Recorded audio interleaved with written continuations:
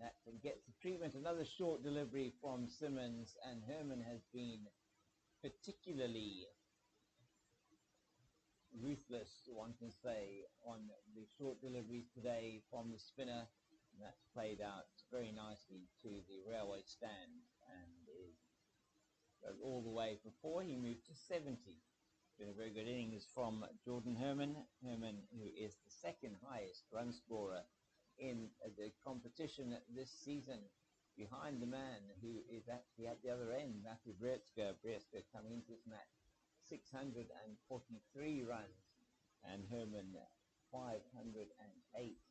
So Herman now on 578. Brietzker's added 9 to that, so he won 652 runs for the season. Both of them averaging over 60 for the season so far. It's just played down to the man deep on the square leg boundary, and coming in slowly there was Dane Patterson, who's not quite, I think, seeing that one. Didn't get in there as quickly as he would have liked. Herman through for another 2 runs. Simmons again, that's very played around the corner. Short leg, thought perhaps that he was in business for a little while there. John O'Bird in under the helmet at short leg. So for the left-handed Herman, we have slip, backward point, extra cover, middle. And that is played, supposed to be played expansively through the covers. It's not. It's played straight back to the bowler. And it's a 5-4 leg side offside field. So 4 the 5 on the leg side I'll give you now. Last ball of the over. And that's once again played down to the man at long leg by Herman, and they take a single. 152 for the loss of 2 after 36 overs. Run rate 4.2, and that is a very good rate achieved by these two. And it's perhaps not getting any sound out of the background. We are using a lavalier mic here, so lapel microphone. Hopefully it is coming through loud and clear to you wherever you are listening in South Africa or in the world. We are bringing you this match between Six Gun Grill Western Province and the DafaBet Warriors. The final round of the CSA 4-day series here from Six Gun Grill Newlands in Cape Town. And I will have at some stage here in the commentary box with me, David Brook will be joining me. I will give you more information now. That's down the leg side from Morekhi, just tickled down to George Linder in front of us here. George, who's just become a father for the first time in this last week, and missed the last 4-day game of the season. And last 4-day game, so against the Lions. To be at home for the birth of his child, and is now back in the squad and in the starting lineup on the field for this very, very important match against the Warriors. Morekhi away towards us now from the Kelvin Brothers. Beautifully played by Brietzker, and a diving attempt at a stop from Dane Patterson, but that is going to be unsuccessful. And as you can see, umpire Harris at the Kelvin Grove end signalling a 4. So that takes to 157 for 2.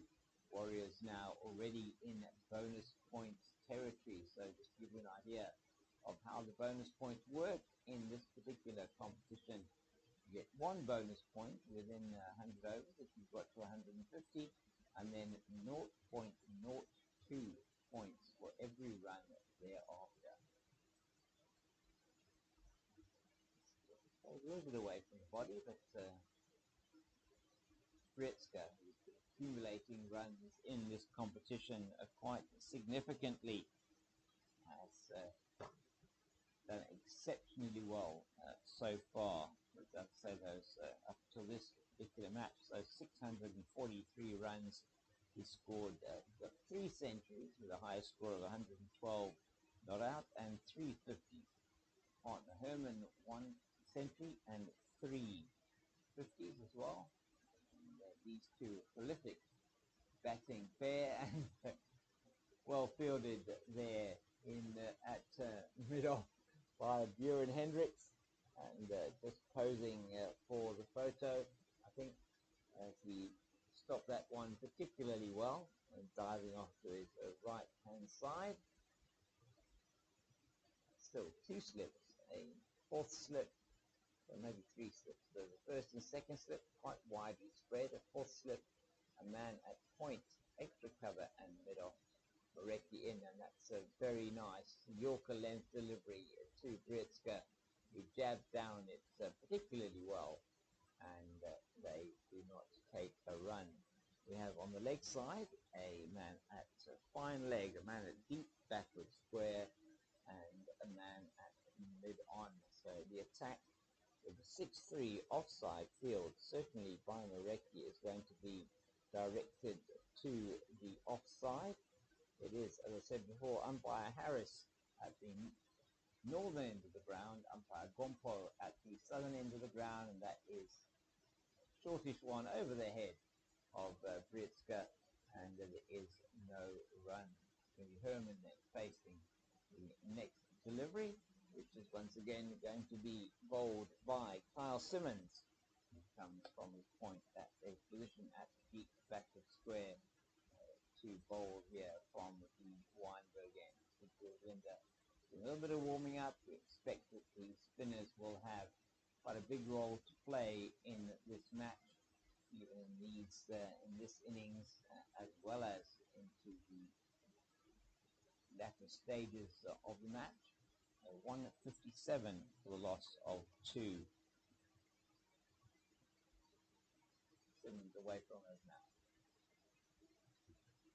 Once again, is played into the leg side by Herman. That's been his trademark shot today. He's in the 70s. 74 he is on. 158 for 2. Beautiful day here in Cape Town. A lot happening here in Cape Town this weekend. Brietzke just plays that nicely into the offside. It's the defensive prod, and Mpongwana coming around from shortish third man can't prevent a single himself, and Zima from that extra cover position coming around, but nothing they can do to prevent that run.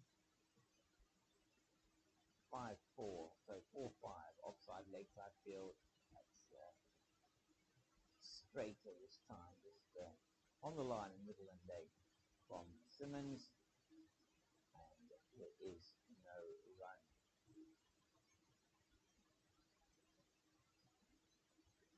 And Simmons once again. Oh, nice amount of flight defended to Moore in the covers. On that one, and tossing it back to the bowler. You can't see the men in the field other than the slip and the man at that silly point position. That's John O'Bird in under the helmet there, looking for anything that might perhaps go off the inside edge onto the pad and up into the air.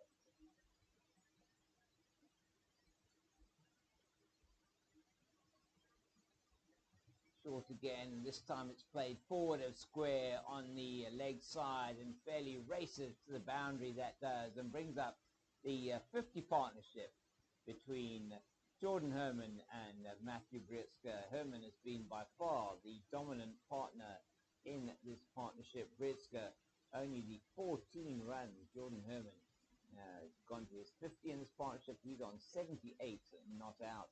With Brietzke to face up to Tefo Marecki, who is going to be bowling from the Kelvin Grove end. The Warriors here are in a strong position at 163 for the loss of 2 wickets, and they are playing particularly well at the the moment these two batters. Try and give you some information from elsewhere in the world and in the country. Trying to get some information here for you. Get my phone logged in to the internet, which I shall do shortly. But the game here, certainly at the moment, the Warriors looking like the decision to bat first was an exceptionally good one from their side, and most definitely at the moment they are going along very, very nicely as Moretti is in to Gretzky. And that's just played on the leg side. And there's an easy single down to man at mid-on. That's Dane Patterson. And they go through for that single. It takes Gretzky to 15. And it is Herman on 78 that is going to take strike. So yeah, just looking at the scores elsewhere as we have a look at India. India, they're being bowled out after just with very few overs left in the day, 571, and they lost their last few wickets for next to nothing there, did India. Just looking at that scorecard, an outstanding 186 from Virat Kohli. But once he was out, and it was very much the case that once Ashwin was out, in fact, 7 for 568 and 569 for 8. It was 571 for 9, and then all out. The last man, in fact, being bowled or out was Kohli. Shreyas Iyer not batting, absent hurt, so they only lost 9 wickets. The last man out was, in fact, Virat Kohli with that incredible 186, breaking his century drought. His last century was in November 2019 against Bangladesh, and India definitely needed him to make those runs today. This one just played to Patterson at mid-on. Is no run. It's an official warning here for running on the wicket. Umpire Harris signaling to Captain Verena and to the scorers that there is an official warning to Tefo Moretti for running on to the wicket. In his follow-through, he's going to be trying now to the right-handed Gretzky to not repeat that.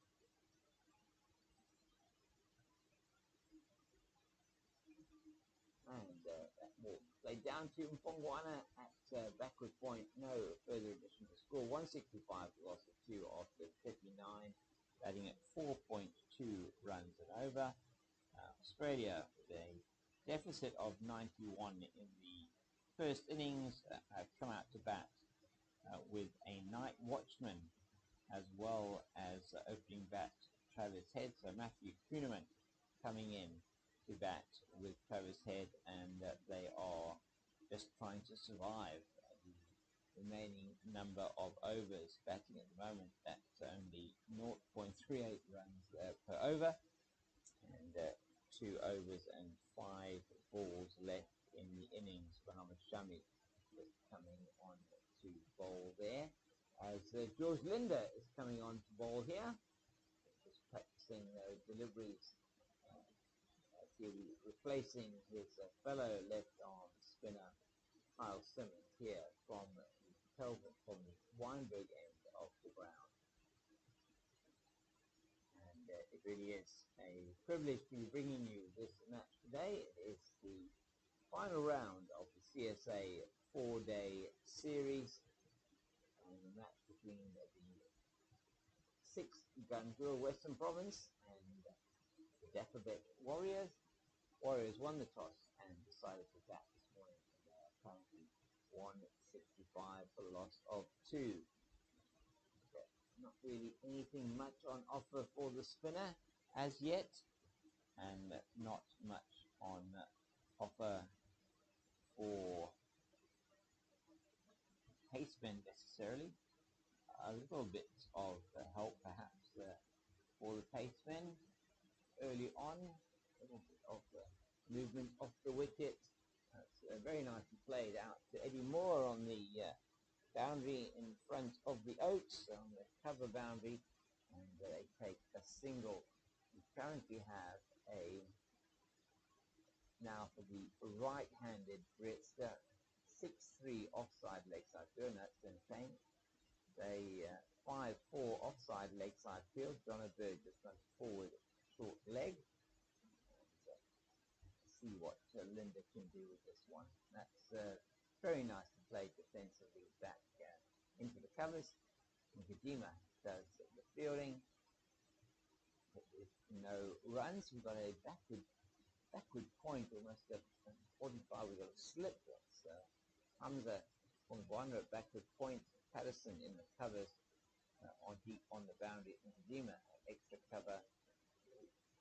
Mid-off is Kyle Simmons. It just played off the pad, I think it is. Gompo signal leg by. He does indeed signal leg by. Coming off the pad as Brett tried to play that one down into the leg side here of George Linder. We have 2 leg buys, a second leg buy, 6 buys, 5 no balls. One of those agonizing close to an edge from the Western Province speedster Morecki, who tried valiantly to take a catch off Herman earlier on today on the fine leg boundary dive, full length, running to his left, and he is a superb athlete, is Morecki, but unable to hold on to the ball, and unfortunately not able to take that from Western Province point of view, as that's just well left outside the off-stump once again from Herman. The end of that George Linder over. That goes for only the single out into the covers. Much better return for him from his earlier spell. 5 overs, 0 for 23. Kongwana, 4 overs, 1 for 13. Simmons, 6 overs, 0 for 30. Hendricks, 8 overs, 0 for 32. And 7 overs, 1 for 26 for Patterson, and Morecki, 10 overs, 0 for 35. It will be Morecki to continue again from the Kelvin Grove end. So good to see the 6-Gun Grill Western Province squad back in action here at the 6-Gun Grill. Leighton Kongwana at backward point, there is no run. It has been quite some time since this team was here.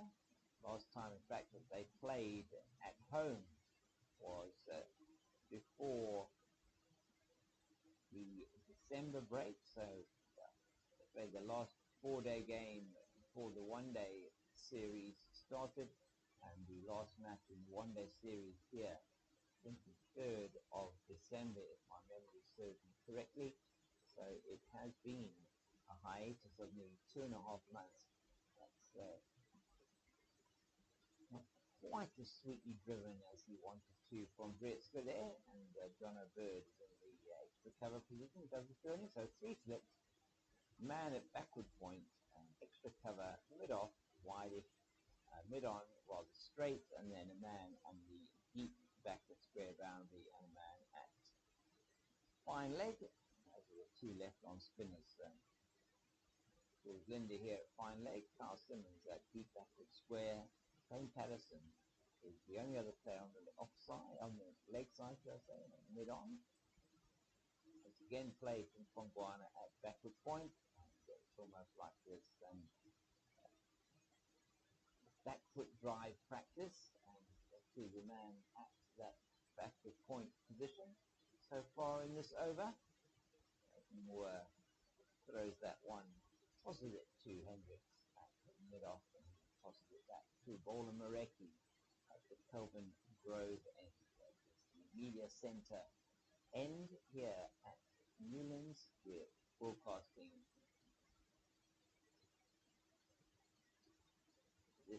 the pictures and commentary coming to you from the South Club in the South Pavilion here at 6 Will Newlands. Off to our right, it is the grass banks of the Oaks. There isn't anybody that I can see on the grass banks of the Oaks. In fact, there are literally 3 or 4 spectators, maybe a few more than that, maybe 8 to 10 spectators here today. That is a far cry from the 8 to 10 or even more thousand that were there here for the last competitive match played at this ground, the World Cup final between Australia and South Africa in the T20 ICC Women's T20 World Cup. Was played here, the final of that competition on the 26th of February, some 2 weeks ago now. A really incredible tournament. We're going to watch Stefan Morecki last ball in the 41st and his 11th over towards us now from the Kelvin over.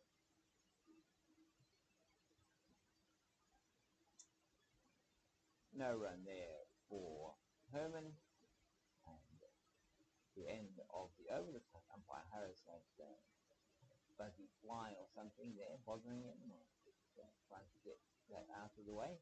And in front of me here, playing on top of the sight screen, a group of 3 Red Wing Starlings. Having some fun here in front of us. And, they frequent the stands here at Newlands. No birds on the field today. Often there will be pigeons, or even Harry the Hardy-Dar might be here at some stage, but no birds here on the field today. George Linder will continue from the Weinberg end, and we are now nearly 22 African Standard Time as Linder's in. That is leg-sided to the right hand of Brietzke. He's unable to get that one away down to Bongwana, who's on the long leg boundary. Bongwana just is haunted at the moment, waiting for Linder to get in his delivery stride. Very nice to be watching this 4-day game, red ball cricket, here at Newlands today, around the weekend. That's spiteful appeal for LBW from more the wicket keeper than anybody else. Nicotina comes in from extra cover and just picks up the ball. There is no thought of a run. Linda away from us now. Oh, nice play into the cover. Patterson, who just trots in to the edge of the square from the position in front of the railway stand, and that they will take yet another single. This partnership now 57 between Herman and Brietzke. Jordan Herman on 80 not out. Herman, who has already scored a big 100 in this competition so far. This isn't a 187 not out. That's been his highest score.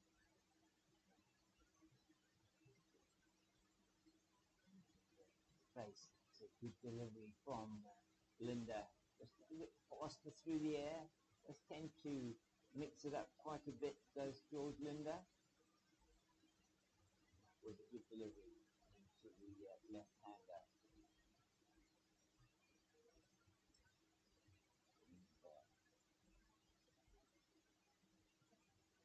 Going to be Linder yet again. It's a very good delivery once again. Some maybe a little bit more flight and a little bit of purchase on the surface, not very much, but a little bit of purchase there to say on the surface. And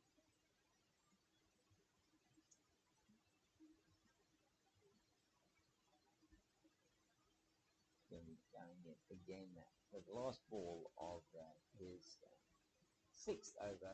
That's a very good delivery and quite a big shout, but I think maybe hitting him outside the line of the off stump, or even perhaps a little bit high.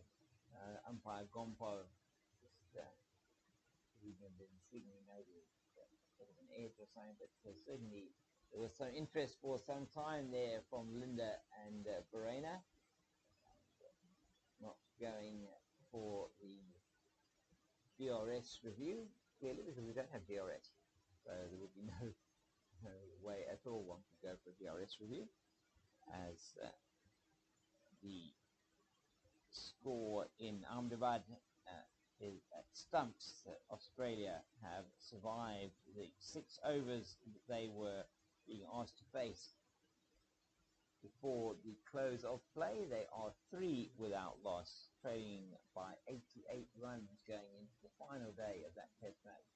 And that's looking for all intents and purposes like it will be only one of 2 possible results, but I guess anything is possible in test match cricket. In fact, in cricket generally anything is possible, and there's 2 results: a draw or an Indian victory. India earlier on making 571 on the back of 2 magnificent hundreds, one by Sidney Gill and the other by Virat Kohli, 186. And they're looking for 2 here are these batters. That's very good running by the pair from the Warriors. Brietzke, as soon as he hit that one into the leg side, was wanting 2, and Patterson from mid-on could do absolutely nothing to prevent that second run. Big gap there between the man at mid-on and the man at deep square leg. Marecki's been very good in keeping that ball outside the off-stump, bowling to his field. That one just a little bit straighter, and Brietzke able to play that one neatly into the leg side. That is in the spot where we want it to be, perhaps a little bit full, but did entice Brietzke into the drive. That's what the 3 slips are waiting for. There's the first, the second slip, and again a 4th slip. Eddie Moore, who presumably is the dedicated ball shiner today, he is the man who has tossed the ball back to Bjorn Hendricks and then safely on to that man Tepal Marecki, who is in now from the Kelvin Grove end. That's very nicely played, and that's why Kyle Simmons is there on the deep backward square boundary, and they are through for a single. And as I said, lots happening in the Cape today. It has been a beautiful, beautiful day, and an ideal one if you are riding in the Cape Town Cycle Tour. So you may have already finished the tour today, and you may still be maybe not out there riding. You certainly wouldn't be listening to us or watching us on YouTube if you're out there riding, but we were earlier on taking part in the tour. I hope it went well for you, and that's played forward of square on the leg side. From one round quickly from deep back to square, and it's only a single Marecki with 1 ball left in his 12th over. He's done the bulk of the workload from a seamer point of view, or most overs from the seam bowlers aspect. Patterson 7 overs, that 1 very good wicket of Liver, the first over of the day, and Hendricks 8 overs, 0 for 32. Pongwana 4 overs, 1 for 13. That's one feels this might be the last over in this particular spell from Marecki. Expecting that we will see one of the other pacemen soon. Marecki again into the covers. Is that shot from Brietzke. Looks very good when he plays that shot. Just a flourish of the bat into the ground and straight to John O'Bird at the man at extra cover.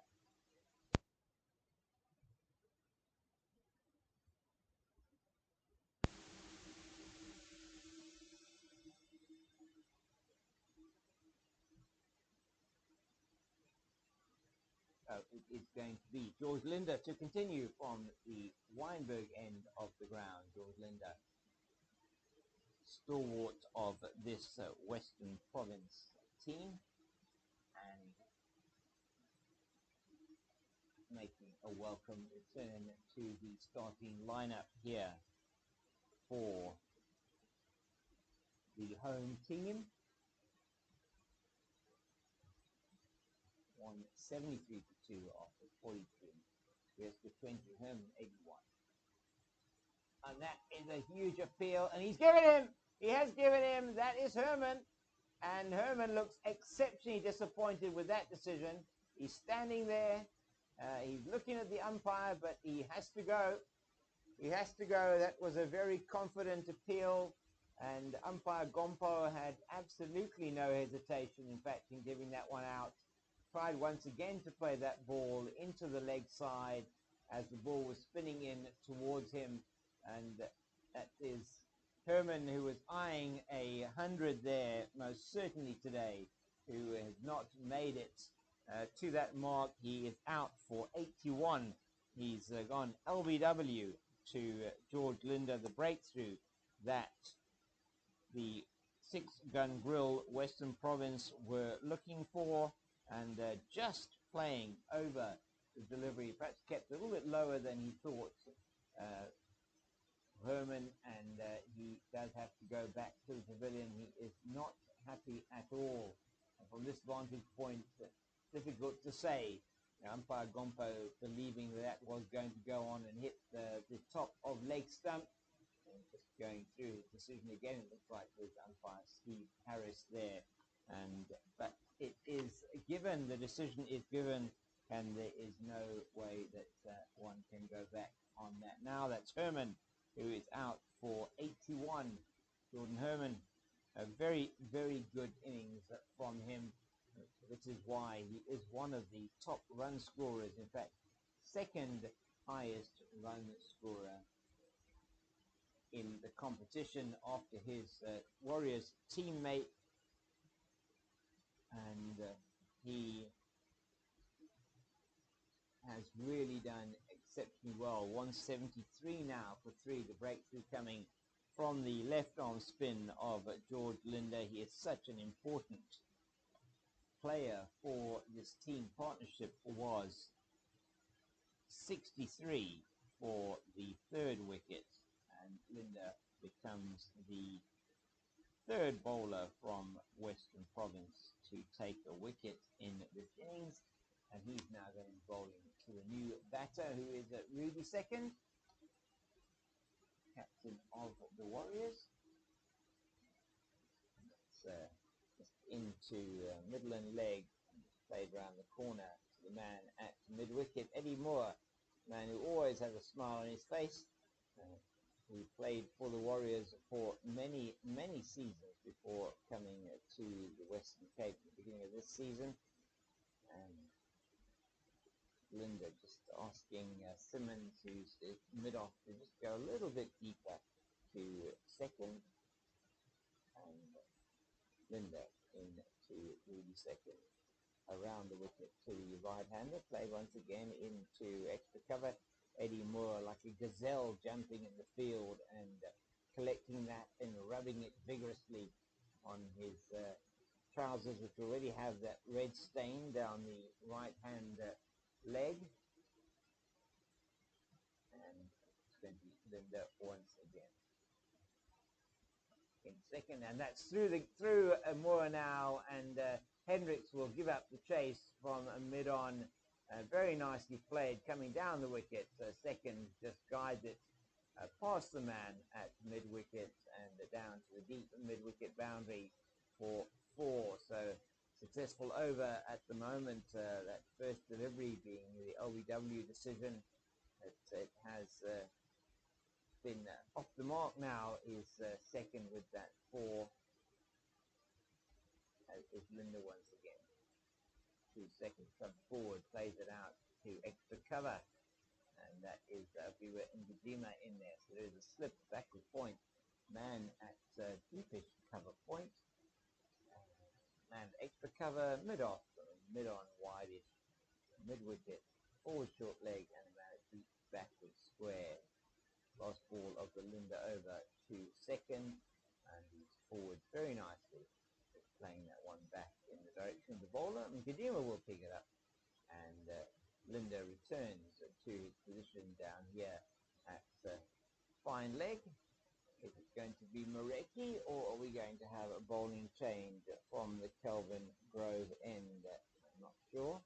Triple Marecki is going to be replaced by Dane Patterson, as I thought potentially that last over from Marecki was in fact the last of his spell, his second spell, and that will be the impressive Patterson, who looked so good in his opening spell, and he'll be continuing the attack from the Kelvin Grove end. So we've had almost exclusively from about half an hour before the lunch interval, we've had the spinners operating from the Weinberg end, and from the Kelvin Grove end we've had the pace of Patterson into Britzka, and that there is no run.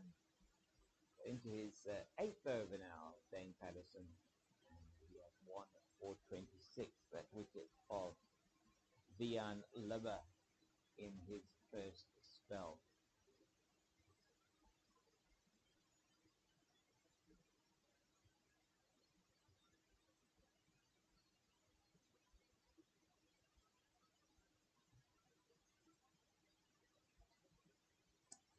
Patterson once again towards us now. Well jabbed down on by Britzka, who's on 20. Partner second is on 4, if you missed it. The last over from George Linder, we've got the wicket of Jordan Herman, who batted well for his 81. He was OBW. Linder, the first breakthrough for 6-gun Grill Western Province after the luncheon interval. And we have nearly had now an hour's play. Oh, we have had an hour's play, sorry, an hour and 2 minutes play. It will be drinks break probably at the end of this over, and that's played into the leg side and taking on the man at mid-on, that Sepul Marecki, and just can't quite get in quickly enough to prevent the single. And a little bit, that's a bit deep, that's mid-on, hard to say. Doesn't prevent the single, but does prevent perhaps the batter from trying to loft it over that infield. Play it soft enough with soft hands. It certainly can give you a single every time. Oh, that's second, just playing down the wrong line to that delivery from Patterson. Maybe moving slightly away from him as he came forward. He was more on the walk than playing any kind of shot. Difficult there. Early in his innings, perhaps was not quite yet accustomed to the pitch. You've seen that if you can get yourself in on this pitch, there's a good opportunity to score, and he will want to be partnering Britzka to get a much bigger score here for the Warriors. Nice away movement after it goes past the bat. Second, just doing a bit of gardening. Quite a long way down the pitch. Have you seen something there he doesn't quite like? It's difficult to say. A beautiful day here in Cape Town. As I was saying, Cape Town Cycle Tour taking place today, this year, for I think the first time that there has been a dedicated 40-odd kilometer ride, as well as the long 109-kilometer ride. It's a massive event on the Cape Town calendar. And the umpires are calling on the drinks cart, and drinks will be served. That's not a drinks cart. In some parts of the country that you have like a golf cart that comes on with drinks here. The drinks are carried out by the 12 men. We have the umpire also coming out there with drinks for the umpires, with a towel to just pat the guys down, and we have the batters also coming through here on that side. I'm going to take a bit of a break and grab something to drink as well, and I'll be back with you after the drink break.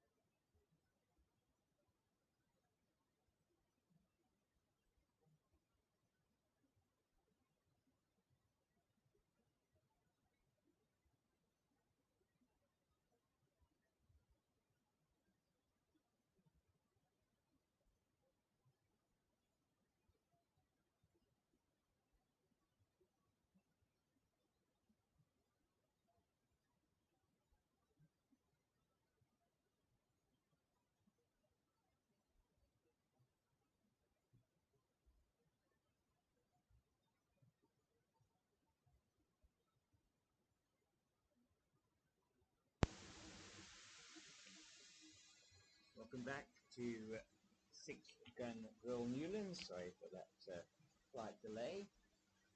We're back here for the post-drink session as it's Dane Patterson once again. That's played out into the leg side this time by that's in the second. We'll have a look now and let you know.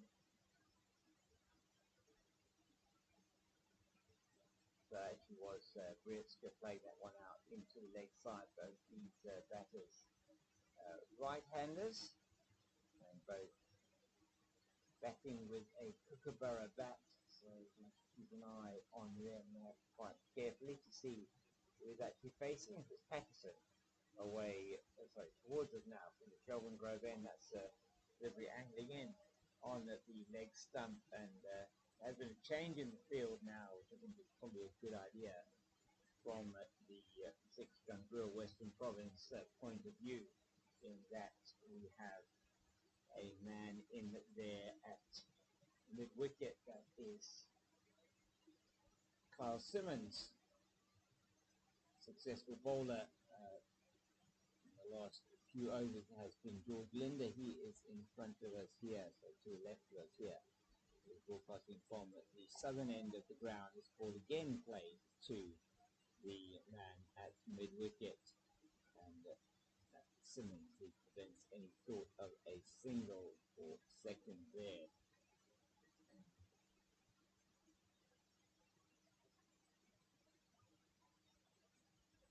The second captain of the Warriors, winning the toss this morning and deciding to bat first on what looks like a very good surface. That's just tip it into the leg side. Marecki will come round from mid-on, hurls the ball to his captain and wicketkeeper Carl Verena, and they take a single. So, story of the day so far, if you're just joining us after this drinks break, is that the Warriors won the toss and decided to bat this morning on what looks like a reasonably good batting track. It was in the first over of the morning that Leon Liver was caught by Kyle Verena off the bowling of Dane Patterson for no score after 5 deliveries. Very good first over from Patterson. It was, as this one's played into the leg side, just a single for Brietska, and he moves to 24. Second is on 5. Brietska will keep the strike at the end of that over, and will be Linda to continue. He takes his cap off now. He's going to hand that over to umpire Gompo. You can see that happen on your screen any moment. It will be Eddie Moore, the designated shiner of the ball, who will be giving the delivery, the ball to bowl his next delivery. You might be able to hear in the background the cries of a few of the red-winged starlings that are here in front of me at the South Club, just above the sight screen. We look down on this pitch here. Oh my word, that is a dropped chance from the wicket-keeper and captain Verena, and he juggled with it for a while and it just went down. Could not keep it in the gloves. Would have been a good catch. It was quite a thickish edge and went into his glove, up in the air 2 or 3 times, just trying to then flip it up so that perhaps Hamza or Bird could actually take that catch from him, but to no avail. How expensive might that prove to be as that played out to Marecki, and that is Brietska, the leading run scorer in the competition this season, who has been given a life with his score on 24. He moves now to 25. And the score goes to 187 for 3. Difficult chance, but Verena would have expected to take that. Avira and Jima quickly in from extra cover to prevent any thought of a run for Rudy second there.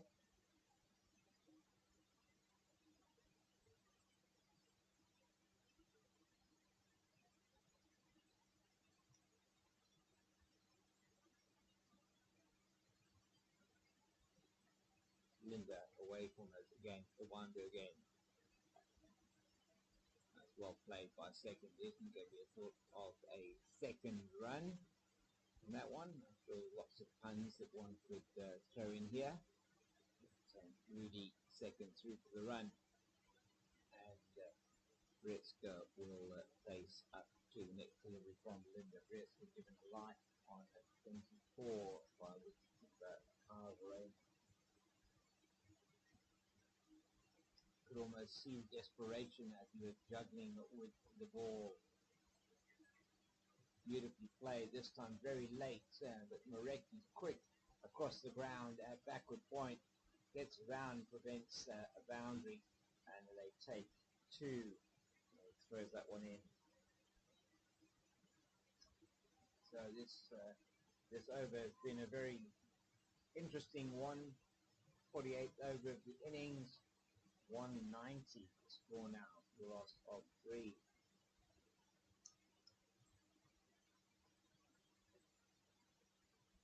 Angle down to the man at backward point. That is Naslali Umpongwana, and they take no run for that one. 190 for loss of 3. This point is now 17. Riskers on 27. Second is on 6. Run rate at the moment exactly 4 runs to the over.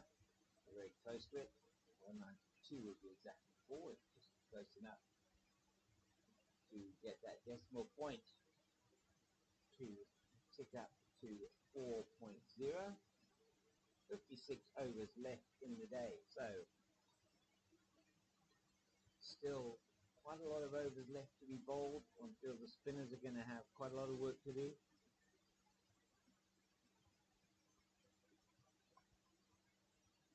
104 overs that you can bowl in the day. Currently have 48 of those, and we're already at just finished the second drink break, the one between lunch and tea. So it looks like Western Province will be able to get all those overs in time allotted. Perhaps we'll take some of the extra half an hour.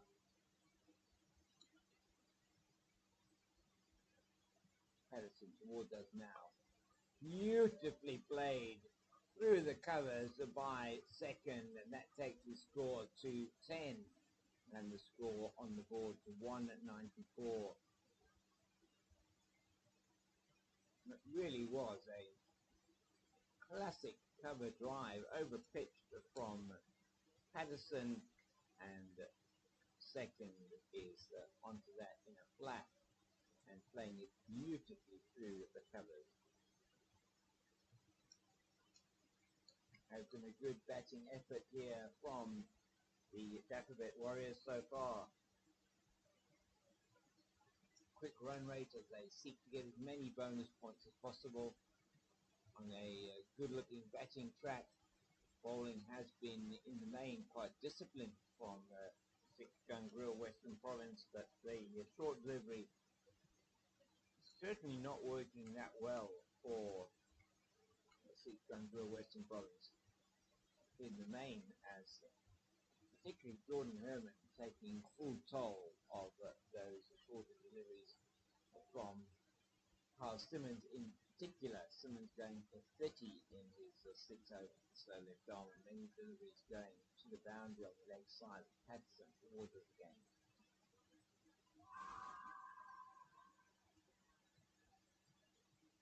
That was a massive appeal. You probably heard it in the microphone. Everybody appealing for that and wondering how that wasn't given. Probably just thinking it's straying down leg side. Umpire Harris, the Western Province players are not happy that decision was given not out. One feels had there been a DRS review available to them, that would have been the T sign that would have gone up to say, please, third umpire, give us a review on that. Patterson once again towards us now. Played into the leg side, man at mid-wicket coming around, but it's no run. 194 for 3, good over here from Patterson, just getting back into his work again, into the third over of this, his second spell, likely to be a 5 or 6 over spell from him, and he has really bowled particularly well so far today. 9.4 overs, 1 for 34. He has bowled that wicket of Dion Liver in the first over. Another good delivery into the leg side. They'll get a single this time as Morecki has to come around and field, which he does. And it is the 1-2 the score. It's the end of the over from Patterson. Just the runs off that. A very confident appeal for leg before wicket, turned down by umpire Harris. And huge appeal it was from all the Western Province players behind the wicket and by the bowler. The bowler feeling quite aggrieved that that was not given. Certainly feeling though here in the South Club, looking at that dismissal of Jordan Herman. It was an interesting one that could have gone either way from umpire Gompo, but he felt confident to give the decision. It's Linda in again to the second. That's beautifully played down the ground here, over the rope in front of us, and that is the first maximum, I think, of the innings today. And that goes to the captain, Ruby Second. Just used his feet, came down the pitch to Linda, and that takes the score to 201 for 3 in the 50th over. So batting just over 4 runs to the over. Glorious straight shot over the bowler's head for 6. And he's trying to sweep this time, and he does sweep does come off. It's going to be Patterson coming around from long leg and throws in to the bowler's end, and that was a good throw there from Patterson in the deep. And if that one field, if that had hit the stumps, it would have been an interesting decision for umpire Gompo to make. Wasn't that far away from the direct hit. But to second, was trying to accelerate the run rate here, keep it going at this 4 runs per over. Bonus points absolutely crucial for both of these teams. The way you're going to get those bonus points is through batting more than through bowling. So the more runs you're going to score, the more you're going to get to 0.02 points for every run that you score. So critical that they get this run rate up. Playing again beautifully down the ground to the man in front of us at mid-on, or long on, should I say, long off, should I say. And that is another single to second. He moves to 20 in double quick time. 30 seconds got to that 20. 20 of only, I think it is 24 deliveries, it could be even less. Onto that score, batting 50 here. And that one played at by Brieska outside the off stump, but doesn't make contact. Earlier on, 22 dropped by Carl Verena. A very difficult chance, must be said, on a thick edge. That dropped nonetheless. He juggled with the ball for a while and unable to hold on to that juggling ball. Unfortunately, not able to toss it up in the air also for either one of the slips, the slip or the short leg, to take the catch. As Britska is forward again to Linda. Joining me in the commentary box, we have David Brooke, and he comes for a stint here with me. The two of us together, get a bit of a change of voice, hopefully. I hope we've been able to get the commentary back up and running. Welcome, David. Hello, James. Lovely, beautiful afternoon at Six Gun Grill, Newlands. No better place to be if you're not a cyclist. It's the second best place to be today. And if you're trying to avoid all the traffic of the Atlantic seaboard, this is even better. Yeah, To be this side. And I was sitting out in the sun a bit, James. Very nice. Advantages to having some technology fail. You get to enjoy sitting in the North Stand, watching a bit of first-class cricket. Not much better than that if you're a cricket Absolutely Kundi. right. Yeah. And saw one or two people, fathers bringing their kids for a day out at the cricket, which is great to see. And been a good start here for the Warriors. Very impressed with Jordan Herman. First time really that I've seen him that live. Yeah. In a first class environment. I've seen him back in the T20s. But very impressive young cricketer. Indeed. I mean, I was also very impressed with him. And he looked mortified when he was given out LBW. Yeah. Was it out, James? You had a better vantage point. I think if it had been DRS, there would have probably been umpire's call maybe. Difficult to say. I mean, from the South club here, looking at it, I think umpire could well have thought it was clipping the top of leg. So that's certainly what the fielders thought. I think the appeal against, I think it was second from Dane Patterson over 2 ago, that beautifully played by second again, this time through the mid-wicket area. Just a crack of the bat there as it goes through to the boundary for 4, and retrieved by like a Warriors player perhaps there on the bank who's looking at the cricket from in front of the snake pit grass there. It's going to take some recovering from the stage that was there for the World Cup, and in front of that impressive new building up on the northwestern side of the ground here at St. Harrison again from the Kelvin Grove there. Yeah, a couple of missed chances for Western Province Yeah, today. there have been, haven't A couple there? of drop catches, maybe one or two dropping just in front, short leg. And in these kind of environments where every wicket counts, bonus points count, you've got a very slim chance of winning the title. You do, yeah. But you've got to take those kind of chances, and unfortunately they didn't, and the Warriors have capitalized on that. They have indeed, and they capitalized and they're scoring at a particularly good run rate of the Warriors here, 4.1 runs and over. And that's exactly what is going to be necessary for them to get over the line here if they are going to win this title, which is still possible dependent on the results that happen elsewhere in the country. So 5 teams still with a chance of winning the title as we go into the final weekend of matches, David. That's quite unusual, I think, but obviously Dolphins sitting in the pound seats. Yeah, absolutely. Dolphins played their season to perfection. They knew they had some home matches at the back end of the tournament, and the track for domestic cricket in particular has been the one that has spun over the years, over the last few years. Loaded their team with spinners. 17 wickets, I think, in the last game were taken by spinners. In the last 2 games, probably a similar amount. And listen, all wins on the clock. Yeah, That's pretty special. Whether it's a spinning wicket or not, you're still going to take them.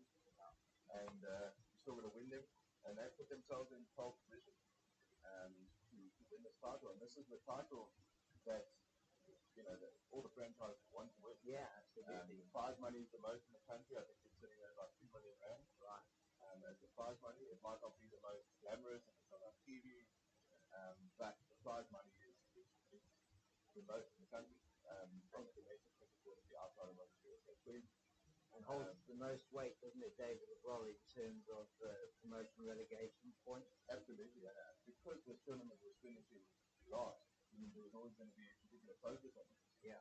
It has now been confirmed that the Knights have now been relegated. Yeah. And congratulations to the Tuskers, the Indian takers in Tuskers, who have now been confirmed as the winners of the Division 2 title. So congrats to them. fantastic for their region. They'll have inland and they'll have the Dolphins. So they've always been very strong.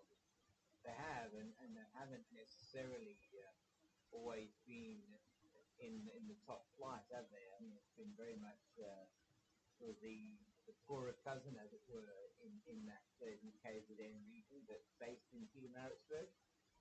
The KZN inland, they certainly have quite a strong women's team as well there, although in the second division, they were, or they still are, in the second division of the Women's Cricket League.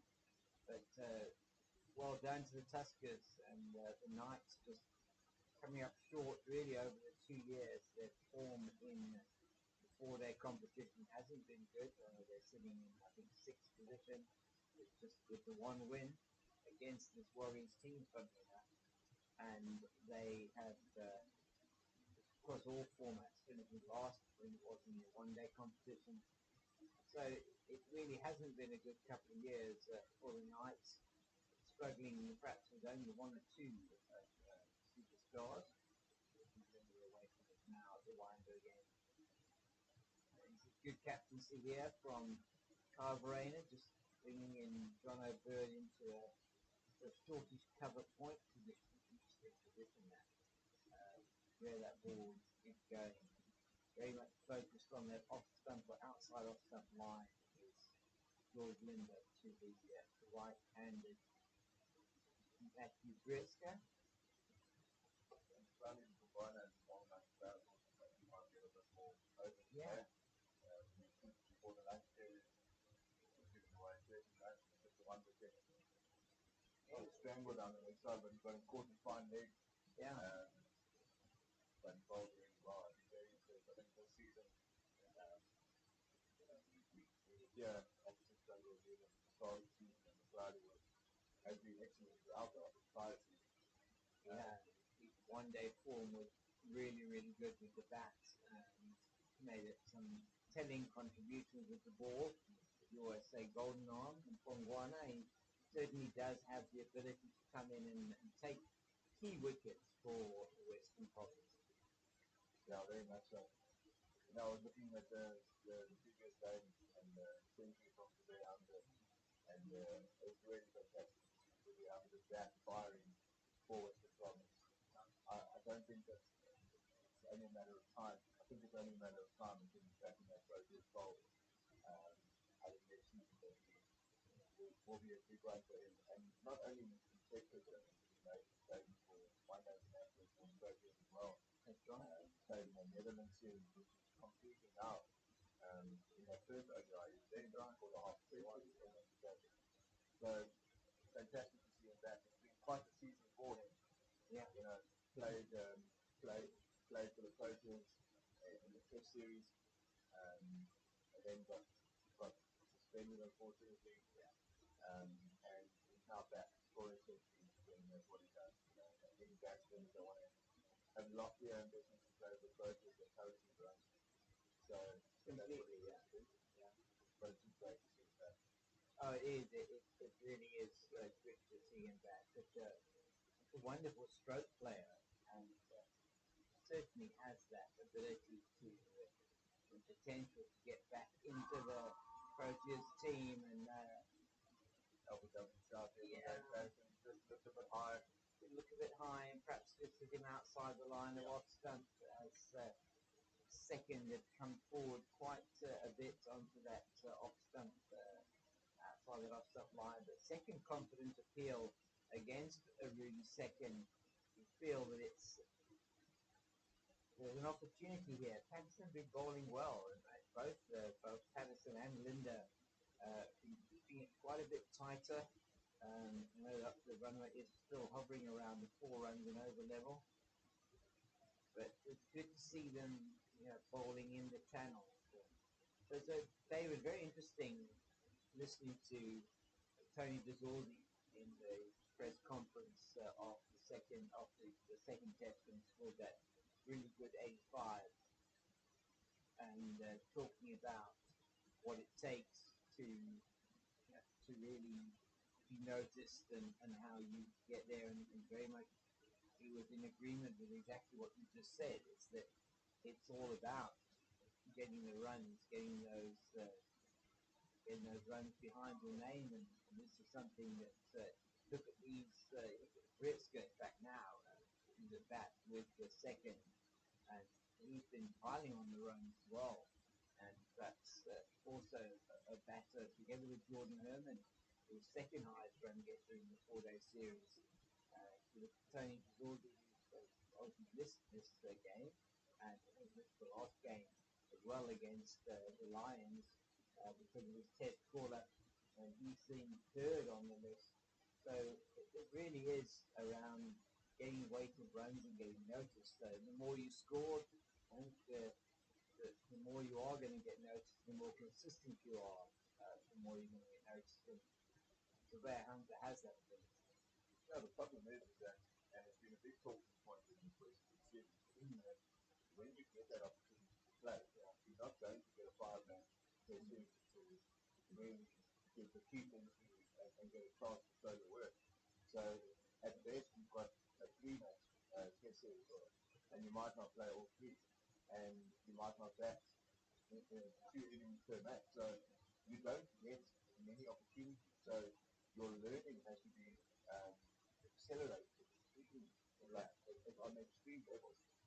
So Tony's 85, although he missed out on the century, that 85 was a massive inning for him personally, but also from a South African cricket point of view, knowing that there are guys that can take a step up from domestic cricket to international cricket quite quickly.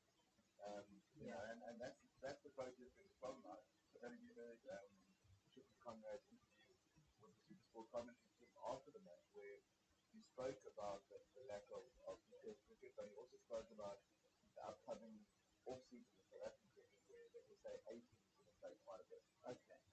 And that team is going to be involved in that. And I think that's very clever from his point of view as well.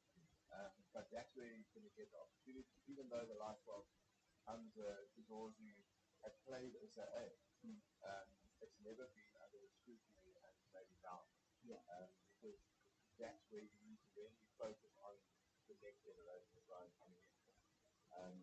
You're going to see the likes of, in my opinion, Britzka, Jordan Herman, Claudio Pongwana, who's going to guide up Clifton Morrison, getting a go in the SA 80. As this is the next bunch of guys coming through. And we need to have a look at them, because where else are we going to have a look at them? Well, they do need to play more of this really senior level red ball cricket. And for Guana, it is going to be from this to Wanda again, changing ends for his second spell. What you wanted, David, so let's see if Golden Arm and Pongwana can do it once again for 6-gun drill at Western Province. This young man, as you said, very impressed with him. We've been seeing a lot of him over the last few seasons, David, and this season, I think almost defining moment. They haven't played much cricket after that. That 96 that he scored in the last round robin game of the one-day cup against the Rocks in Paul was one of the. I mean, that almost, to say, for me, was almost the defining innings of his career so far. Definitely coming of age. And, you just look at his natural body ability. He's an athlete. Yeah, cool. He's lanky. I don't know if you on Instagram, James, but he got his moments the other day. Everyone compares him to Jason Holder in the league, and he looked up to Jason Holder literally and figuratively as well. Yeah. And he got to meet him the other night. Fantastic. He had dinner with him, and that was a really great moment to see. And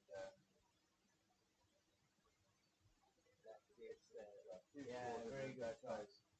And really second, that meeting brings for really second, and there's no fielders around him, there's no protection. Not the best delivery from Pongwana, not going to his field, and that's another boundary for the Warriors, and their run rate hovering around at 4 runs, and very good start here for them. They are getting the team up very nicely.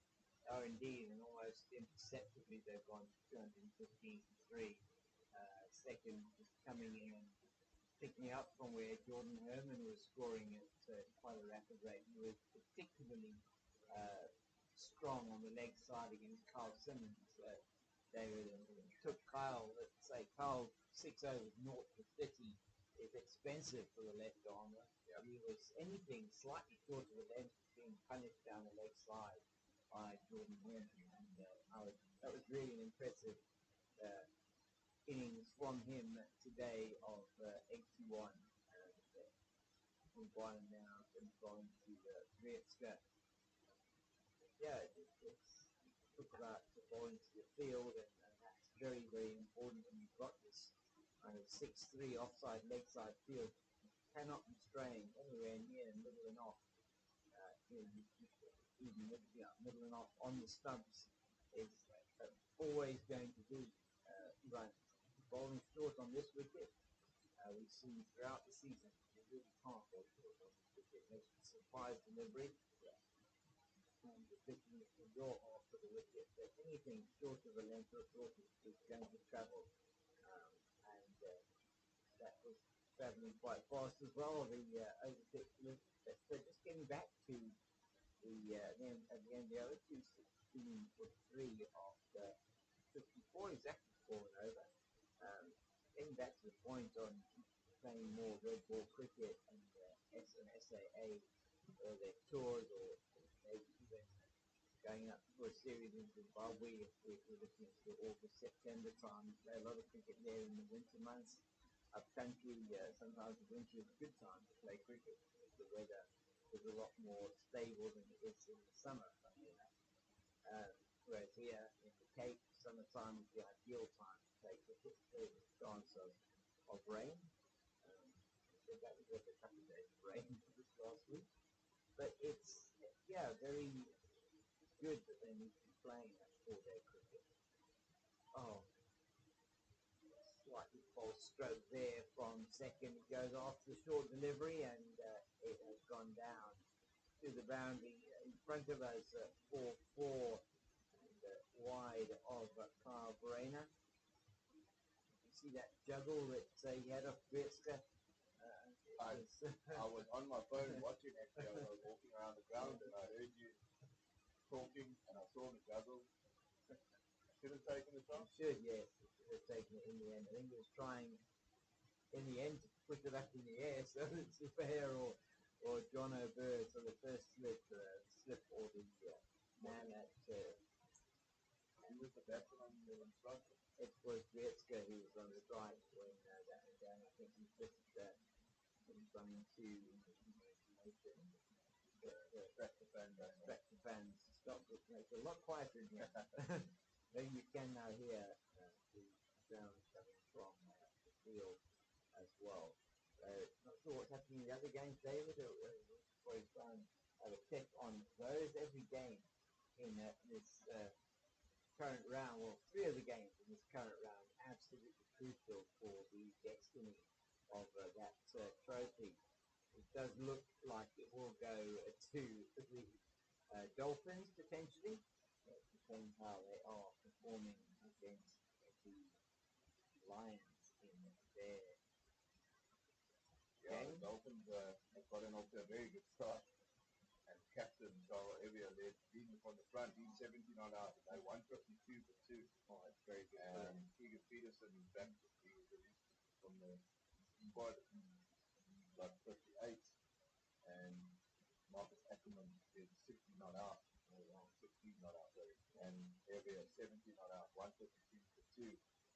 And that's a very good start. That's exactly what they were looking for. If they can get enough backing points, and these kind of guarantee a draw, I think that will be their title. Yeah, definitely. It's theirs to lose, isn't it, now? With, as you said, David, those 4 wins on the trot, and it's been pretty outstanding. That win against Western Province actually really setting them up, because it looked for all the other money they had lost that game. Was having to chase 260 or 270 it was in the final innings on a pitch that was turning square from day 1 and suddenly seemed to die on day 4 or day 3. It's a very, very good start for them.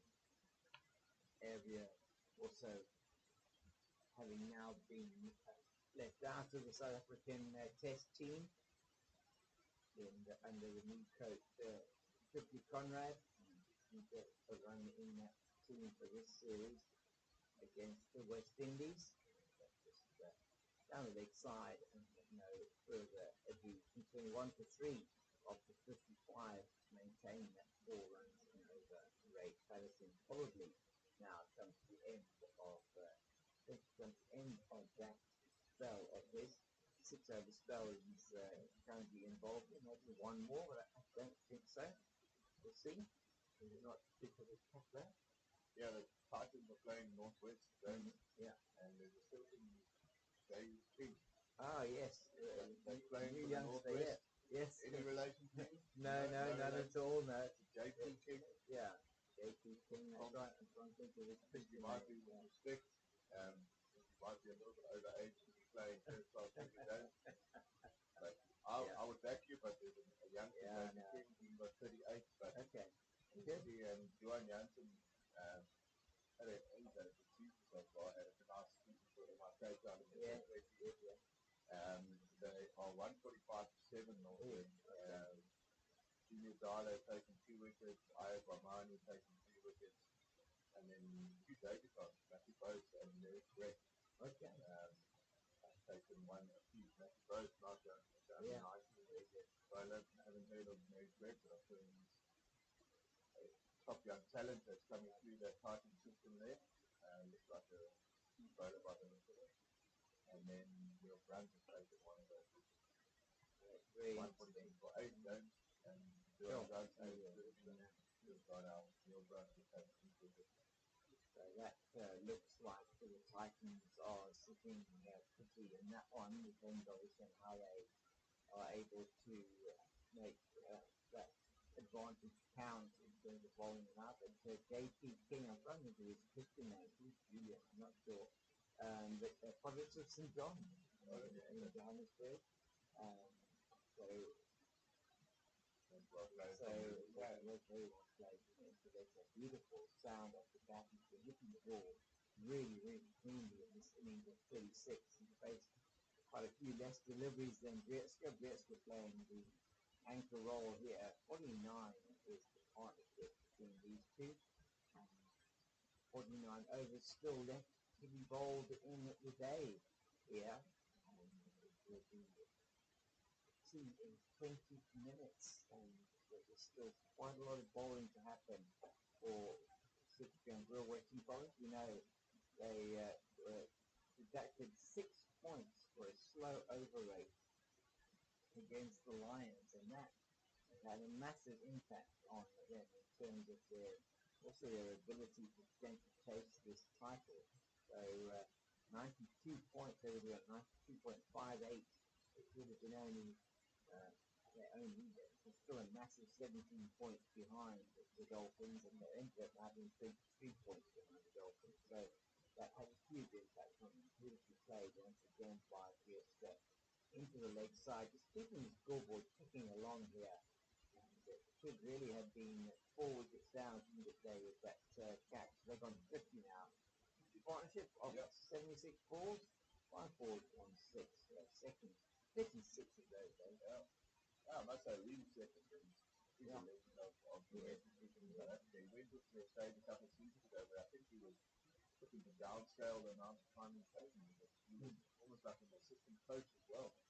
As the Warriors at the time, he thought that he's come back as captain in the side, and he's a stalwart of the best cricket. And he's just, he's still banging in the runs, and you still feel like you want to be there, and you want to train, and you're a fit man. There's no reason why. If there's a youngster coming through, then demand your place. And that's 100% what really second doing. Just to give you an update on the Rocks and the Knights game. Not much context to that game. Unfortunately, the Knights are already relegated. They're looking to kind of end the season on a relatively decent high.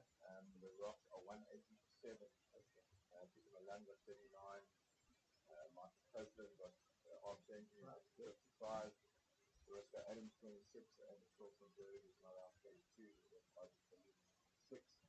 The wicket takers for the night or the Chronicle people 52, and just one or two for everyone else pretty much.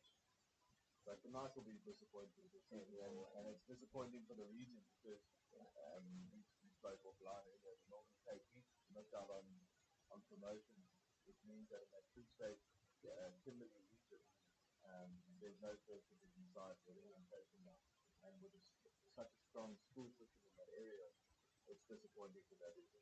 It is very much so. One for many years, there's been a strong Free State team, and they even one would expect it to be a fixture in this particular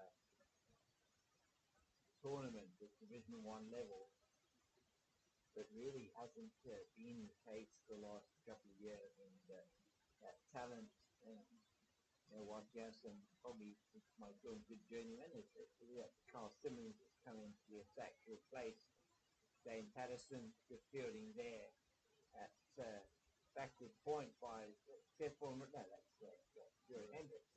Yeah, so just picking up the body language there. Definitely Jerry. Yep. So yeah, it's been difficult for them. That is swept fine. It's going to probably beat Teppel Morecki down to the boundary. It does.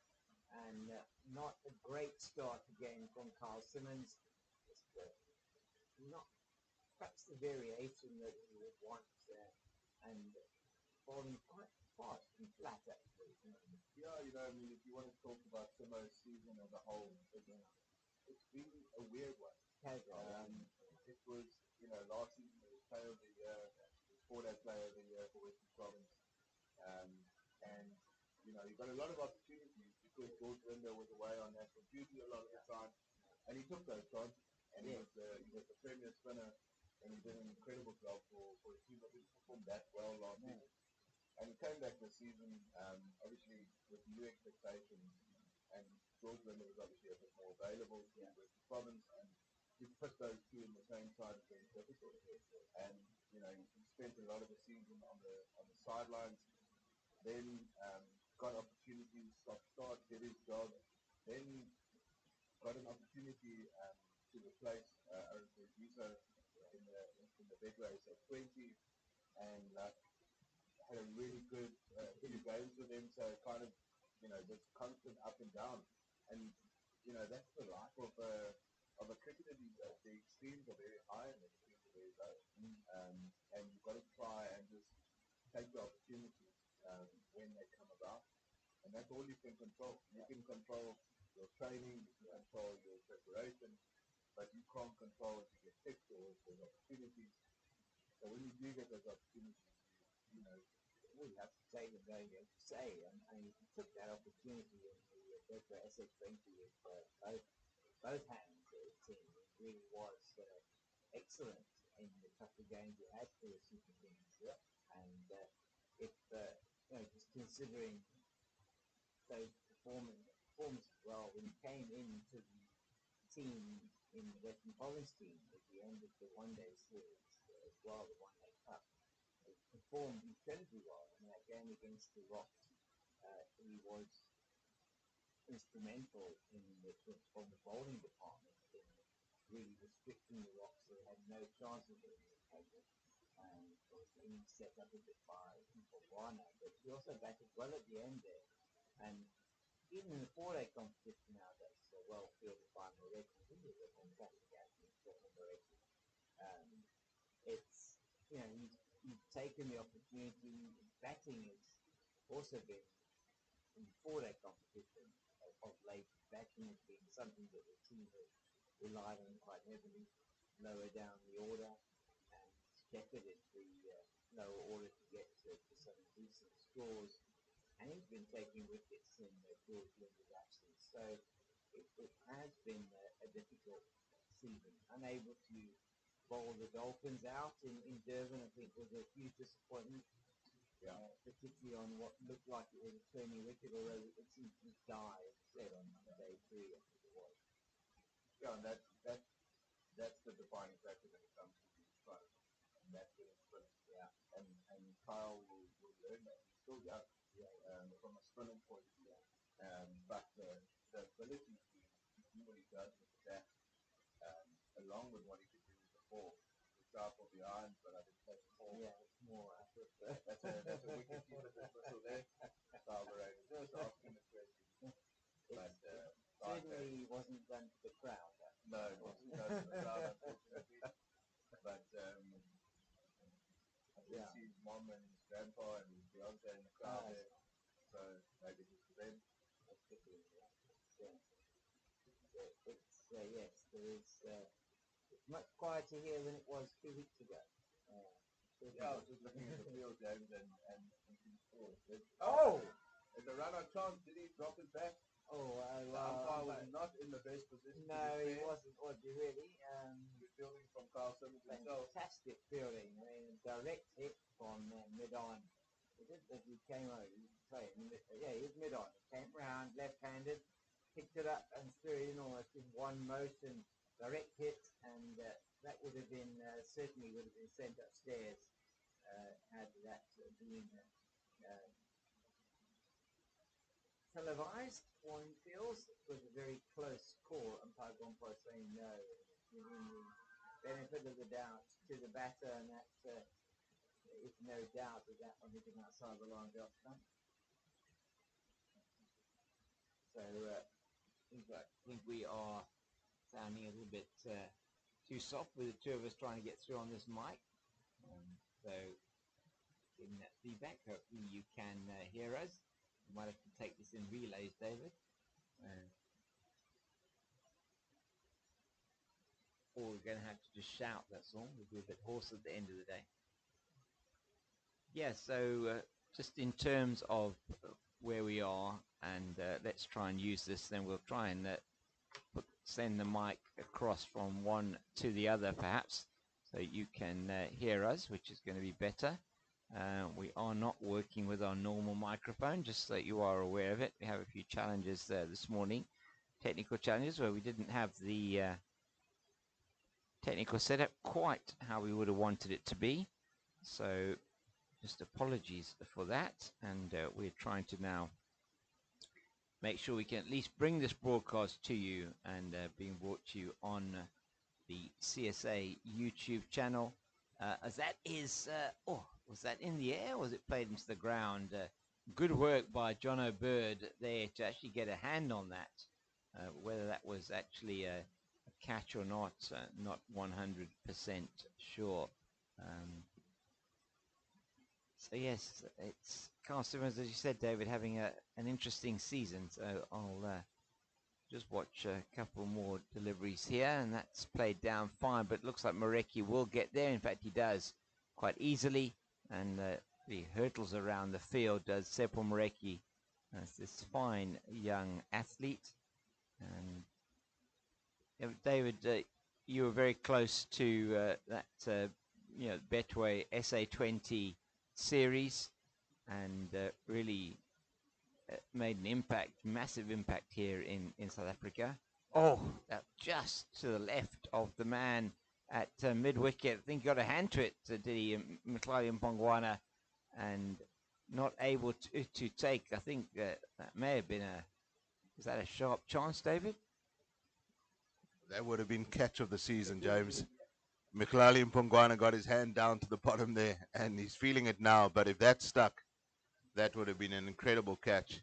But yeah, I think, James, from a player point of view, the impact of the Betway SA20 was one that will have an impact not only this season but for many seasons going forward.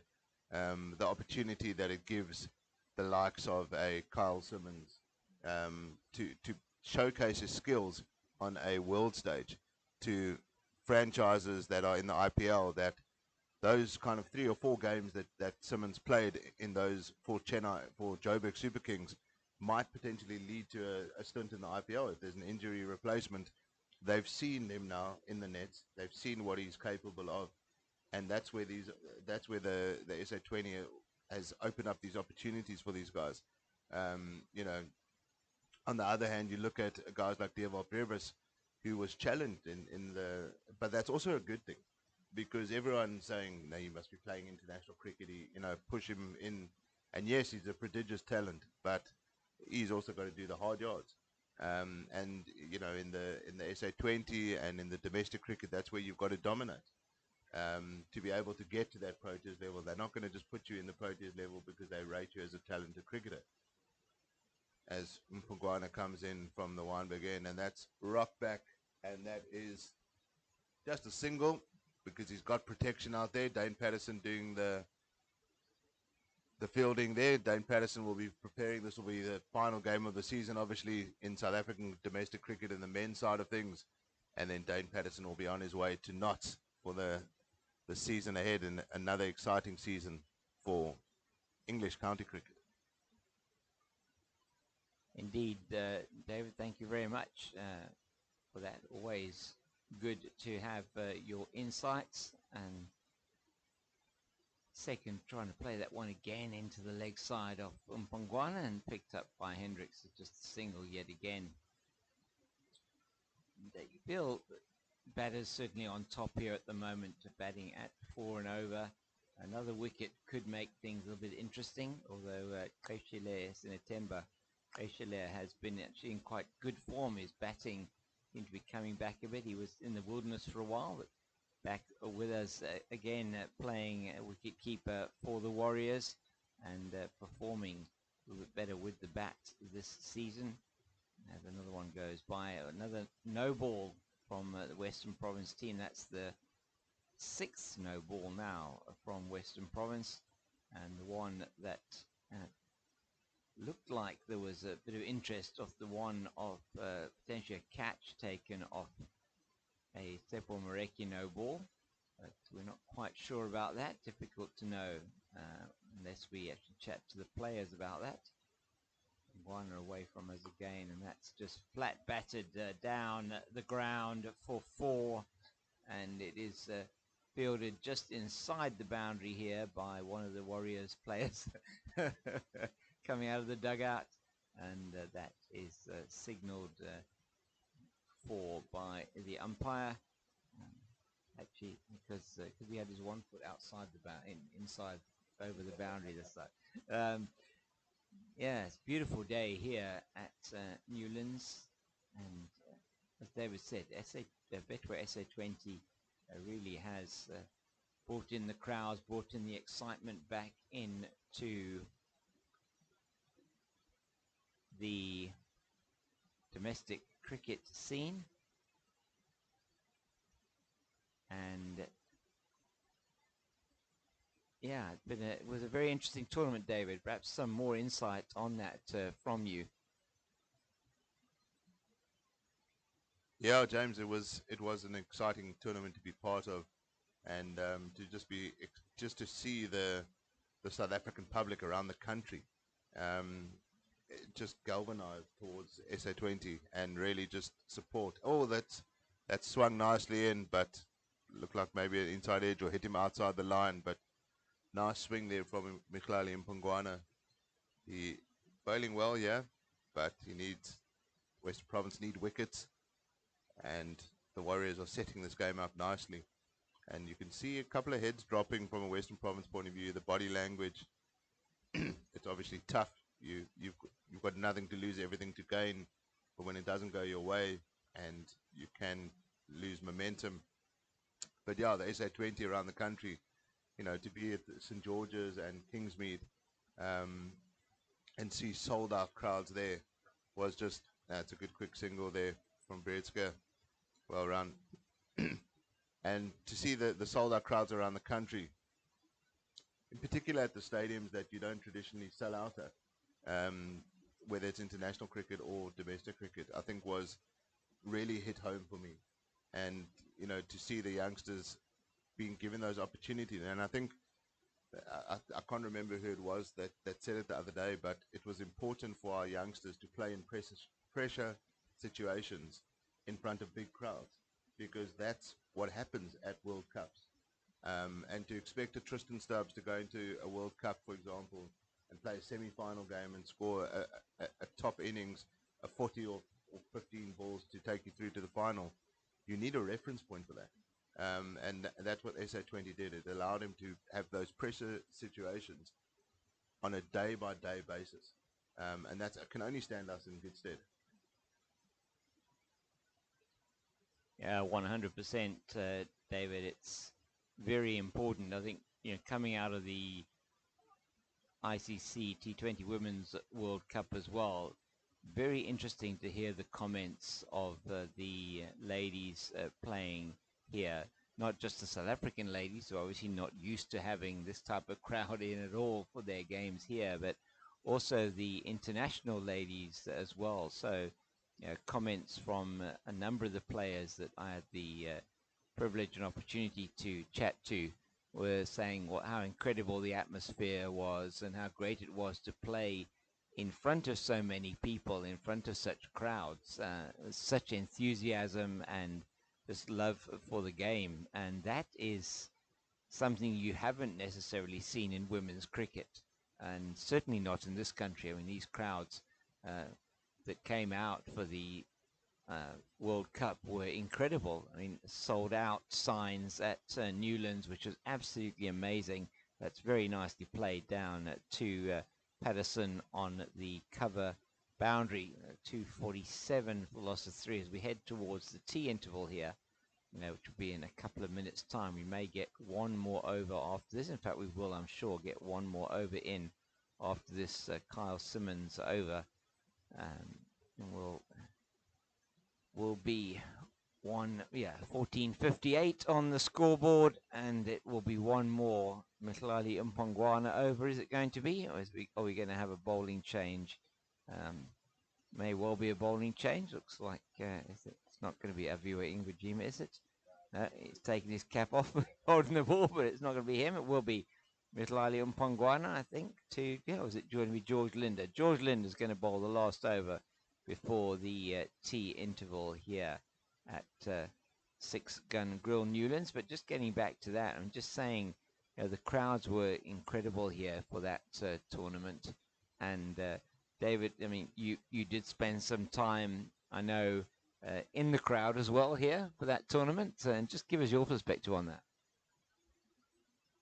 Yeah, I was here for the semi-final and for the final. And just to see Newlands packed out for a women's game was absolutely incredible, something special. And you could see how it galvanized that women's team. And they deserved it. They really deserved to be lauded like they were. They deserved to be playing in front of packed crowds. The member stand was even packed here at Newlands. And, it really, I think the season has really epitomized South African cricket fans. They love supporting their teams. They want to support world-class teams, and that's almost taken out Jono Bird's legs there at short cover, but just a single there. And but what it's done is that the summer of cricket has actually been an incredible one. Temba Bavuma now scoring 172, a series win against West Indies, a couple of white ball series coming up against Windies and Netherlands. And I think if we look back on the season as a whole, that's good running just before tea. To still be taking the singles, that's just going to rub salt in the wound. But if you look back at the end of the season, you'll look back at it as one of the best in South African cricket in recent times. Yes, we might not have had the high-profile England tours or something like that, but from a context point of view, I think it's been an incredible season. Unearthed some new talent, and it's people still love their cricket in South Africa. You just got to give them a good product to watch. And I think between SA20, the Proteas, the Women's World Cup, I'd like to see a bit more focus still given to domestic cricket. That needs to be, taken up a level, and I think there's a need for that. And I know that the players want that because now they've had a taste of what's there at SA20 and how things should run from a professional franchise point of view. So I think if the whole standard of SA cricket can be lifted from that can only stand us in good stead. Indeed. Thank you very much, David, for those insights, as we have one more ball left before the T interval and a huge appeal, but umpire Gompo not giving that one either, although his head nodded up and down. And I think that was more in acknowledgement that it's actually going to be the T interval than anything else, as the umpire, I think, asking for the ball from the players, and it is given to umpire Harris, and that will be T on day one of this 4-day match between Six Gun Grill Western Province and the DafaBet Warriors. The Warriors in a dominant position, it must be said. 62 overs gone, 249 for the loss of 3. It's been an outstanding partnership of 76 between Rudy Second and Matthew Brietzke. Brietzke 48 not out, Second 43 not out. Earlier in the day, an 81 from Jordan Herman, a 59 from Diego Rosier, and the Warriors go into tea at 249 for 3. The 3 wickets are falling to the first one going to Dane Patterson, 1 for 44 in 13. The second wicket to Mhlali Mpongwana, 1 for 32 in 8. And George Linder getting the third, 1 for 46 in 12. No bowler has particularly been spared by these batters from the Warriors. And as I said, T 249 for 3. We'll be back in just over 20 minutes, just about 20 minutes. Thank you.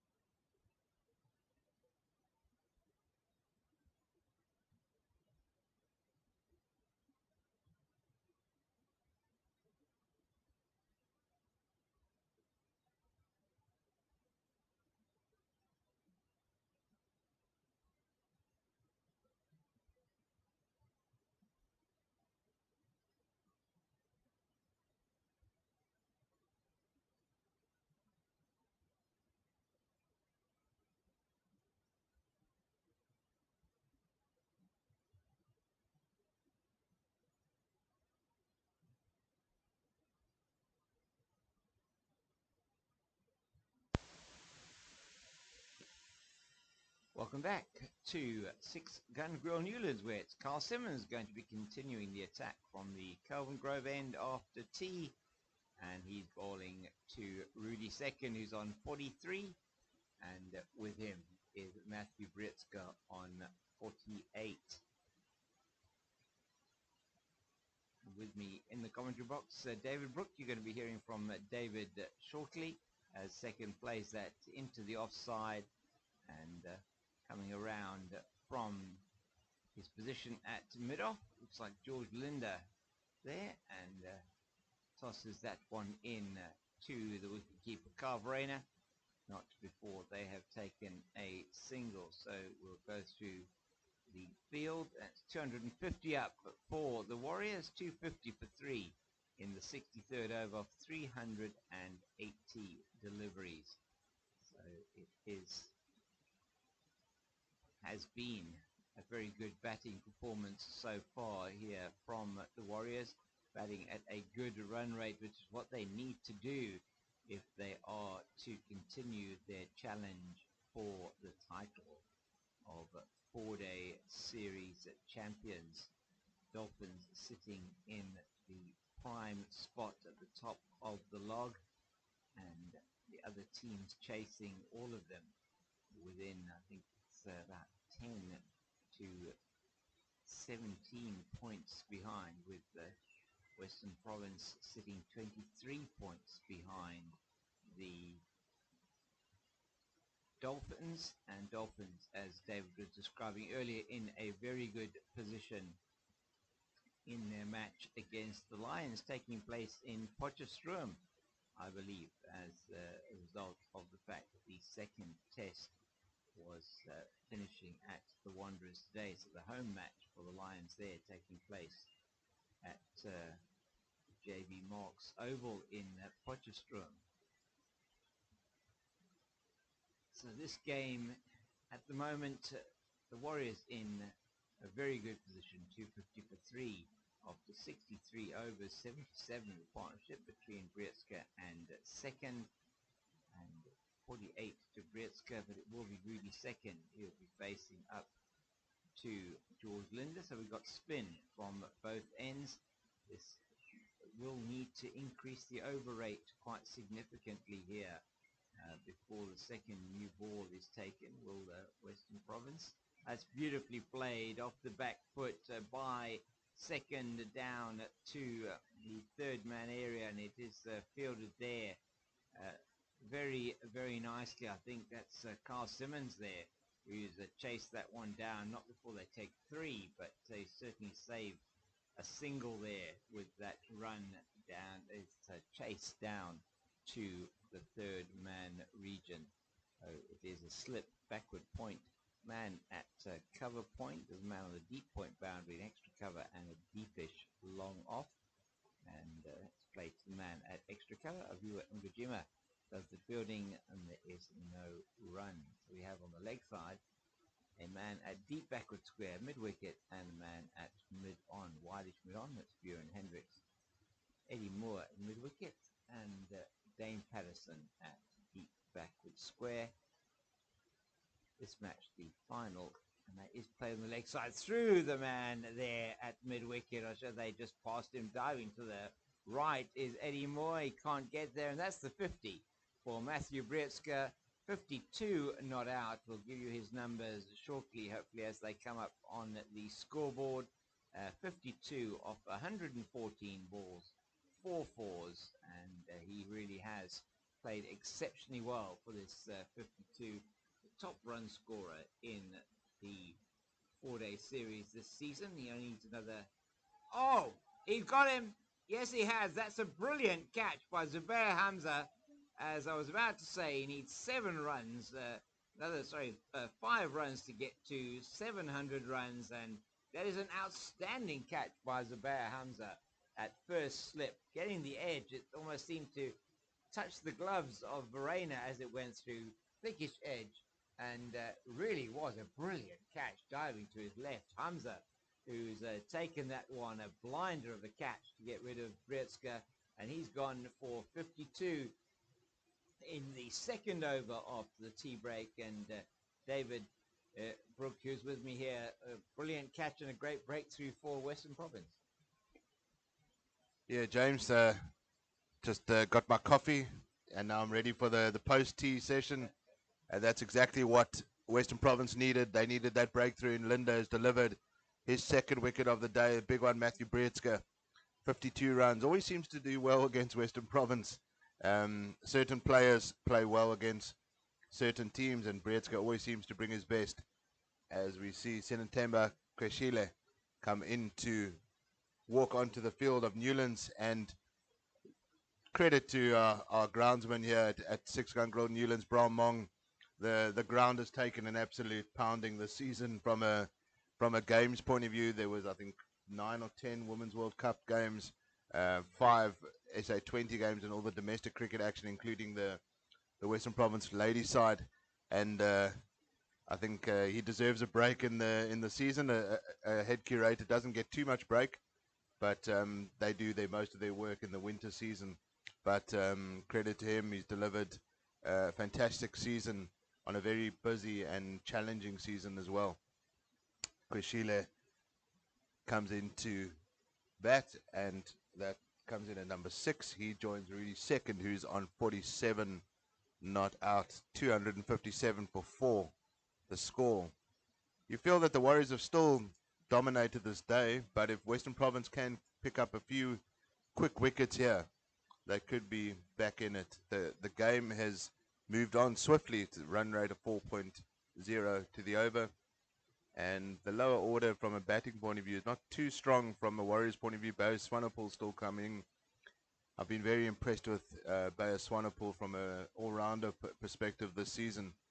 One to watch, as Linda's got his tail up. He's had quite a busy week, old Mr. Linda. His wife Annika gave birth to their beautiful baby boy the other day. I see he's kitted him out in Manchester United baby kit already. It was just after the 7-0 drumming that they got from Liverpool. Yeah, he got it on a discount. George likes a good discount. As Kweshile gets off the mark, and that's the end of George Linda's 13th over, 2 for 54, and the score is 258 for 4 from 64 overs. Still a whopping 40 overs to get through in the day, James. So I think we're going to see a lot of overs from Kyle Simmons and George Linda in tandem in this final session.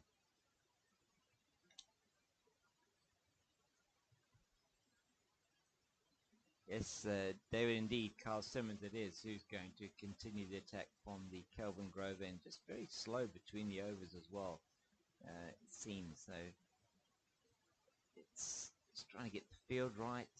Verena, I'm not quite sure what's going on here. Oh, he wants another helmet, probably for the close infielder. There, he's asking for the helmet. Yeah, they're going to be putting in a man at short leg, or maybe even at a silly point here for the right-handed new batter Senentemba Kweshile. And it will be indeed John O'Bird under the helmet that is coming in at a very silly point. Very, very close to the bat. You can see him in there on your screen. It's one slip and silly point, and that just into the leg side, and they'll take a quick single. Good running by these two, well called by Kweshile, and that's Eddie Moore unable to stop at the single taking place, and the helmet gets dispensed with, just put down behind the wicket keeper as Bird moves into mid-wicket. So the man short in at silly point moves away into mid-wicket. So dab down just to the right of Hamzi, does well to get his hand to it, and that not in control of that shot.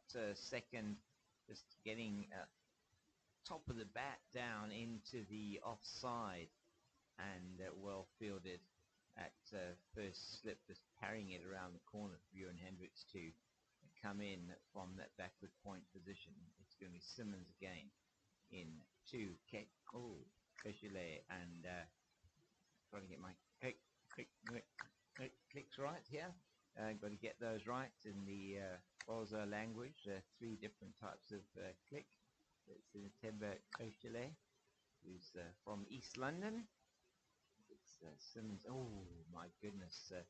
Ohs and ahs out there. That one didn't miss the off stump by very much.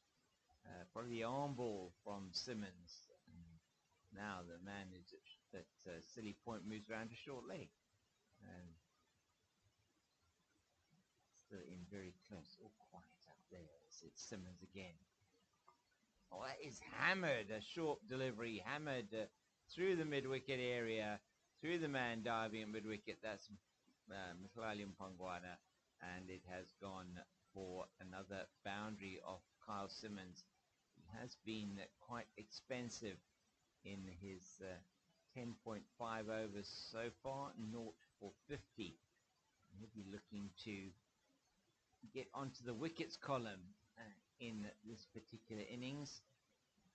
Bowling that short has been punished on this wicket, will be punished all day, and that's a good shot from Oshile out into the covers, and he moves to 7 with that, and Dane Patterson does the fielding on the boundary in front of the Oaks.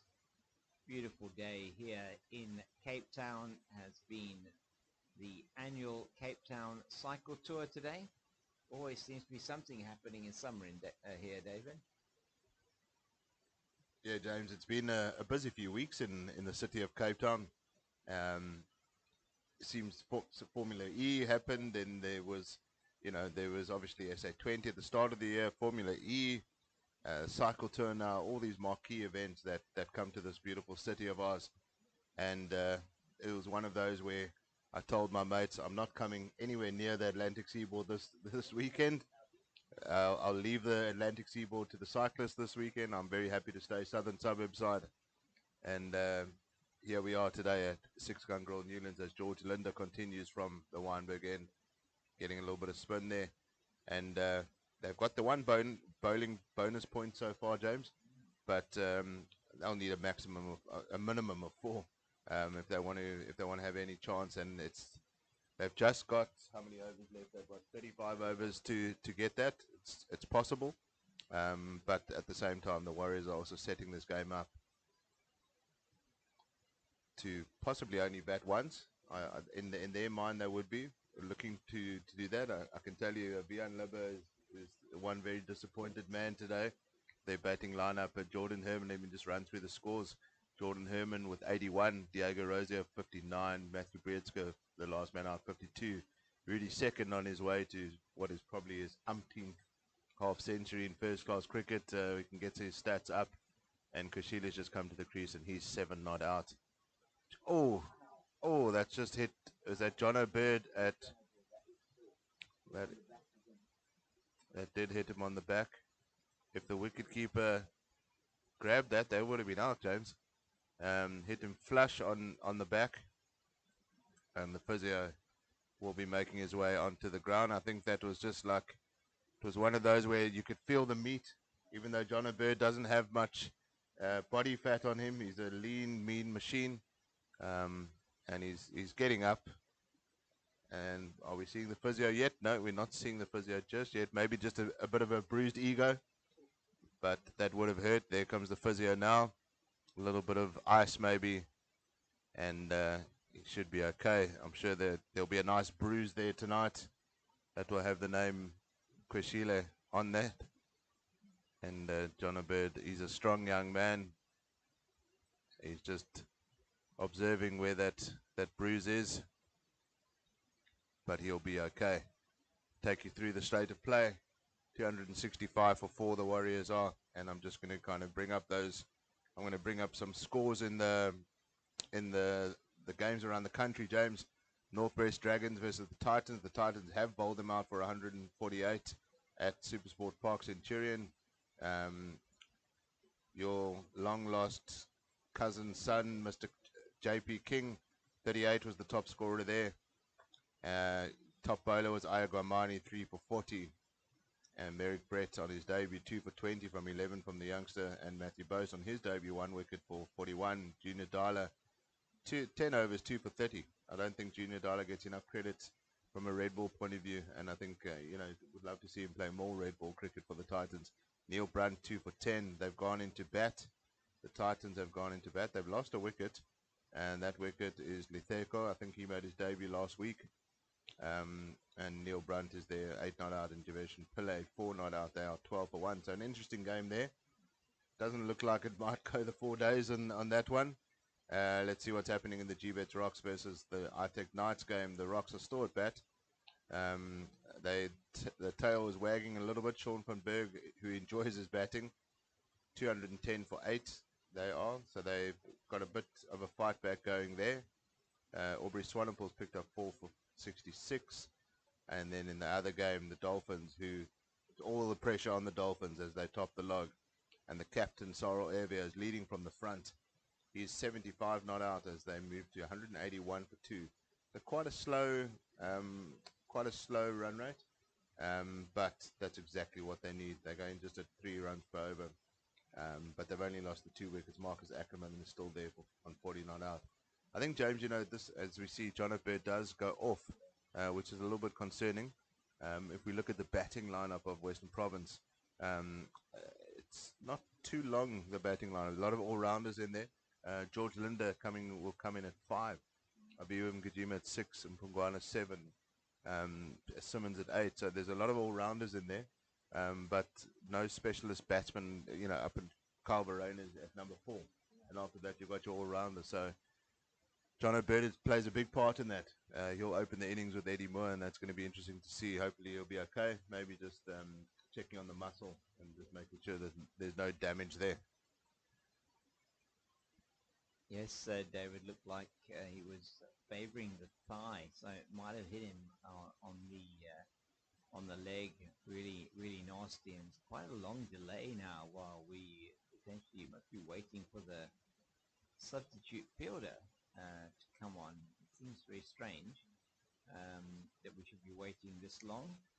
I'm not quite sure why there is such a long delay. This will not help Western Province from a bowling rate point of view, as Kieran Hendricks comes onto the field. And yes, we've got substitute fielder coming on. Daniel Smith is coming onto the field, and he is donning the pads. He's going to take up that short leg position, and just that one shortish from Linda was absolutely hammered into John O'Bird. Let's hope that he is going to be okay as Daniel Smith comes out to pick up that shortish position. Saved probably more than a certain boundary in that position that he was in, but it's a silly point position that he was in. Hit very hard at him by Kokile. So he'll be second on 48. It will be his 45th half century in first class cricket, David, and it boasts a really good average, 44.08, nearly 8,700 runs now in first class cricket. So a real journeyman. 130. This is his 133rd first class match, 223rd innings in first class cricket, and made his debut just over about 13 years ago. In fact, it would be 12 seasons ago that he made his debut. So a lot of cricket that Rudy Second has played. One feels that would have been at both the former first class level or the more provincial level, as well as at franchise level. Linda's in a game that's played out to Mareki on the deep cover boundary, and they got through for a single. Sinatemba Koshele, a product of Hudson Fog. In fact, they get a second. There was an overthrow there. Not quite sure what happened there. Perhaps into the sun for the wicketkeeper Verena, who didn't pick it up. Carl Verena not having the best day behind the stumps today, David. Yeah, a lack of discipline, to be fair.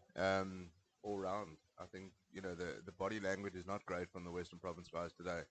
And coach, that's better from Carl Verena. That's a stumping chance. He goes for the appeal. But umpire gives that one not out, and good end to the over from George Linder. But the body language is not great from the Western Province guys today. It's very difficult, when you it's all or nothing. You've got to go for it, and when it doesn't go your way, context starts coming into play, and you're out of the equation. So you've now got to just play, and you've got to try and get something out of the game. And Coach Nakadin, I don't think at this stage of the season he's going to have too many words, but he'll want his, any team wants to finish strong, and that's exactly what he'll want his team to do. And the Warriors have done really well today. I think they'll be smarting from that loss against the Titans. They didn't really need to win that though. They set the Titans a very catch him, and he's got him. That's excellent bowling there from Carl Simmons, and Rudy's second is absolutely livid with himself, and he is dismissed for 48. Carl Simmons, he put a man there. Aviu Mgijima at short cover, and that's an excellent catch diving forward from Mgijima, one of the best hands in the country, and that's a massive wicket. That's a second bonus point, the bowling bonus point for Western Province. We don't feel it's going to make too much of a difference, but well played, Rudy second. 61 balls, he was there for 96 minutes. 5-4 was 1-6. Strike rate was very healthy at 78.7, and he is absolutely gutted as he hits his bat onto his pad, walking off the hello turf of Newlands, and he knows that he missed out there on potentially a big one here today, and he will go into that change room. The walls and the might be a little bit in danger there in the change room, but here's Bayo Swanepoel. We spoke about him a bit earlier, an all-rounder, left-handed batter, hard-hitting, fast bowler as well. I mean, a really and people haven't spoken about him enough in my opinion. Bayo Swanepoel, I think I followed him for the last few seasons, and he wasn't bowling as fast as he is now, so he's added an extra level of pace to his game. And if he's bowling 140 kilometers an hour, I mean, he's only played the 6 first-class matches this year, at 32 wickets this year, 14.62 average, 2 5-wicket hauls. That's pretty damn special. And from an all-rounder point of view, if you could maybe pull up his batting stats as well, that would be interesting to see. And that becomes a premier all-rounder from a Coach Robin Peterson point of view. You call him a Bayo Swanepoel. I mean, it looks like he's single-handedly. So his current that's his overall stats. Yeah, but 23 matches, highest score of 188. He's got 450s, 100, and that's pretty decent stats for a guy that's only played 23 first-class games. So this is perfectly set up for him though to come in now. And that'll be a big boost to Carl Simmons. He hasn't had a great day with the ball today. In particular, Jordan Herman took him on earlier on. But if he can get out a couple of wickets here and just pull something back for Western Province at the end of the day, that would be a massive boost to them.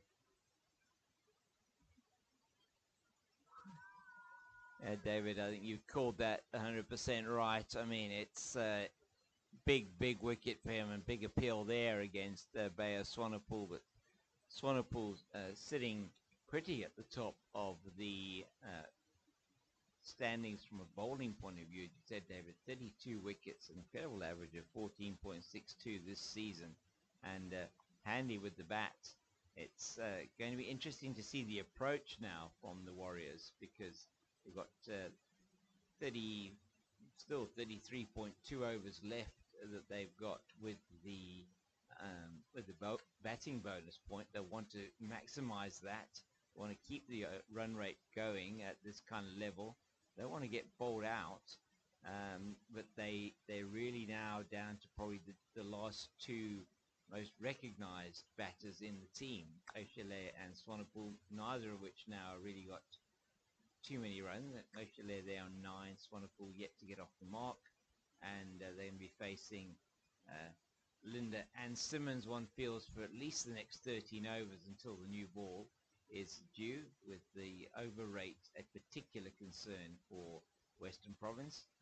And the 2 breakthroughs that have come quite recently, Brisk and second, just going within the period of time. So interesting stats, just looking at Bayo Swanepoel So 30. So is that in this season?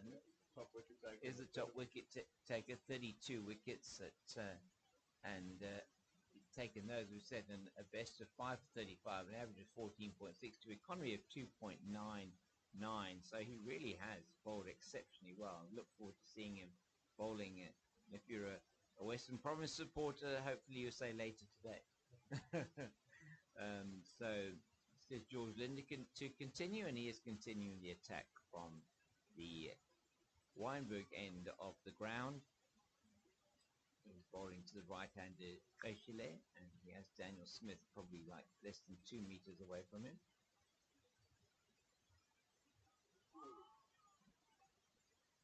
And another stumping chance there, potentially by wicketkeeper Verena, asking the question of umpire Steve Harris. He's going to have to be on his mark, is umpire Harris. You have a sense that Kyle Verena is going to be asking the question every single time that ball goes past the bat almost. No benefit of the third umpire here. Linder again. It's nicely played, but only as far as Carl Simmons at backward point. And with the cameras at the moment, you can see the slip, you can see the silly point. You see the keeper obviously the 2 batters in the bowler. Beyond that, you have a matter extra cover where that excellent catch was taken, but the other way was off Simmons in the previous over. Actually, played straight back. So Linder does some good fielding off his own bowling. And yeah, David's got some more info for us. Yeah, James, I'm just looking at these stats here for the most wickets in the tournament so far this season. And you only have to look at the base Swanepoel's at the top, as we mentioned. But the next 3 are Subrayan, Maharaj, and John Smuts, taking 49, 71 wickets between the 3 of them. The 3 Dolphin spinners playing to their strengths. The Dolphins, fair play to them as well for picking their side based on their home track as a spinner's paradise. But you've still got to take the wicket. They've taken 71 wickets between the 3 of them. John Smuts has only played 3 games, as Kushile plays that down to a little bit away from his body there. Not the greatest shot, but he gets away with it. He gets a single down to Moreki. And John Smuts, 3 games, 22 wickets, a best in the innings of 5 for 54, with an average of 13 and an economy rate of 2.88, 3 5-wicket hauls, so 5-wicket haul of in every match there. And John Smuts playing red ball cricket again. Just shows you how that Kingsmead wicket is spinning, having a late hurrah in red ball cricket for John Smuts. And then Bjorn Fortuyn's not far behind, 22 wickets after 4 games. Harmer, so there's 20 wickets. So there's quite a number of spinners in that top wicket takers in the 4-day cricket. But Base Swanepoel, for me, has been incredible. 32 wickets from his 6 matches, and still hasn't even bowled yet in this match. So he'll be looking to finish off strong. And he's been one of those bowlers where you wouldn't expect it. If you told me at the start of the season that Base Swanepoel would be the top wicket taker, I'd be quite surprised with that. I would back maybe a Harmer or one of the strike bowlers. But it just shows you what a good season he's had. Chances are he might win couple of awards there at the Warriors at the end of their season, but it's going to be interesting to see how he bowls at Newlands here. And at the end of the day, you look at around the country, this is contract period now, James. This is where all the players put themselves in the shop window if they haven't had a good season or they had a good season. This is now where the agents start getting a little bit, they get the CEOs of the organizations on speed dial, and get all the stats ready. And this is where the players, this is their livelihood. You look at the Knights players, you look at the likes of Reynard van Tonda, Miguel Pretorius, they're not going to want to play Division 2 cricket. And so they are going to be, they're going to be wanting to be snapped up by one of the Division 1 sides. So it's going to be interesting to see because ultimately, at the end of the day, the salary cap is lower in Division 2 than it is in Division 1. So you're not going to be able to keep your top players. And the reality is you don't necessarily want your top players playing Division 2 cricket. From a South African point of view, the likes of Reynard Matonda and Miguel Pretorius shouldn't be. Gerald Coetzee, there's a Proteas test player there. He's not going to be playing Division 2 next season. So it's going to be interesting to see where those guys now land up. Indeed, it is. As, we have we're joined in the commentary box just behind me by Lorenzo Daris. Very good to have Lorenzo here with us, and welcome to you. We seen some interesting play after the tea interval here at 6 Gun Grill Newlands. 2 wickets have fallen, that of Matthew Brietzke and more recently of Rudy Second, both to the spin of spin twins, should I say, here of the Western Province team. And that's first wicket going down to George Linder.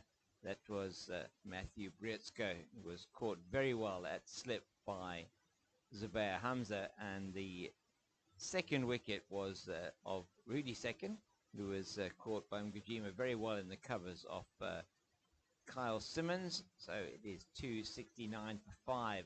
It is Sinetemba Koshele facing George Linder. We now have 2 slips in. In fact, there's a first slip and a sort of a very close in second slip. That's almost for the ball that just pops up off the edge. George Linder is getting a bit of bounce here. Looking positive for Western Province. A bit more of a spring in the step after that excellent catch from Ngajima to get rid of second. And it's gone into a little bit of a quieter period for the Warriors. 3.9 runs and over now. They were at one stage at about 4.2 runs and over. Still 35 overs in the day. There is no question that we're going to get play right up until the close today, which will probably end up being at 6 o'clock. As just nicely forward is Koshele. And just settling into their work, these 2 spinners now, getting a little bit more control over the game, one feels. So very interesting to see how it is going to pan out.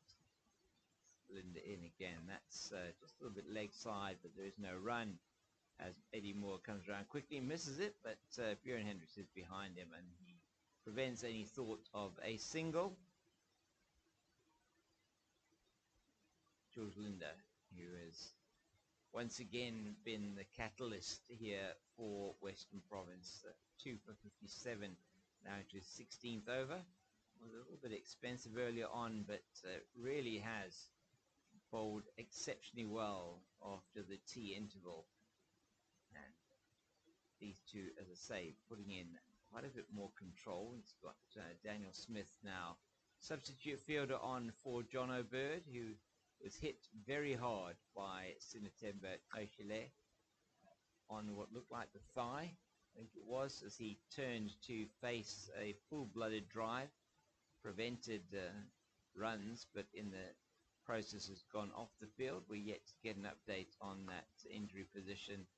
That played nicely back past the bowler down to Mufali Mpongwana at long off, and they take a single. Koshele keeps the strike, and he's on to 12. Swanepoel yet to get off the mark, and has been an interesting post-tea session, David.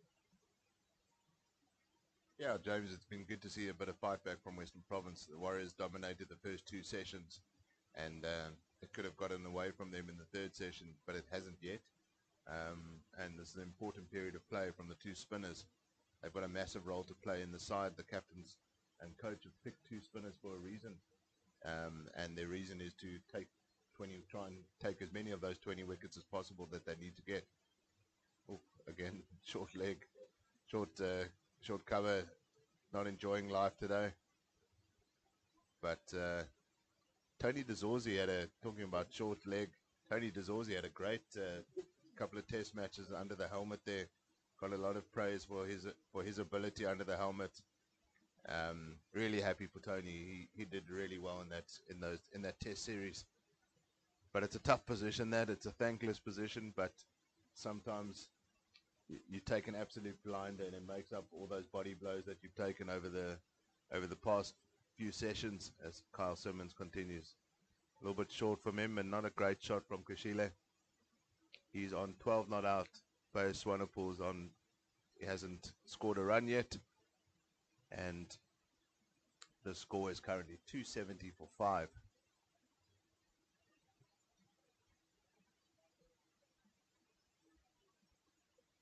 That's better from Simmons, just pegging him on the back foot.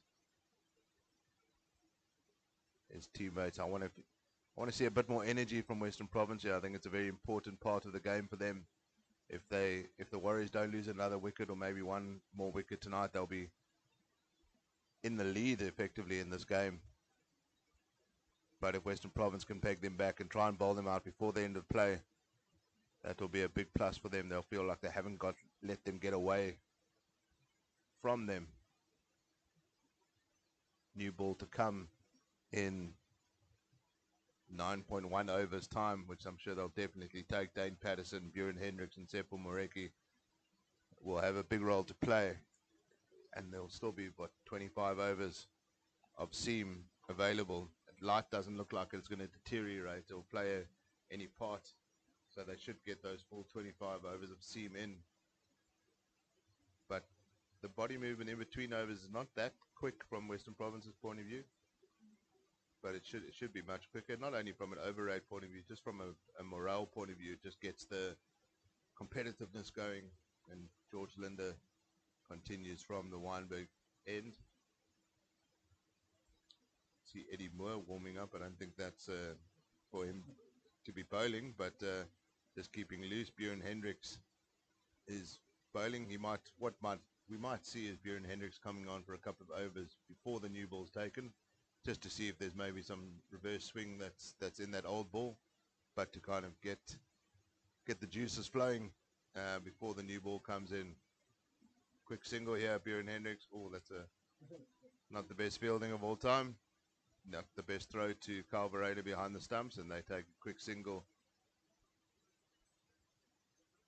But they'll be looking for their seamers to do a job.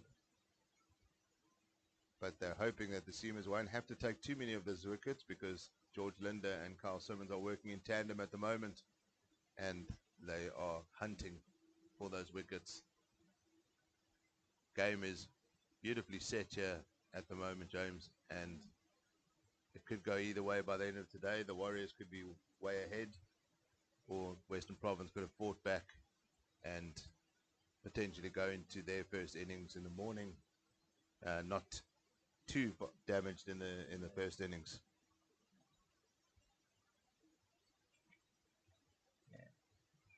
Linda in to Swanepoel and just bunted around the leg side for no run. Yeah, I think very much so, David. Good insights there. One feels these next 8.8 over 8.8. Listen to me. 8.4 overs are absolutely crucial in this match, as they look to these spinners to potentially take a couple more wickets to expose the tail to the new ball, which one feels, you look at how well Patterson and Hendricks have bowled on this wicket in the previous matches, could be quite crucial. So sensing something here, Western Province, just sensing something. They've brought in a leg slip as well as having this conventional slip. They're putting the pressure on Bayer Swanepoel here. What's he going to do? Is he going to play some shots? Is he going to just try and defend? It's an interesting period in the game, as George Linder's getting a little bit of purchase. He's varying his flight, varying his speed, and that's what we expect from him as a premier spinner. Bit of talk now locally, which there would be, because we're here in the Western Cape, around the fact that Keshav Maharaj is injured and probably out for the next 6 months, as it's Linder in again and again, dab down into the man at that forward short leg position, and one more ball in the over left. Many people here, and I think others around the country, feeling that George Linder is an ideal replacement for Keshav Maharaj. Although in the squad and now nationally contracted, South Africa does have Bjorn Fortuin, who also has been really bowling and batting exceptionally well. He was the difference between these two teams when they played, these two teams, the Western Province and the Lions, when they played in that match in Johannesburg.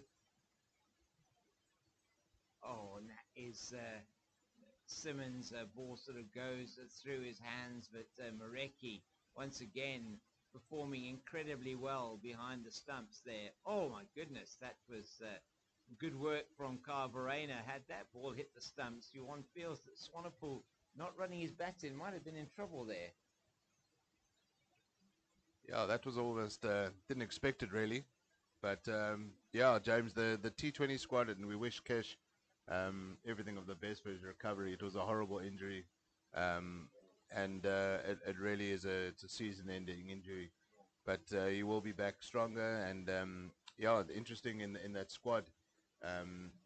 Bjorn Fortuin and Keshav were the two spinners for the ODI series. Shamsi wasn't named in that one-day squad, but he has been named in the T20 squad. So, the selectors can either call up Shamsi to come into the ODI squad, but you would think that, you know, Bjorn Fortuin maybe was the first option, the first spinner for the one days. So you might see a situation where Shamsi comes into the squad and takes over, direct replacement for Kesh. But you know, we are objective here, but George Linder would be my preference, to be fair. I just think from a batting point of view, he offers a lot more than even a Keshav Maharaj, and can get through 10 overs, can offer you something with a bat. So I think it wouldn't be, and he's made no bones about it. He wants to get back playing for the Proteas, and he loves putting on that Proteas shirt. And I think, if we don't have to look that far for an inspiration, like Wayne Parnell. Wayne Parnell had, George Linder didn't obviously get into the Proteas team until like later on in his career, but Wayne Parnell has almost had a rejuvenation of his career, and he's been rewarded with that for good domestic form. I mean, ultimately, at the end of the day, Wayne Parnell still had to deliver domestic form to get back into that Proteas setup, which he did for Western Province. And he deserves that contract. Really happy for him that he's got that contract. But George only has to look at Pani for inspiration. That you can get back into that Proteas setup, and Barry Swanepoel just gets a single down to fine leg. But you can get into that Proteas setup. You need to deliver at domestic level, which he has done. He's delivered at the SA24 MI Cape Town. And he deserves a chance to get back into the international fold. Whether the selectors want to go that route or whether they will go with the Shamsi in that one-day side will be interesting to see. But he's definitely an option.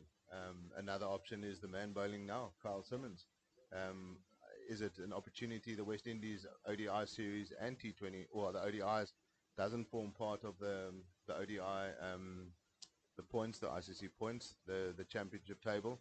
So is it an opportunity to potentially look at somebody like him? It would be a bolt from the blue, but it will be interesting to see how the selectors go. Indeed, David, will be very interesting to see how that is going to pan out over the next few days. One feels perhaps with the series coming up only in a few days' time. In fact, that first ODI taking place in East London on Thursday this coming week, and with these players already involved in the four-day cricket, one senses that they will probably not even add anybody to that squad for Keshav. And as David was saying, really our thoughts are with Keshav. I mean, a terrible injury for any sportsman to have. That's a very good delivery just into the body of Swanepoel. And maybe George Linder just changing his line slightly here. We have a mid-wicket, and that man that shortish leg. We have Carl Simmons coming to have a bit of a chat with George Linder. Just offer him a little bit of advice around bowling to Bayo Swanepoel.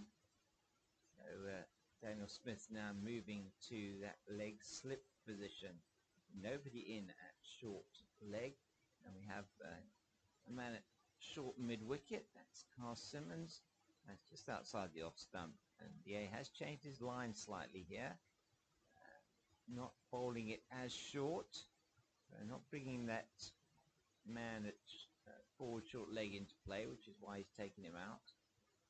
Just asking a few different questions here of Bayo Swanepoel, trying to work him out. And he's done that, has he? Has he worked him ready? Oh, he hasn't, and that's a drop catch. It's gone for 4, and misjudged there by Mhlali Mpongwana in the deep, and he really should have taken that, David. Yeah, I just never look comfortable with that, James. And Mhlali Mpongwana is in an awkward position here. Almost an in-between position, in between the mid-on and the boundary, but in no man's land almost. And that seemed to hang in the air quite a long time and had enough time to position himself, and that would have been a massive wicket. And a couple of missed chances. Oh, that's well bowled from Linder. He's really taking this attack on now. He's leading this attack. But he needs his fielders to back him up when those opportunities come.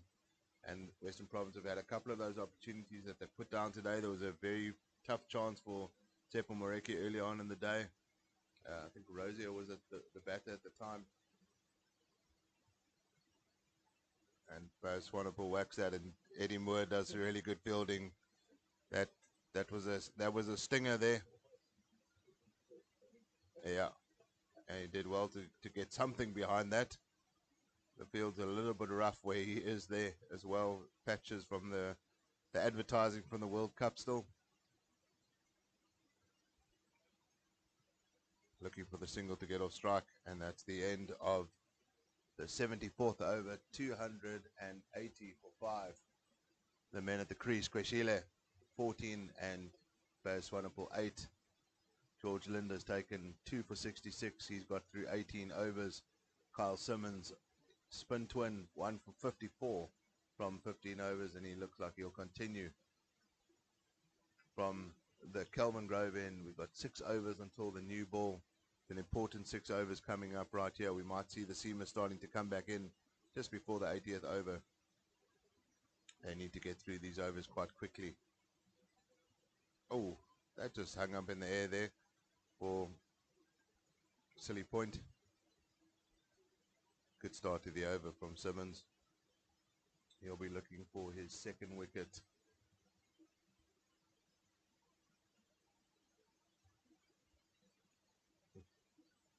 Just played down, rolled his wrists over that one. Kweshile getting the single, getting off strike. It's going to be interesting to see how Bayo Swanepoel plays. He's a naturally attacking player here. But is he going to go into a shell? The run rate's dropped below the 4 runs per over, which is a good thing from a Western Province point of view. They've managed to stem the run flow. And Bayo Swanepoel, what is he going to do here? Is he going to play his natural game, or is he just going to see through? That's well left. Good delivery there from Simmons. Just outside off stump. Still got a position. He's got a slip in place. Hamza got a short leg. He's got a short mid wicket. Oh, could have been an LBW shot. I don't know what he was doing there. Swanepoel. He's got a man on square leg and almost like a in between square leg and fine leg boundary. He's got a mid on, a mid off, a short cover, and he fields that. Mhlali Mpongwana fields out of cover. Tsepo Moreki at backward point. Couple of catching positions here. They know they need to get wickets.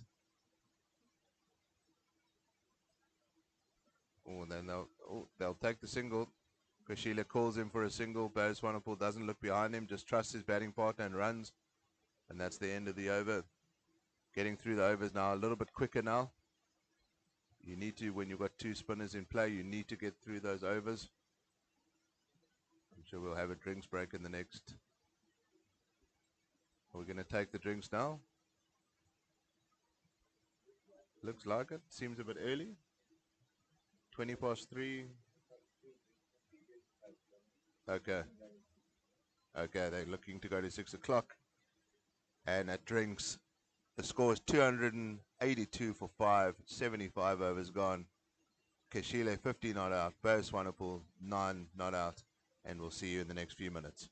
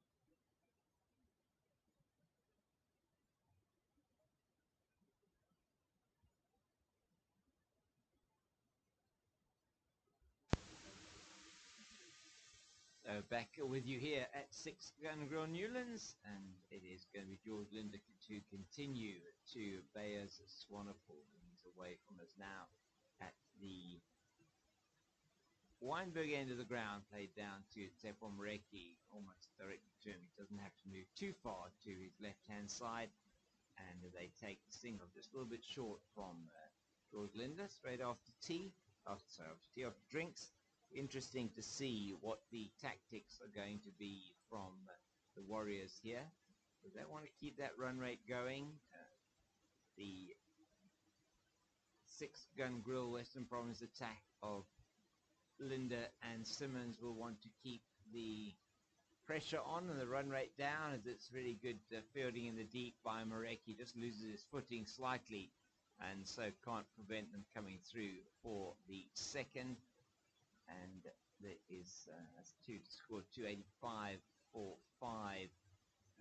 Wouldn't surprise me perhaps if they don't take the new ball at 80 overs. I think a lot might depend on whether a wicket falls within these next 4.4 overs. I think were a wicket to fall, perhaps they would take that. A no ball by George Linder, that's very surprising.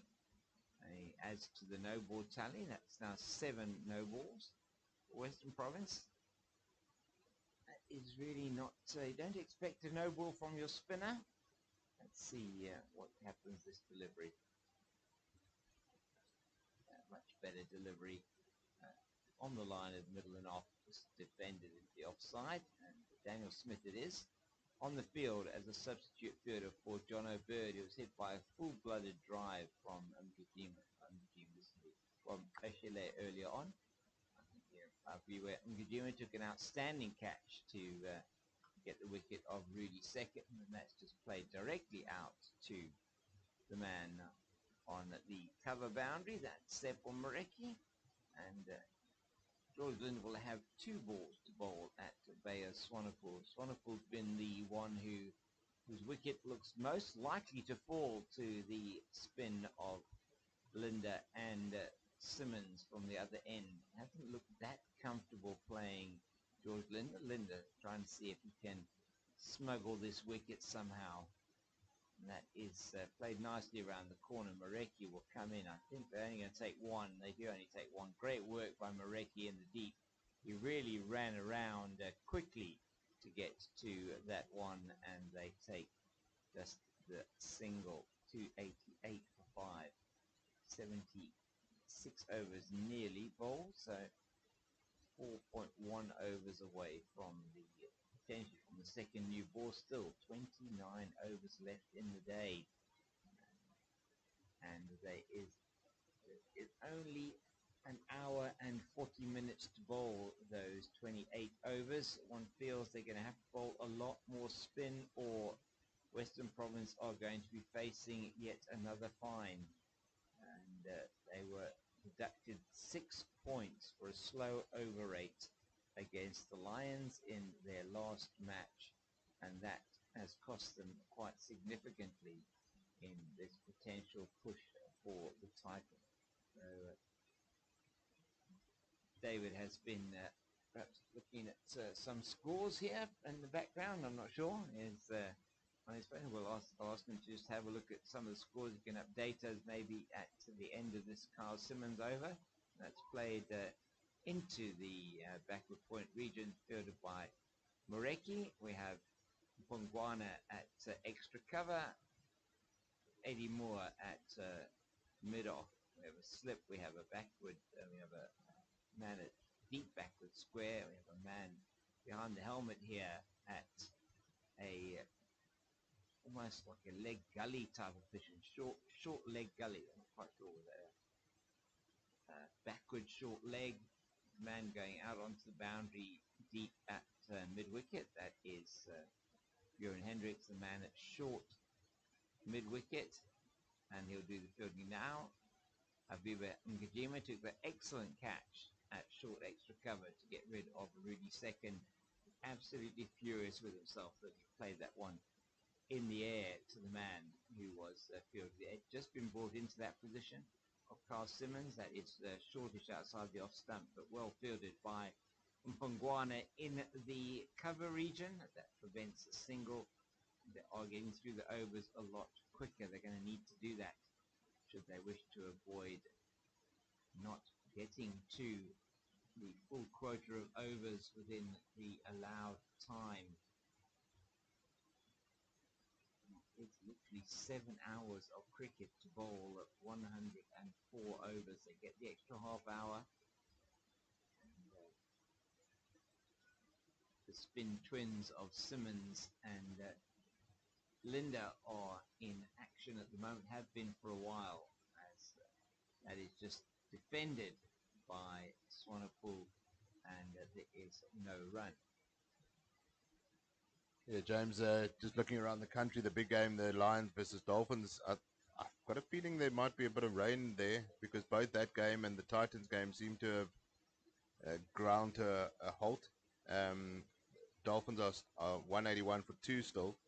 And the Titans, in reply to bowling the Northwest Dragons out for 148, they are 18 for 1.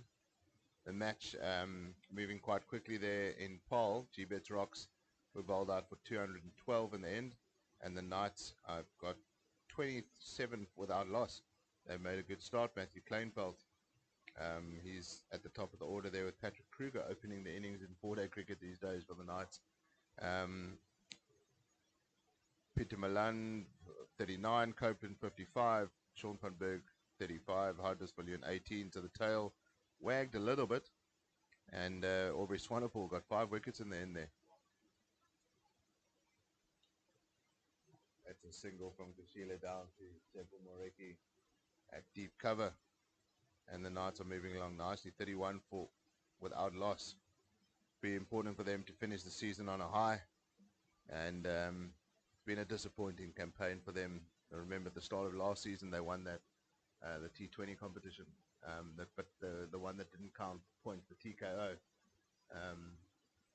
and you thought they had something special lined up there, but unfortunately the last 2 seasons, I don't know what your opinion is, James, on the 2-year promotion relegation, but it does give a bit of context. It does allow teams, if you have one bad season, you can fight back in the next season. I quite like that 2-year promotion relegation. It allows Division 2 teams to work for something to get back to get to Division 1, and it enforces good quality cricket for the Division 1 teams to try and stay in the division. So I think from a concept point of view, it does work. I'm not in a position to say whether from a cost point of view it makes sense for Cricket South Africa, and that's something that will be, I'm sure, evaluated. But it'd be interesting to hear what your take is on the Division 1 and Division 2. Thanks very much, David. It's George Linder continuing here from the Wynberg end to Bayer Swanepoel, 289 for 5, nearly at the end of the 78th. And yeah, I think it is the right call in terms of being able to make sure that something is on the line. You know, when you had these 6 franchise teams and they remained in position, there was really no, with no promotion relegation situation, you were playing less, potentially less cricket from a, not necessarily from a first class level, because you were playing home and away, so you have to play a little bit more first class cricket. But you did have a situation where there wasn't as much on the game necessarily. Yes, the title was important, but if you weren't in the running for the title, then really there wasn't that much in it. I think it certainly does mean that you have to be clever from a union point of view in terms of how you are recruiting, what you're looking at. If you're looking at your second division team, how do you potentially entice? This is a very good delivery from Simmons to the right-handed Koshile. He's wondering how that didn't bowl him. He's done the entire walk around, and that was the arm ball, and Koshile isn't picking it at all. It must be the 3rd time I think he's not played that straight one, and that's a really good stop there in the covers once again by Mgajima. That would have gone all the way for 4. He just takes that one on the first bounce. Outstanding piece of fielding, and some control really has been established here by these 2 spinners. As that, oh my goodness, that could so easily have gone to slip, as it doesn't though. It's fielded in front of us by Bjorn Hendricks, and Zubair Hamza, almost anticipating where that was going, moved to his right quite quickly. Ball was in the air, but just too far away from him to take the catch. And living a bit dangerously here, Koshile, as he tries to actually make something of it at the moment, get some runs off this and that was a bit of a wayward delivery. They're not going to take 2 though. It'll just be the single, the 4th ball of the over. Did you know, James, that it's 17 years to the day of the 438 game? I'm not worried about it. And I'm sure Supersport are playing the highlights as we speak. But I'm just looking to my right here, and Roger Telemacher is one of the men that was involved in that particular game. Is right here. I think he's assisting Coach Saleh Nakadin, Rory Kleinveld. Just the sidearm delivery there from Carl Simmons. Roy Kleinveld with the Proteas interim kind of bowling coach there, and what great memories, you know. I had the privilege of being at the Wanderers for the SA20, and it was to see it packed. I'd never experienced the Wanderers packed stadium, and it's something to really enjoy. If you're a cricket fan or just a lover of sport, to be at a game like that.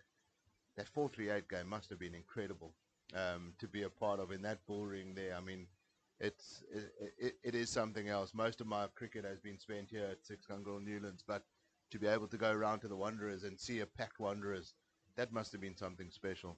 And every year, Herschel Gibbs posts on Twitter, happy 438 day. On this day, this was his day. This cemented his place in South African folklore, sporting folklore. And really, it was a special day. There's stories of people deciding to leave at half time. There's stories of Jacques Calais saying they may be 10 runs short. And when they got into the change room, which apparently broke the ice, which is a nice kind of story that I think Mackay told us the one time. And George Linder continues from the Weinberg end. It's wonderful, just playing that very nicely for a single, getting off strike. Important that they rotate the strike here. They've got the left-right-hander combination, and to keep the bowlers having to change their line is important for them. The score is sitting at 294. They're nearing that 300 mark. Healthy run rate of 3.7, so they're picking up some nice bonus points from a batting point of view. And I think it's going to be interesting to see at the end of the first innings around the country what the state of the nation is in terms of... Oh, he's bowled him. He's bowled him. He didn't get his bat down, and Kashile is clean bowled from George Linder. The quicker delivery yorked him. He didn't really expect that one, and that's an extremely good bit of bowling there from George Linder. A massive wicket in the context of this game as we near the new ball in the 80th over. So it's going to be interesting to see now whether they actually take the new ball or not. And Kashile, he departs for 22 of 52 balls. He was there for 62 minutes. 1-4 only in these innings, and he has to depart. George Linder has really led this attack today, and he knows his role in the side, and he knows that the selectors are watching around the country, and he's doing exactly what he needs to do. He needs to lead the attack. He needs to take wickets, and that's what he is doing as we speak. Bose Swanepoel is at the crease still. Let's see who's going to come out. Is it going to be Glenton Stearman that comes out next?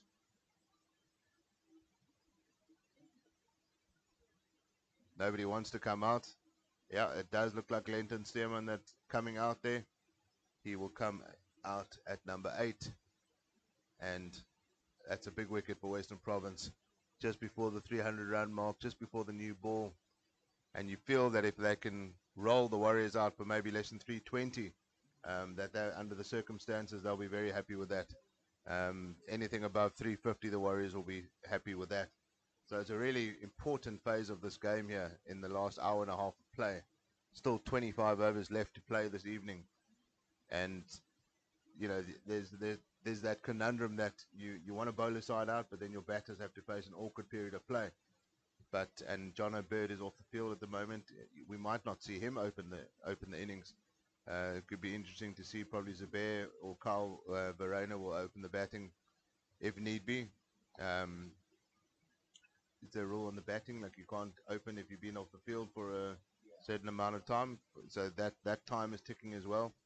And but George Linder won't be thinking about that. His job is to clean this tail up, and that's exactly what he'll be looking to do. And I think that we might not see the new ball for the next few overs now that we're into the tail. And Bose Swanepoel, you can maybe put down the pedal a bit. And he comes in, Stearman's first ball. Oh, and it's a tentative prod there. First ball, and George Linder will be loving this. He's got 3 for 74 from his 20.3 overs. Hey, there's a fifer in this for him here today. He will want that. And he's got a couple of men around the bat. He moves Avium Gajima closer. Short cover. Let's see what he has. It's better from Stearman. Just defending. No mug with the bat, Stearman. He can whack it. It's going to be interesting to see what kind of game he plays here.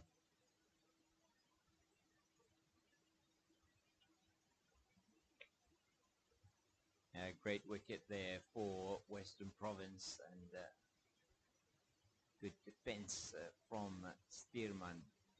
Right, David, I don't think that they'll take the new ball. I don't see any of the fast bowlers warming up, to be honest.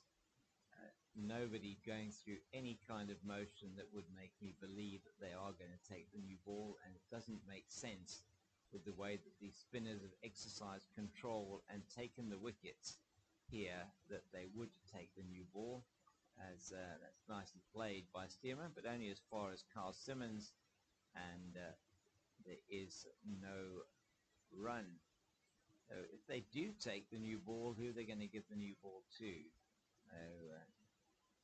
Carl Simmons not going to his mark, so may well be Buren Hendricks who's actually going to be coming into bowl. Didn't see him warming up, but it is Buren Hendricks who is going to take the new ball. So interesting decision.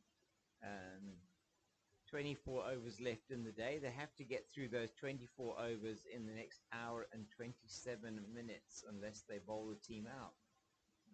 So it's going to be interesting to see as that the old ball is hurled down to the boundary, and the reserve umpire takes that ball, and Buren Hendrick just will be coming in from the Kelvin Grove end. It's the preferred end for the left arm seamers here at Newlands. Somehow they get better swing or better movement here from the northern end of the ground. Kelvin Grove end, a new ball is signalled on the scoreboard. It has already been signalled by the umpire Steve Harris to the scorers, and Buren Hendricks will be looking at getting a couple of wickets here. I'm a bit surprised by this. Let's see what happens. Yeah, not the best first delivery from Buren down the leg side. Well taken by Verena, and we need to get his radar working here very accurately to the left-handed batter. And the Western Province are going to have to speed this up a little bit, one feels, David. It's all a bit slow out there. Maybe this was part of their problem in the match against the Lions. Yeah, the problem is as well is that there's a risk of your captain getting a ban, copping a ban as well. I'm not sure whether that would roll over into the new season, but you don't necessarily want to end or start the season like that. That's for sure. So they do need to get a yard on, but it has to be led by the captain. Looks like Mihlali Mpungwana doesn't look comfortable.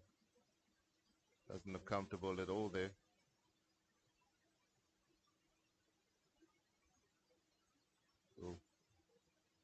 We'll follow that one. Another loose delivery there from Buren Hendricks, and that's why I thought maybe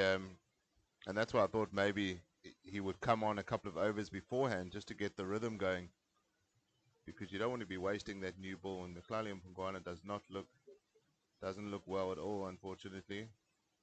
Maybe a bit of dehydration.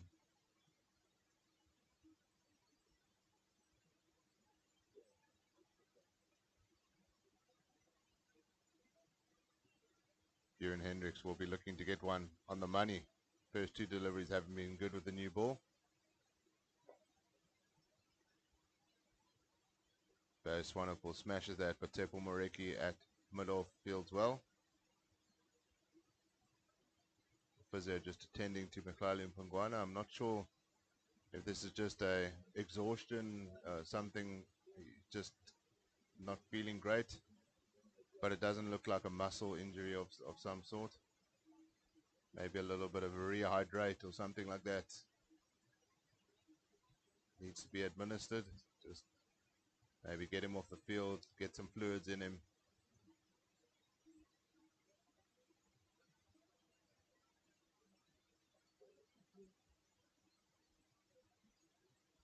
Maybe a bit of peripheral vision, testing the neck out.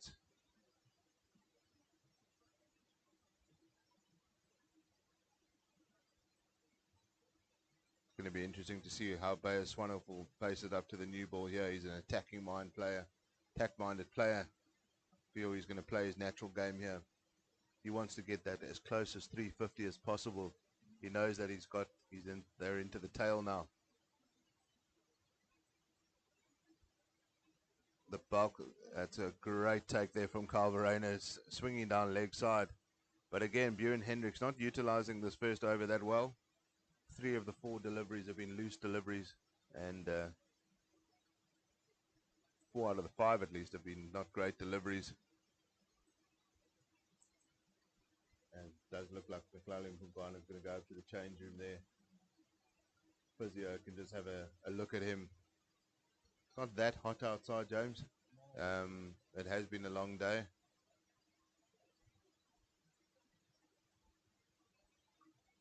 And that's cut away, and it does look like it's going to be a 4. Eddie Moore can chase that, but I think it's going to be in vain, and it is. And Bayer Swanhoff picks up a boundary to finish the over. Not a good first over there from Bjorn Hendricks with the new ball. He'll be disappointed with that. And it just, when the captain throws you the new ball, you've got to try and do something with it, make the batters play. Interesting move. I agree with you. I didn't think that the move was correct. Can they give the new ball back, James? Or yeah, and definitely it makes sense. He might get a bit of extra bounce, a couple of men behind in front of the bat. But Bjorn Hendricks didn't really have a good first over there. He is a rhythm bowler, so that's why I thought maybe they'd give him an over before they take the new ball, just to get that one over out the way. And George Linder now, he's taken 3 of the 6 wickets, and he'll be looking to finish with a fifer here.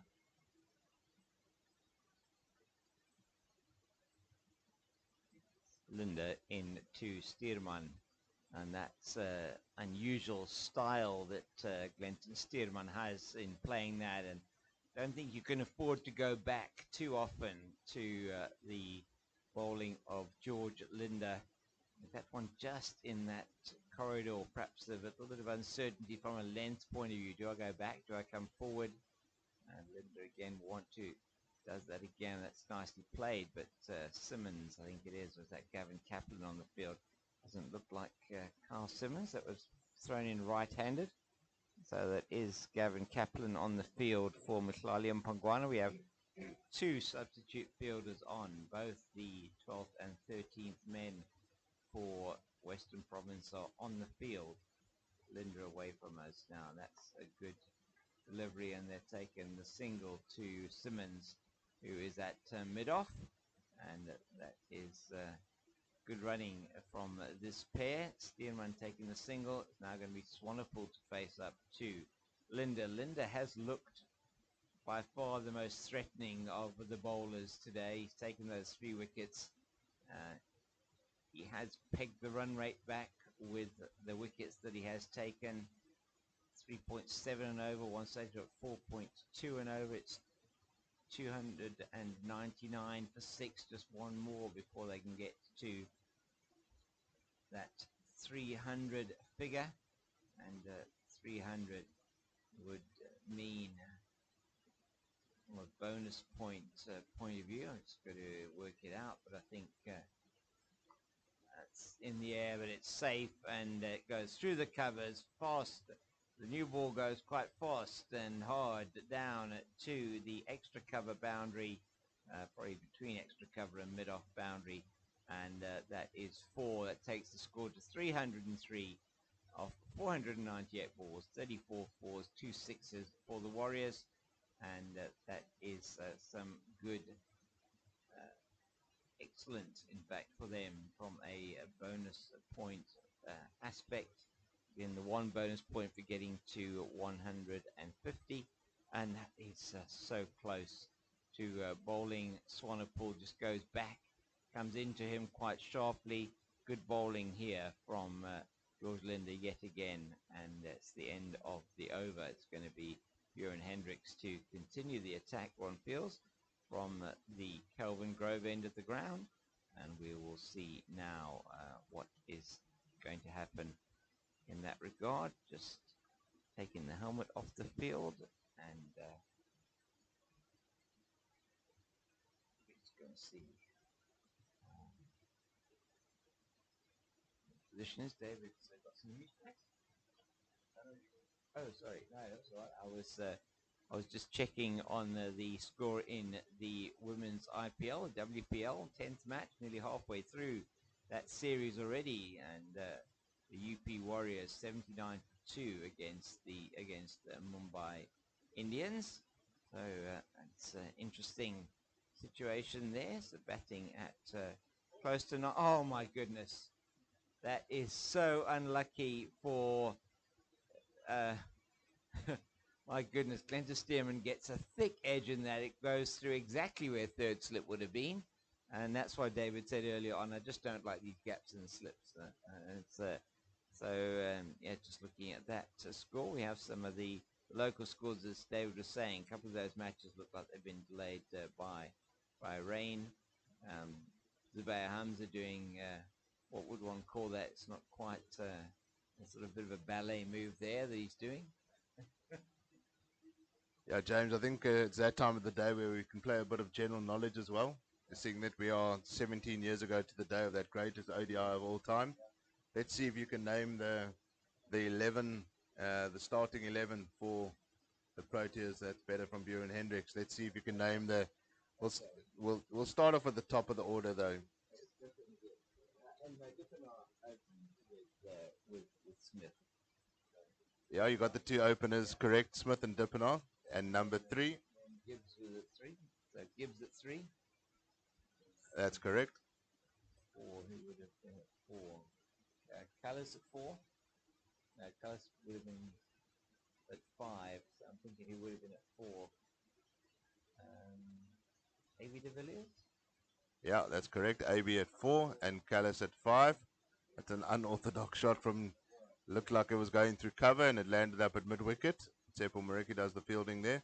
So we've got Smith, Dippenaar, Gibbs, de Villiers and Callis at 6.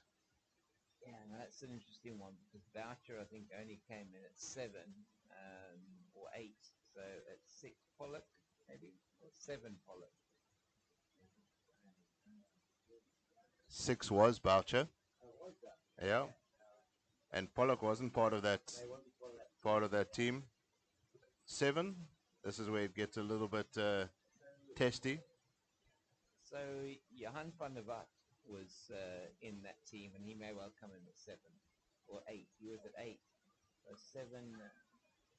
And Bjorn Hendricks says he's bowled him. He's played that one onto his stumps. Off the bottom edge of the back. So Bayer Swanepoel is gone for 21 and 308 for 7. Another bonus point. So number 7 for the Proteas in that match. We'll come back to that. Let's wrap this wicket up. 387. Swanepoel bowled by Bjorn Hendricks. 21 scored off 51 balls and 3 fours. That's 308 for 7. Now are the Warriors, and it looks like Western Province trying to get into the tail and wrap this innings up now, which looks unlikely earlier on. Yeah, it's good bowling from Bjorn Hendricks. Didn't have the best first over with the new ball, but he's taken the wicket, a big wicket of Bayer Swanepoel. That, in the context of this game, that is very big. Sia Plaiki, a Western Province, former Western Province young man, bowler from Western Province. He came through the Western Province Academy. He comes to the crease. He just played 2 first-class matches. Highest score of 1 not out. And he's got a little bit of a job to do here because Glenton Stearman came back. They need to somehow try and get to that 350 mark. But Western Province doing a good job here to fight back on at the end of day 1. Eddie Moore will be key here. If they can bowl them out, Eddie Moore will have a big job to do with the bat this evening. he wants to bat, but he doesn't want to bat. If you know what I mean, if you're an opener, you'll know that. But he's not one to shy away from a challenge, and he knows as an opener you can bat with 1 over remaining in the day, and you need to stay there. But good from Buren Hendricks. Needed that wicket. Hasn't had the best of times today. 9.4 overs, 1 for 41 now. But if he can just wrap up this innings, he's now got 4 slips in place in conventional slip positions. Abiyu Mgijima, Zubair Hamza, Eddie Moore, and Daniel Smith in the slips. Sia Plaiki just needs to stay there and give Glenton Stearman the strike and try get close to that 350 mark. If they can bowl them out for less than 350, they'll be very satisfied with that. Western Province, it could have gotten away from them. It could have gotten 450. It's well defended eventually from Sia Plaiki as Buren Hendricks hit that bat very hard. I think Sia Plaiki was not thinking of anything other than defending that one. James, let's go back. So we've got the top 6 in Smith, Dippenaar, Gibbs, De Villiers, Callis, and Boucher. We stuck on the 7th here for you, James. You got your Hanpan de Vat, but he came in at number 8. So we're looking for number 7. That's correct. Telemachus came in 9.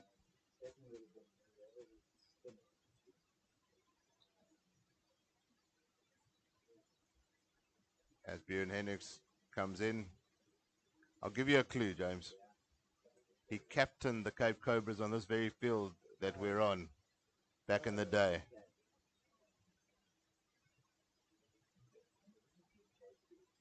Would you like to phone a friend?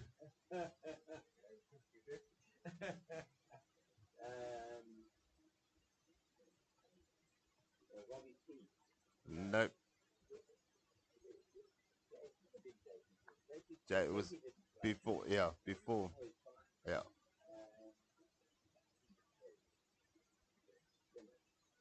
Not a spinner. All-rounder, seamer.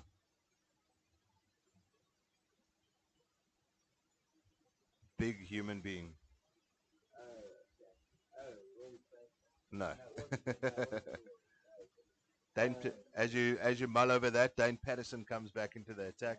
He's bowled 13 overs today, and that you might see spin from the end of Buren, but maybe the couple of overs just pure seam as Dane Patterson comes into Glenton Stearman.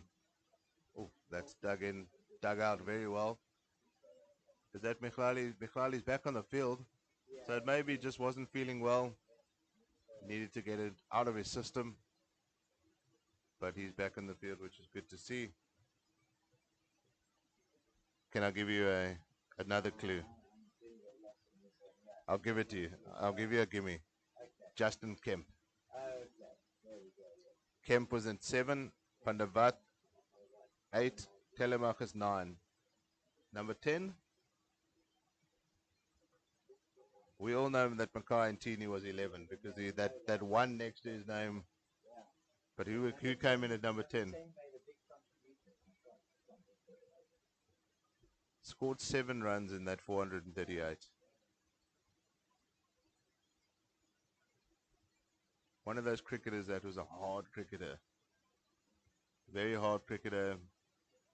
Not the flashiest. Close. Similar kind of cricketer. Not Andre Nel. More of an all-rounder. As Dane Patterson continues here. We're playing a bit of general knowledge here. Oh, and he's bowled him. That's why they brought him on. And he is great bowling. Dane Patterson bowls Glenton Stearman. That's exactly why they brought Dane Patterson back. And the wickets are tumbling now, James. 8th wicket falls on 310. The new ball is doing the trick for Western Province here. Glenton Stearman had a big role to play towards the end of this innings. And the Western Province side have come back here nicely. They fought back hard. It was a tough start to the day for them, and the Warriors were getting away from them. And Stearman bowled Patterson for 8. He was there for 13 balls, 1-4 in his innings. And it looks like the end of Stearman as Tsepo Ndwandwa Also a man known to this part of town. He played for SWD and he played for the Cobras just a few years ago. Played a few games on this field here. Lovely young kid. Left arm spinner, not here for his batting. He'll have a job to do with the ball. Maybe tonight. Maybe a couple of overs of spin still tonight. But Dane Patterson, Dane Patterson is a banker when it comes to wrapping up the tail, and he's done exactly that. He can do that all day, every day. Wrap up this tail from your captain, and job done so far. 2 more wickets to go. 1 more wicket for the final bonus point. That'll be a good start to the day. Yeah, very much so. You would think that they would get that bonus point, but we're still stuck on number 10. Don't deviate, James.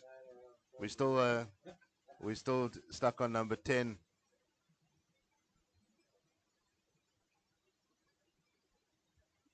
One of the better number 10s on paper, to be fair. I think he opened.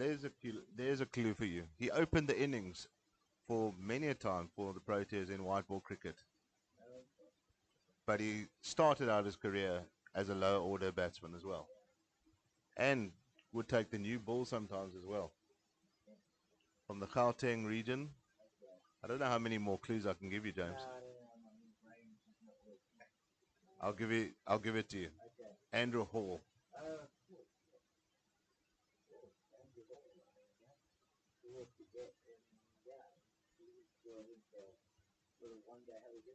Test hundred. He scored a one-day hundred, I think, South Africa as well. Andrew Hall, yes. Yeah, really incredible character he was. I actually read an interesting article the other day. If you look at the Australia bowling lineup that day, Brett Lee, Nathan Bracken took 5 wickets that day. Nathan Bracken is now an Australian. He works in the corporate world, but he's vying for his local mayor. And he looks totally different as well. He doesn't have those long flowing locks. Stuart Clark in that game as well.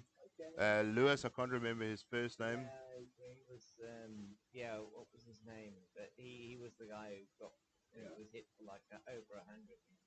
10 overs, 0 for 113. Mick Lewis, yeah. Andrew Simons, 2 for 75. And Michael Clark, 7 overs, 1 for 49. That was economical in the context. Herschel Gibbs, 175. Graham Smith, 90. Boucher, 50 in that game. Van der Vat, 35. A very unsung hero of that day as well. Yeah. Afrikaans commentator these days for Supersport. I saw him the other day. I think he went onto the Sunshine Tour of golf, if I'm not mistaken, or tried his hand at semi-professional golf after his career. He could wield the willow with the bat. I'm sure he made a very good golfer. Tall man, Johan van der Vat. As you said, David, I had the privilege of meeting him, having a short chat with him when Supersport were here for the commentary on one of the one-day games, I think it was, that they were commentating for us, and had the opportunity to pop down and chat to a few of the commentators, which was really good. So Henry Davids, Johan van der Vat were there, which was really good, and Brian Bailey, of course, who's quite involved there in the commentary, so always really good. It's going to be Bjorn Hendricks to continue from the Kelvin Grove end, and he'll be looking to try and wrap this innings up now as he's in. Oh my word, that's a nasty delivery. First up to Plikey, and that must have hurt. I think that one just hitting him on maybe on the glove or on the helm, on the handle of the bat.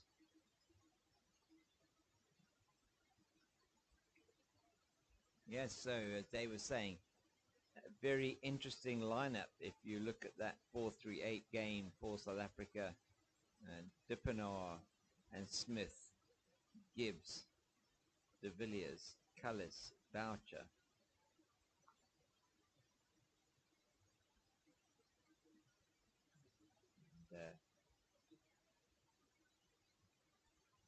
So very, very, very interesting lineup. going down the order there. Roger Telemarcus, Johan van der Vat, Roger Telemarcus, Andrew Hall, Micaiah Ntini, and I've now forgotten who said number 7 was. Justin Kemp, of course. So it's Björn Hendricks. Oh my goodness! And LBW shout, but that isn't going to be given. Going down the leg side, one feels, as Sia Blakey just plays down the wrong line.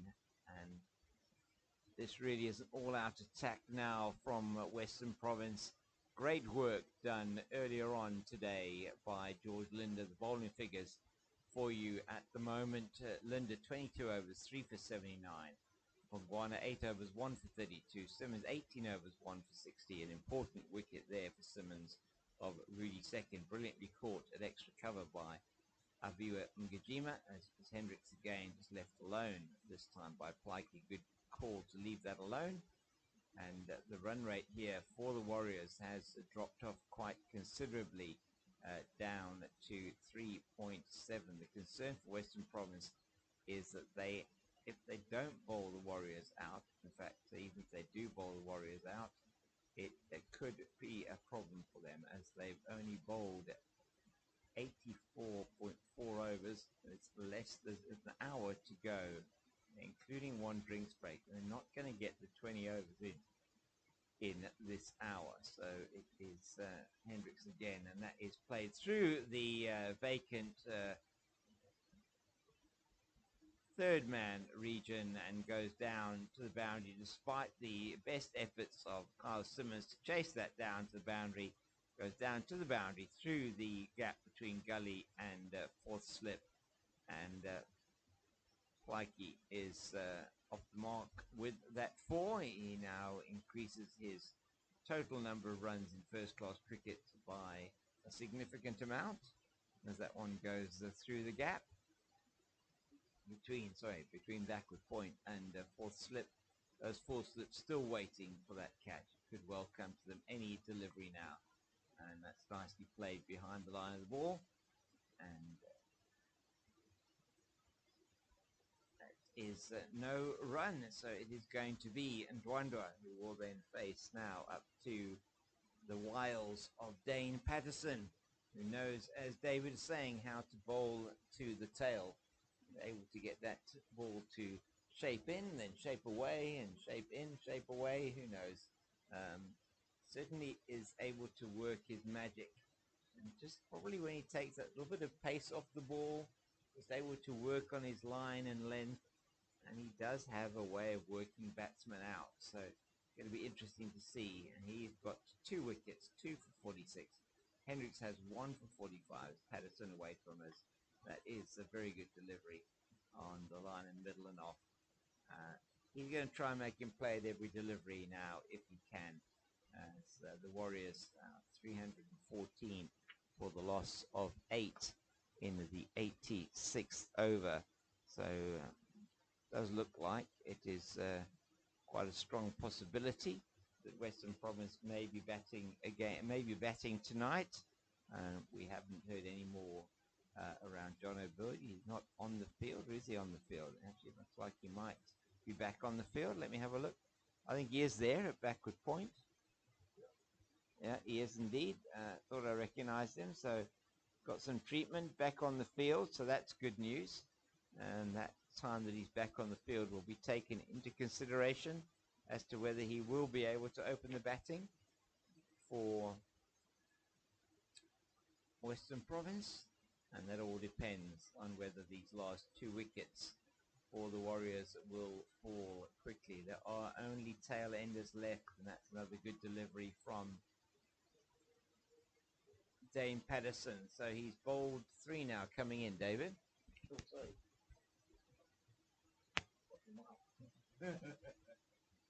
Dramatic dropping of the mic there from my colleague here, James. Yeah, Dane Patterson, James, has taken 486 wickets before this match. So he goes up to 488. It's not going to happen in all likelihood in this game, but his 500th wicket to come in the county season, and 500 first-class wickets is an incredible achievement from Dane Patterson, and just one of those underrated bowlers that doesn't get as much credit as he deserves. I mean, the fact that he's only played 2 Test matches is crazy. If you look at the stats, his stats is overall first-class stats, average of 23.06, economy of 3.08, a strike rate of 44.8. That's world class. His pace is always, it's never been 145 plus, but he is an incredibly clever bowler. And you feel that if Vernon Philander wasn't in that era, that he would have got a lot more Test cricket. They played together at Western Province and at Cape Cobras, but you couldn't really have both of them in a test side. Not the quickest bowlers, but put it on a ticky, you bank on them every single time.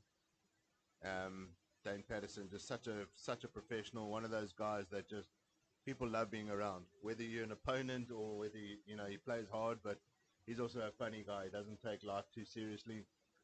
Just a top human being on and off the field. But there's not many better sights in cricket when a Dane Patterson is seaming the ball, and he's had a fantastic career for Notts. I think he's been the top wicket taker for them the last couple of seasons. Been a great signing for them, and he continues. He'll go there. Hasn't played too many games this season, so his body is in good nick, and he'll be nice and fresh for a campaign in the UK, which hopefully we'll see him get a deserved 500 first-class wicket. As Bjorn Hendricks continues now from the Kelvin Grove end, and they'll be looking to wrap this innings up.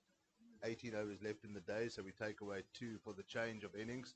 So effectively, if it got wrapped up this over, they'd be facing 16 overs, which is quite significant. You can't really do much damage from a batting point of view, but you can lose a couple of wickets. In English, that's good bowling coming from around the wicket to Plaiki.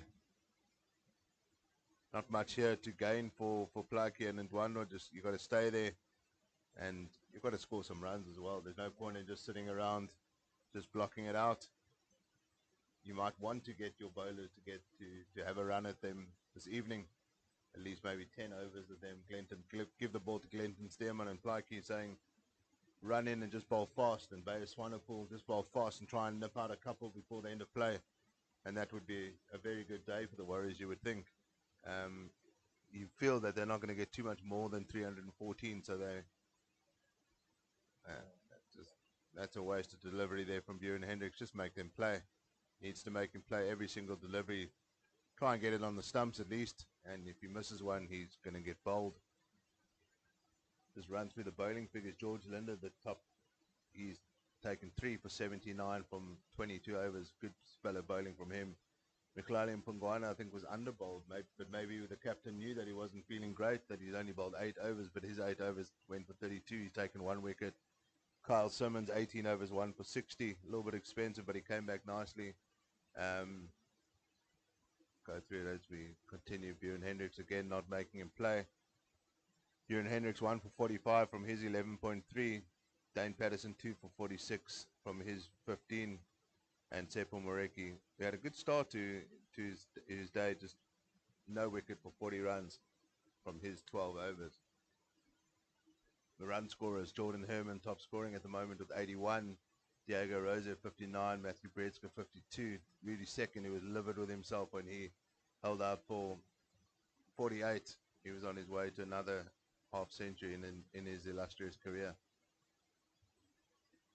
Oh, that just followed him, James. That just to see a Plaiki, it almost lands up at the square leg umpire, just trying to avoid that delivery. But he's got to. I think he's got to make him play 100%, and he's not doing that right now. He's just got to keep it simple. Put it on the stumps.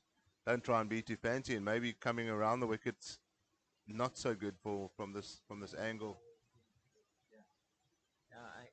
I agree, David. I mean, I know it's easy to sit up here and say it, but maybe he's trying to just get it to angle in and get big on him, which it can do, and you might see him get a wicket with that. But that is, you've got to get it in the right place if he's going to do that. And it shows with that delivery that if you just got it closer into the body and you've got the pace to sort of make Plaiki, a bit worried about it. It was in that the body he could well get that there, but he's now I think it's 4 out of the 5 deliveries in the over that he hasn't made in play, and that is you're trying to get this last wicket, and that is important. I mean, they have got still 13 overs after this, but they want to do that, and that is he has made in play, and he's played it beautifully through the covers for 4. That's one of the best shots of the day.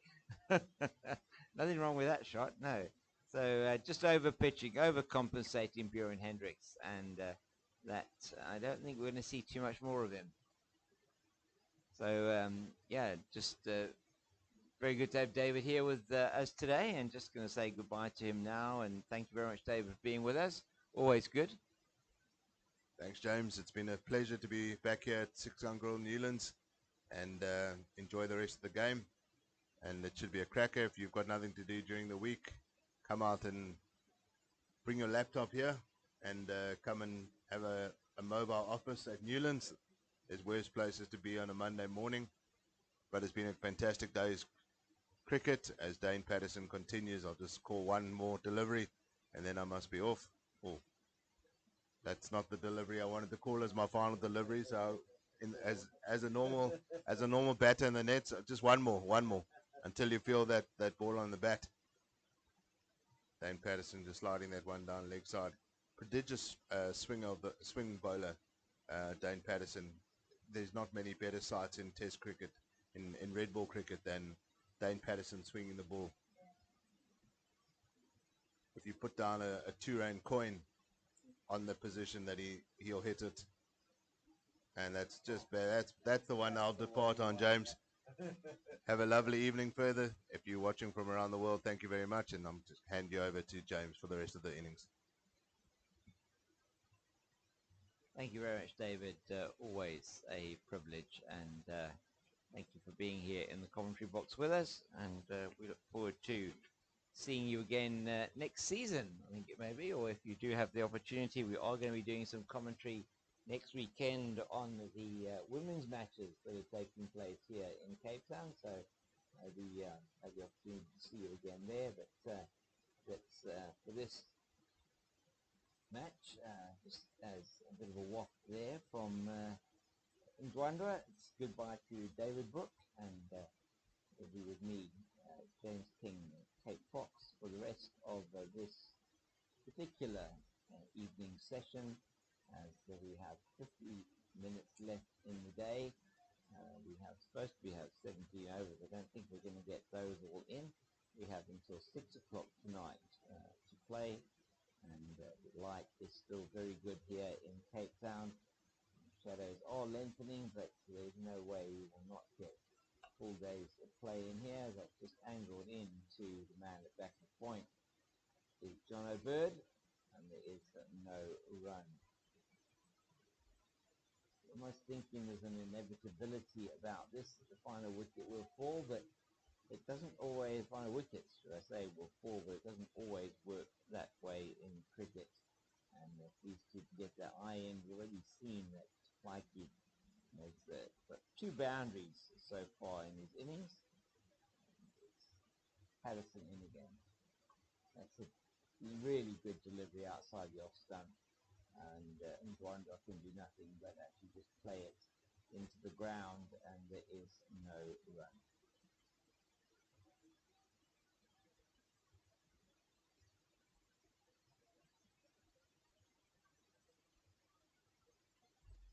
Patterson once again from this the Weinberg end, bowling away from us here at the South Club here at Newlands.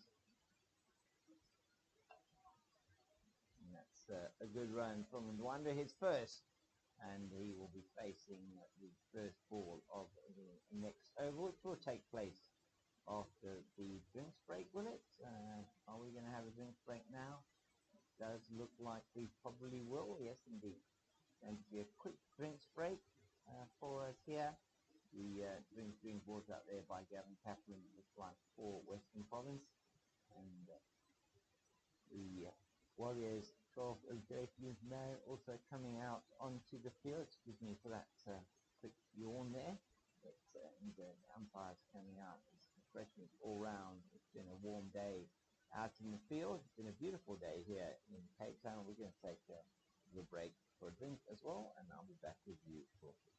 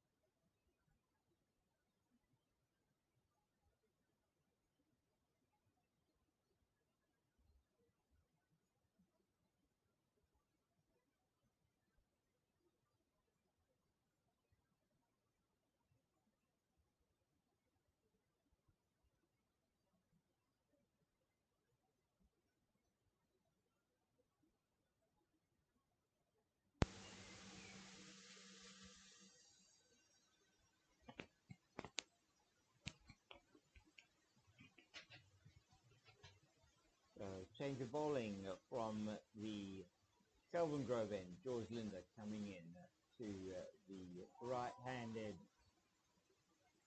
Ndwandwa.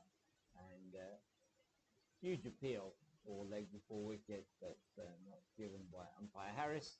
Probably going down leg side, perhaps, he feels. We'll just keep an eye on this as we see the Linder again bowling around the wicket to the right-hander, and that is tickled off the inside half of the bat down to man at 45 on the leg side. That is Dane Patterson. It is a single. Stefan Morecki is at mid-wicket. We have forward short leg. That is, trying to see who that is. Is that John O'Bird with Daniel Smith? Daniel Smith on the field.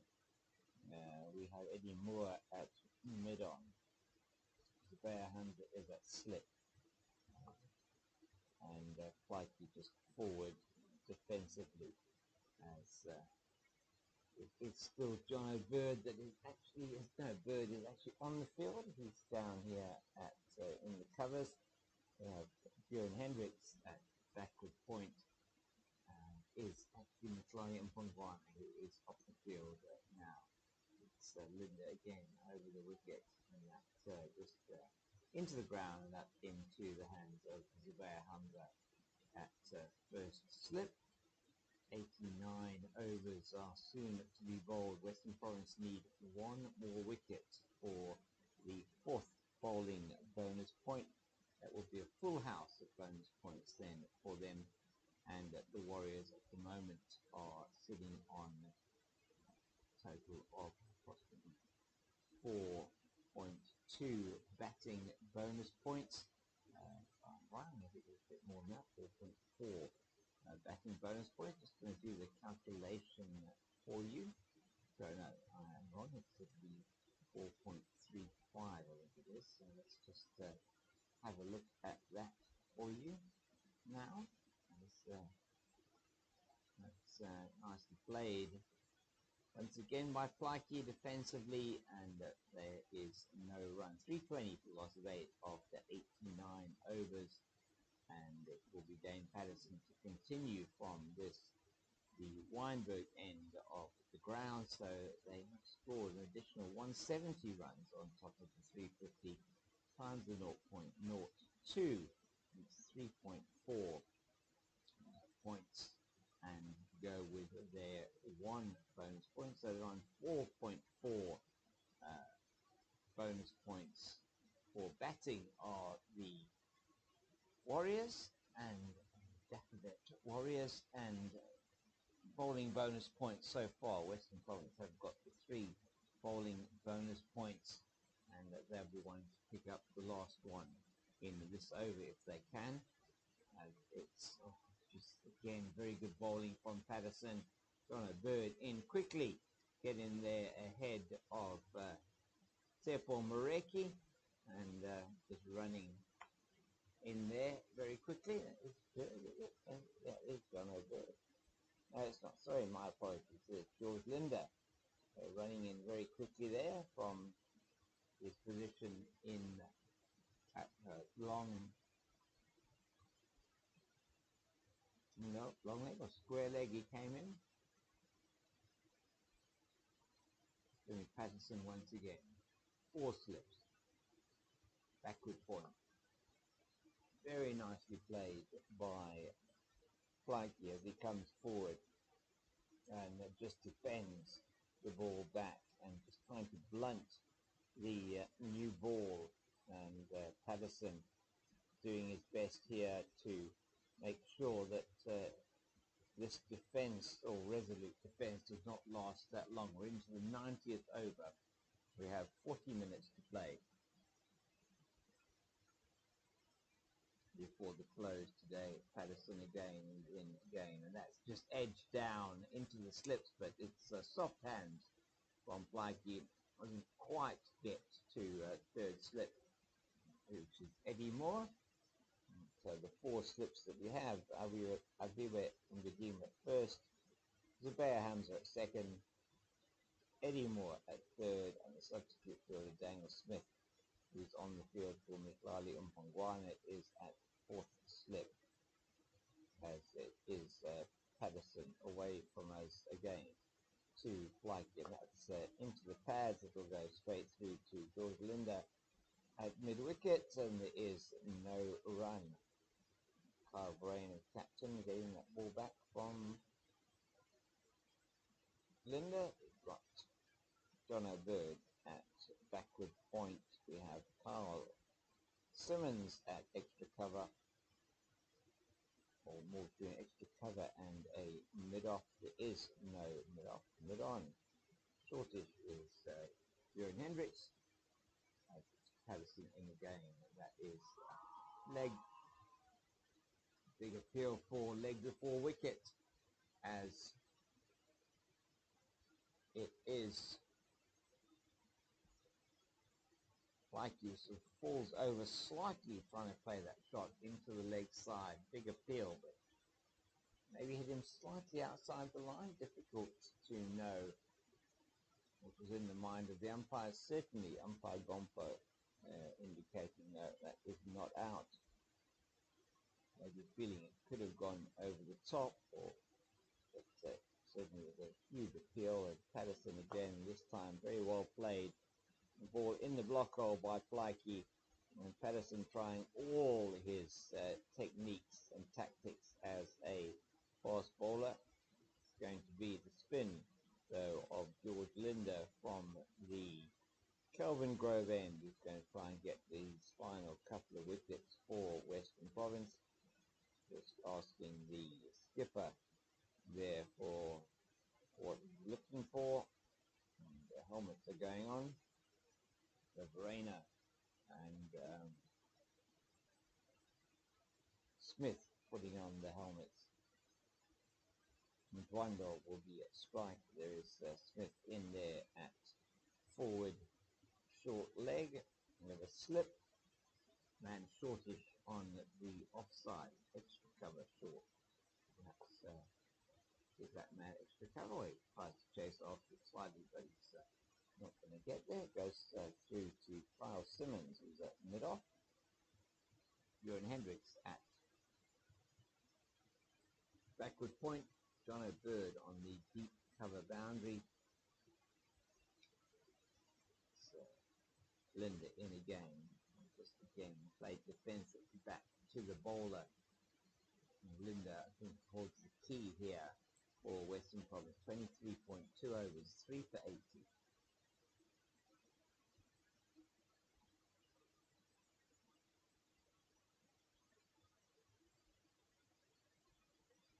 Going to be Linda again from the Kelvin Grove end. That is a slightly different line. Wonder just playing that one back to Linda.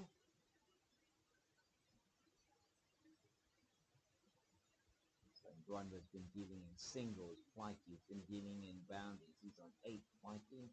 Dwanda on 3. 11 this partnership. Just frustrating Western Province. That one beats the outside edge of the right-handed Ndwandwe as he tries to play it down defensively. Good delivery from Lynn. There's 2 balls left in the 91st over. Western Province desperately seeking that last bonus point to get these final 2 wickets in the Warriors innings. Ndwandwe takes him on and takes him on well, and that has gone all the way. And a great hit there by Ndwandwe out the ground towards the snake pit area, and all that the fielder at long on, mid on can do is go and collect that ball from the boundary. That's Eddie Moore that has a bit of a chase out there. They won't mind that, Western Province. The ball just got a little bit scuffed up by that. Don't think he's too worried about it. Hit the concrete. And it's going to be Ndwandwe to face once again. Linda coming in and just defend out into the offside. So good batting here from Ndwandwe. End of the over. And that is 90 gone. 91 gone, should I say. 327 for the loss of 8. Story of the day so far, as we are into the final 34 minutes of the day, as the Warriors won the toss, and Captain Rudy Second had absolutely no hesitation in deciding to bat first. on what has been a good pitch for batting. Maybe not coming on to the bat as much as you might want it to, but good conditions for batting here today. Beautiful day, not much wind here in Cape Town. As it's Dane Patterson away from us now.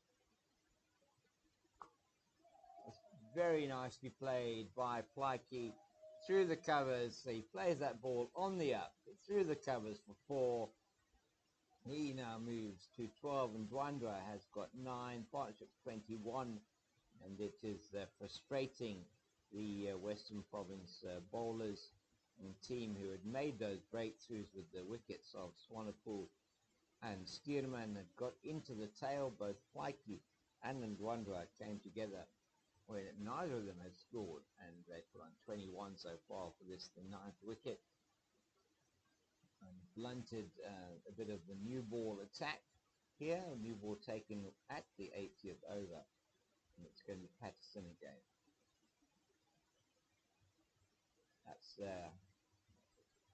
played down into the ground. Nice soft hands from Plaiki again to the man at full slip, Daniel Smith. He responds very quickly after he picks that ball up and hurls it in. So first wicket fell to this man, Patterson. On the 5th ball of the innings, he had Beyond Libet caught behind for a duck. So that is 5 balls gone. It was 0 for 1. As some repairs to the clothing here and just reorganizing the thigh guard and abdominal protector. And so that was the first wicket fall. Then an excellent partnership between Jordan Herman and Diego Rosier, the partnership of the match so far. 112 for the 2nd wicket put on for those two. Before, it was a very good catch taken at deep fine leg by Tefo Moreki off the bowling of Mihlali Umpangwana, and that was just before lunch that Diego Rosier fell. First wicket, 2nd wicket down at 112, and an equally good or very good partnership of 61 between Herman and Bretzka. Took the score to 173 before Jordan Herman was adjudged LBW to George Linder. So just into the pads and nothing to report. And then another good partnership, this time with 84 between Bretzka and 2nd, and Matthew Bretzka going to a very good 50. It was Herman with 81, Rosier with 59, Jordan Herman with Matthew Bretzka with a 58, and he and Captain Rudy Second put an 84 for the 4th wicket before Bretzka was the next one to fall, and that wicket going down. A very good catch after the tea interval by Zubair Hamza off the bowling of George Linder, and that took the score to 257 for 4. Not long after that, Rudy Second very upset with himself, score on 267 when he played the ball slightly uppishly into the covers and caught a short extra cover by a viewer in Rajima diving forward, and he scored a very good 48, but very upset with himself that he in fact didn't go on there to score more. And it's the end of the over from Patterson. And so 2nd was the 5th wicket down with the score on 267, and then was Sinatemba Oshile, who was bowled by George Linder. Very clever Yorker length delivery, a little bit faster from Linder, and he then took the wicket of Sinatemba Oshile, and that was 294 for a loss of 6. The next man to go was Bayer Swanepoel, bowled by Bjorn Hendricks with the 2nd new ball, and the wicket there of Swanepoel played on, trying to hook the ball, got an under edge onto his stumps. It was slightly unfortunate for the left-hander, who had looked quite aggressive in his innings of 21, with 3 boundaries in that. and he went and scored on 308, and then Glenton Stearman, the next man to go, score on 310. Clean ball, beautifully with the new ball by Dane Patterson. Ball angling in to the right-hander and hitting the top of off stump. And that was then the end of Stearman, who was gone for 8 of 13 balls with 1 boundary. And since then, it's been Flikey and Ndwandwe who have taken score from that total of 310 to 331 for the loss of 8. As we have a change of bowling from the Kelvin Grove end, it is going to be Tefo Mareki who is going to try and wrap up this innings for the Western Province bowling team. In now, and that's down the leg side, and he's taken it down the leg side, and there is no interest at all from the umpire. There's no interest at all from the batter. The only people interested are the fielders, and whether that was a tickle or not, nobody will ever know. And unlikely, lost you for a second there. So yeah, probably not. Nobody's very interested around that. So what is the interest from a lot of shouting on the 3 slips and the leg slip? It's going to be Mareki again, and that is a very short delivery, and not making Ndwandwe play at all for that one, and just wanting to try and get that one more angled into the body. Very important for Western Province that they get this final wicket before for the bonus point of view, before the next 6 or 7.4 overs are bowled. Still 12 overs left in the day. Unlikely we're going to get those in before 6 o'clock. Western Province looking once again at slow over rate penalties here. That's very well bowled, well played as well by Ndwandwe, getting behind the line of the ball, and some good batting here from the final pair. This is not final pair, but the number 10 and number 9 of the Warriors. Warriors 331 for 8. Every run important in the chase for the title here. So both of these teams still in with a chance, very slim chance. And it comes particularly to Western Province, but a chance nonetheless. That's a much better delivery from Mareki, and it goes over the glove of Ndwandwe, and there is no run.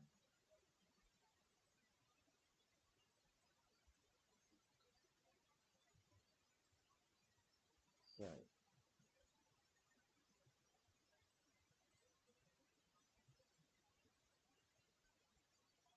Benjamin Mareki to continue from the Kelvin Grove end of the ground. He's bowling past umpire Harris. He's past umpire Harris now. And that's a beauty again. That's exactly where he wants to be bowling. Making the batter play at every single delivery is what you want to be doing. Getting it in that corridor of uncertainty, and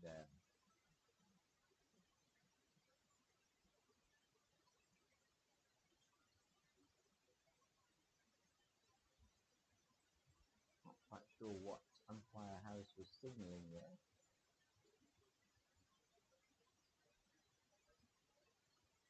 Kane Patterson here in front of us, down at fine leg.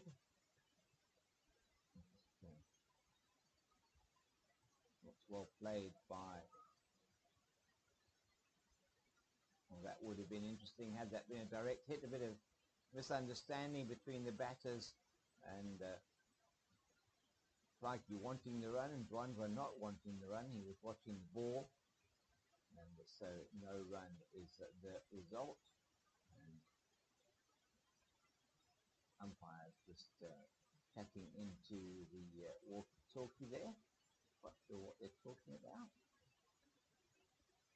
Asking for something to come out. Maybe they want to look at replacing the ball. I don't think so. Definitely not asking for a light meter. It's very bright out there still. 7 overs to go from a bonus point of view. Unlikely we're going to get those 7 overs in before the end of the day, in fact. So it could be once again, penalties for Western Province. Difficult to know. Maybe calculated over the course of the game. Anyway, it's Patterson into Clyde, and it's very nicely played by the young man out into the covers. There's no run.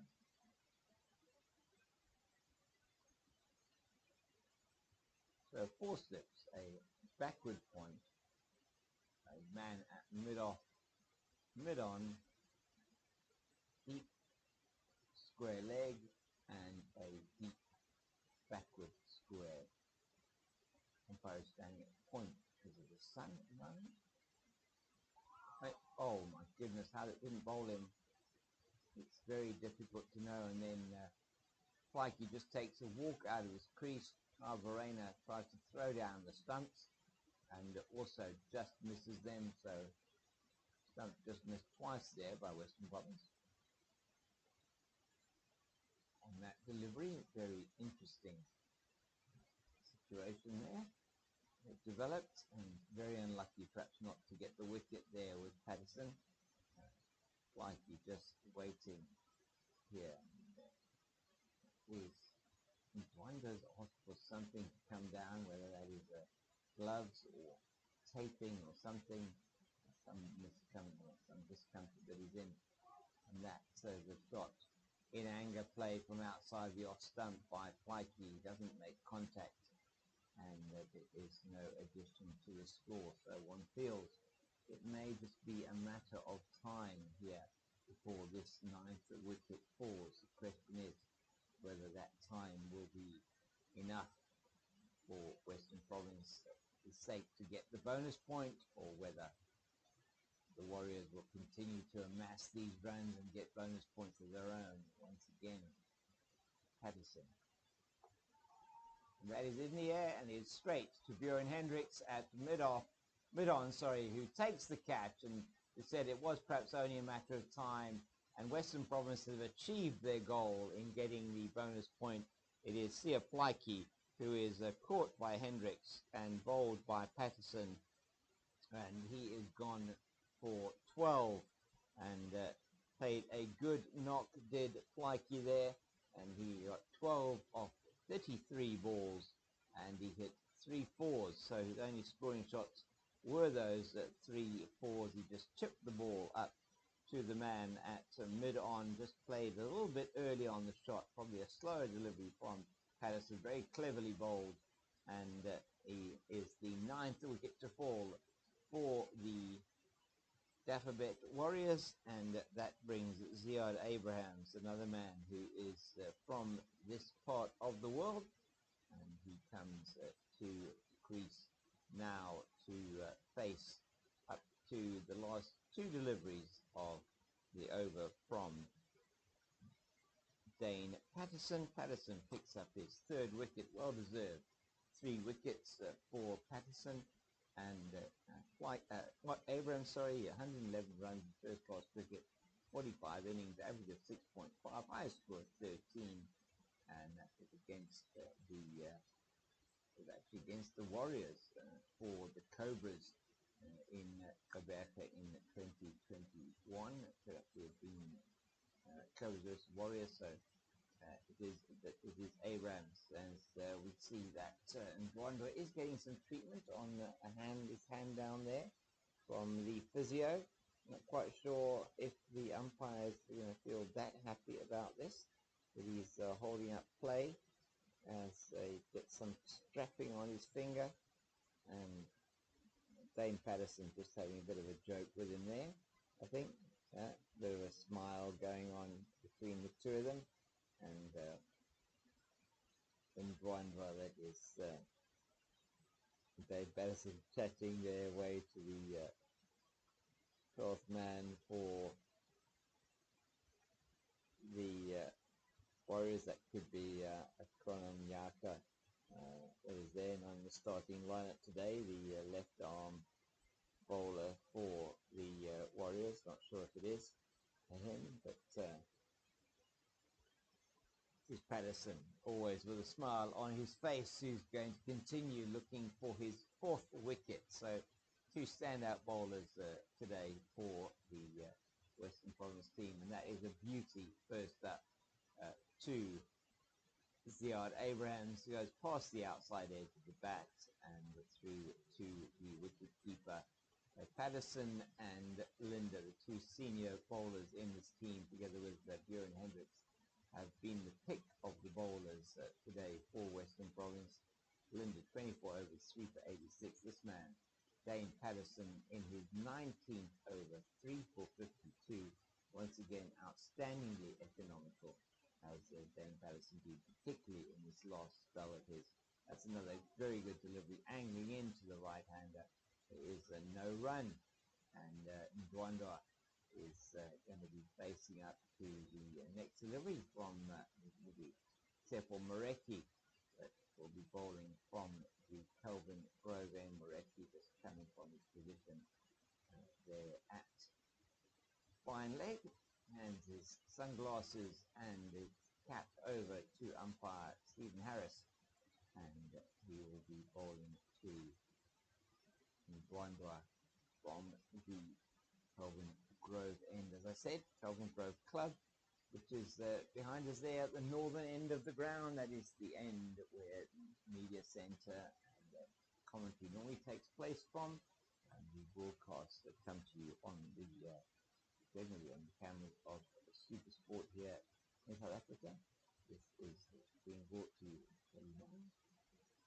Oh, it just bounces in front of Aviwa Ndidima at second. At first slip, should I say, and Tsepo Mareki is frustrated there because just fell short and could not dive forward. No time there. Came to him quite quickly, and opportunity potentially not missed, but very difficult to take that chance. Sending Mareki in again. That's very nicely played into the covers, and it's John O'Bird, I think, does good. John O'Bird normally wears the cap. He's actually down there.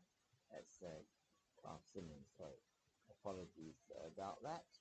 As it's Simmons there, and Bird is at the deep backward point boundary. So that slash that is being played, perhaps to the ball outside the Austin. Daniel Smith, the substitute fielder, is at leg slip, and that's tucked away into the leg side. Smith is chasing. They're going to go back to the second, and that ball is hurled in to the bowler's end, and that, if there had been a direct hit, great throw from Dane Patterson, directed, I think, would have seen Ziad Abrahams in a serious amount of trouble, but there is no direct hit. He manages to get home safely, and they're 3 for 2. 3, 3, 3, 4, 9. Triple Nelson, and will Triple Nelson do the trick for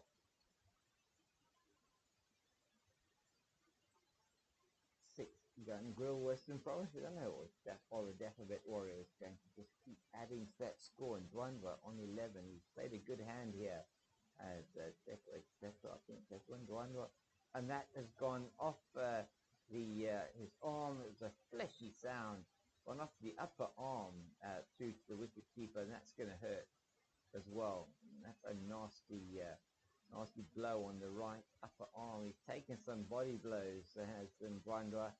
And there's no bowlers union these days, as they say. Quite the case.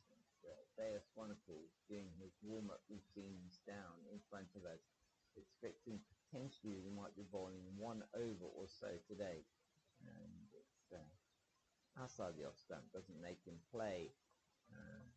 Time is looking as if it is moving away from us here, as we're a wicket to fall within not within the next 5 minutes.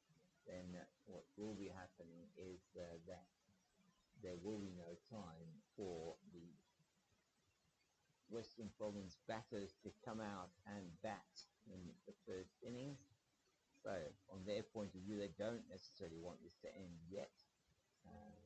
That's a really ferocious delivery from Tsepo Mareki. Doesn't nothing to report with that. Just a little bit too high over the batter's head, and Dame Patterson will be coming in to bowl once again. And Western Province are approximately, I reckon, probably 5 overs short of where they need to be to finish the day, bowling their full complement of overs. It's still, in fact, maybe more. Probably only going to get 4 overs in the rest of the day. Will they, in fact, make it to the end of the day with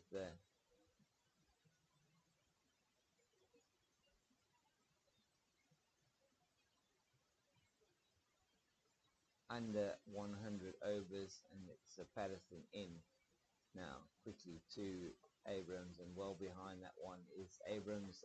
Nothing to report, and quick running. Why that needed to go back to the wicketkeeper, I don't know, but ball is being shined again, and Patterson getting back to his mark, and he's just no real hurry at the moment here from the Western Province point of view.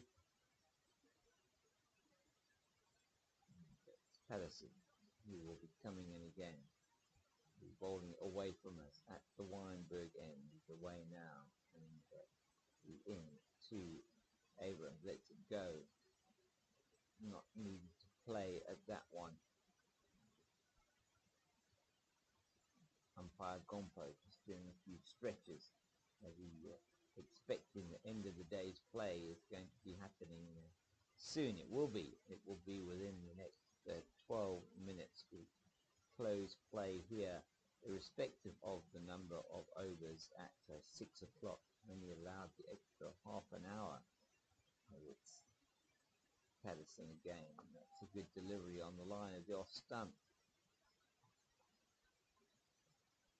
4 slips, backward point, shortish mid-off, mid-on, mid-wicket, and a long leg. 6-3, offside, leg side field. The 2 opening bowlers for the Warriors warming up down here in front of the dugout, who are slightly down here to our right. Dane Patterson topping the ball up in away from us now. Abrams. That's beautifully played by Abrams, but straight, unfortunately for him, straight into the stumps at the bowler's end, and that prevented what would have been a certain boundary for him. You must feel for the young man, not able to get it past the wickets at the bowler's end, and therefore not getting those runs. They stay on 333 for the loss of 9 to the Warriors. Bonus points still at play here. Batting bonus points still available. Nothing available for Western Province on the bowling side. And that's in the air, but it's played to the right of the man at mid-off. And I think that was Carl Simmons, who really did dive very well to his right-hand side and stopped what would have been a boundary. Perhaps might have wanted to be a bit closer in. It's quite wide-ish and not as close in anyway. On the bounce, he took that. Stopped that ball, and Patterson in again to Abrams. Well played by Abrams. The end of the over. 96 gone. And they wanted to be a quick change here. They want to get through these overs. They will not be batting tonight, Western Province, if a wicket falls. And so the work being done by the bowlers from the Warriors is not going to be needed for warming up, because they will not bowl tonight. Certainly will not. Eddie Moore having a chat with his former teammates here, Glenton Steelman and the Bay of Swansea down in front of us, who were warming up. And not now. They stop now. It's going to be Triple Morecki bowling from the Kelvin Grove end. He wants to wrap this up now. It's in Brundra on strike. Morecki into him, just edges that one into the cover region. John O'Bird will come around to the field and Ziad Abrams on strike to Morecki for the first time in this match, and he's taking guard now. looks like he's taking middle stump. Just asking for middle. He's got a sleeveless pullover on. Has Abrams. And wicket looking like it isn't a bad batting track at all. And just Daniel Smith coming into a forward short leg position. Just putting in the abdominal guard there. He's got his helmet on. And quite far away from the bat. Expecting some chin music maybe from Sefer Morecki. The new man Ziad Abrams, and it's Morecki into him, and that has gone into the pad, and it's fielded by Smith at forward short leg, and there is no run. Kyle Simmons is shining the ball. Bjorn Hendricks about to toss it back to Sefer Morecki, does so now, and Morecki is at the top of his run, setting himself within now. That distinctive hop and skip he starts off in that one in to Abrams. It's played very nicely backward of or through the gap between backward point and fourth slip down to the boundary for 4. Picked up by a substitute fielder there on the other side of the boundary in front of the dugout, trying to improve the get through these overs before the end of the day. Still 7 minutes left in the day, 3.3 overs left of batting bonus points potential for the Warriors, and 1 wicket needed for Western Province. Morecki is down the leg side with that one, and no contact probably by down the leg side. It is indeed by, signaled by umpire Stephen Harris.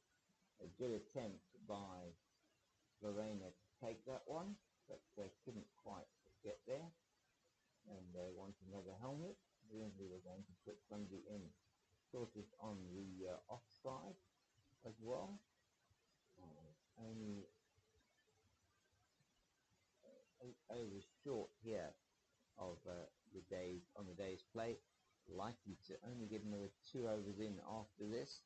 It's Morecki away, towards us now from the Kelvin Grove end.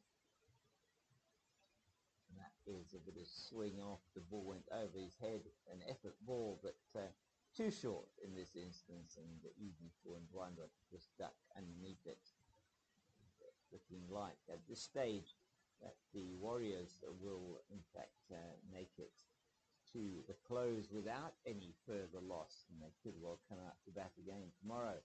The score on 3 at the moment, 339 for the loss of 9. Last wicket is proving to be troublesome here for Western Province to get. Morecki, oh no, that is off the helmet. Has gone down here very fine. That will be a compulsory concussion check, or it's given us 4 leg byes, which is correct, and that will have to be, I think, compulsory concussion check. They're asking the physio to come on, and that is also 4. We took evasive action, and a bit of water or drinks coming out for the batters, and that is going to be another delay, which means we're probably only looking at another 1 over left in the day's play. Ndwandwe is going to have the compulsory concussion check. The physio from the Warriors is coming down to do that check now, and it will take at least 1 or 2 minutes for that to happen. And all happens a little bit of slow motion here, and these things happen very difficult. Physio coming out with a full bag of tricks there to do whatever is needed.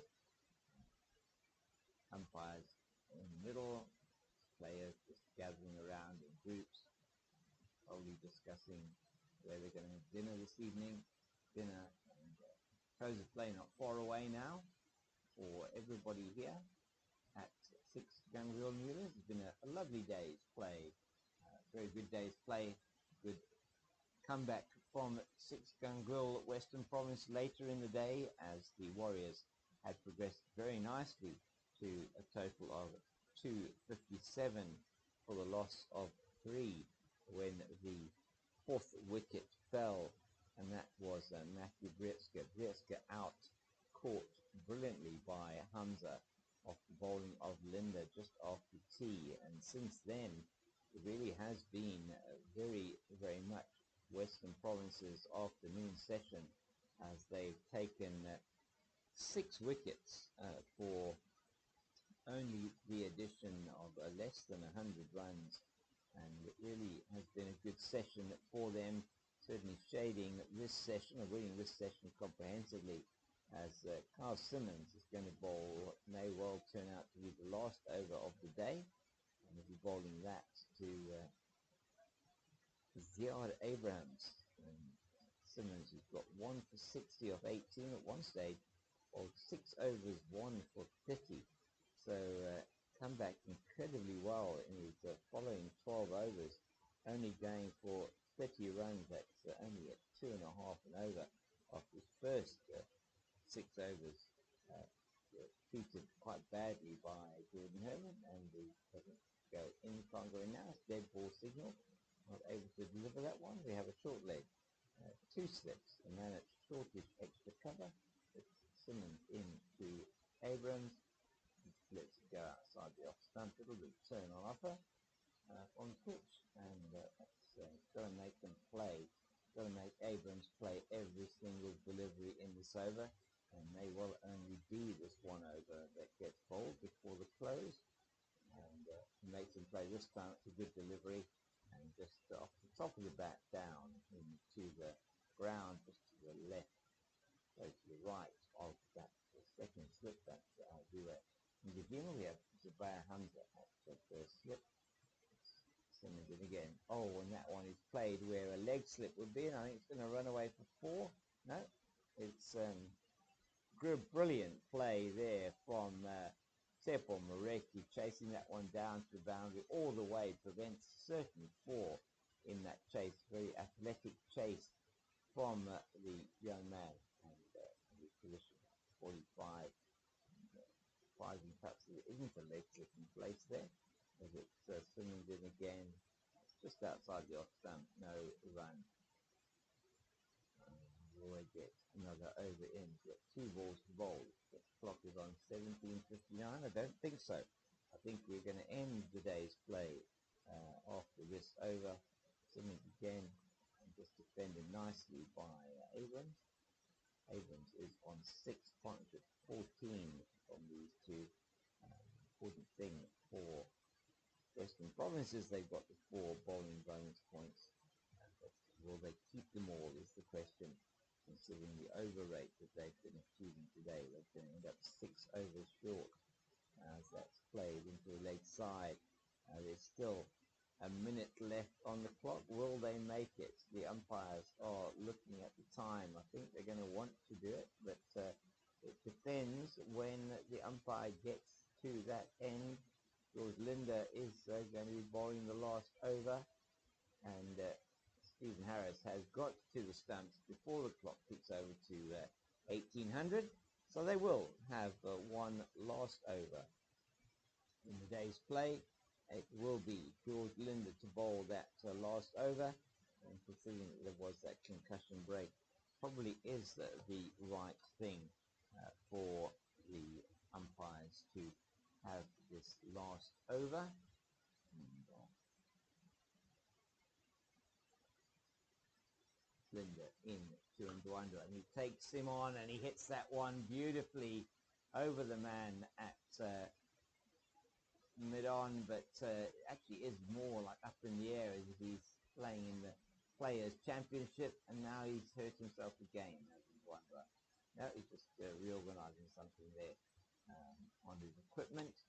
So Ndwandwe taking on the off spin, that's a slow left arm spin of George Linda, off spin, and interesting to see how he plays this over out, as going to be Linda yet again. He plays that one into the ground, and there is no run.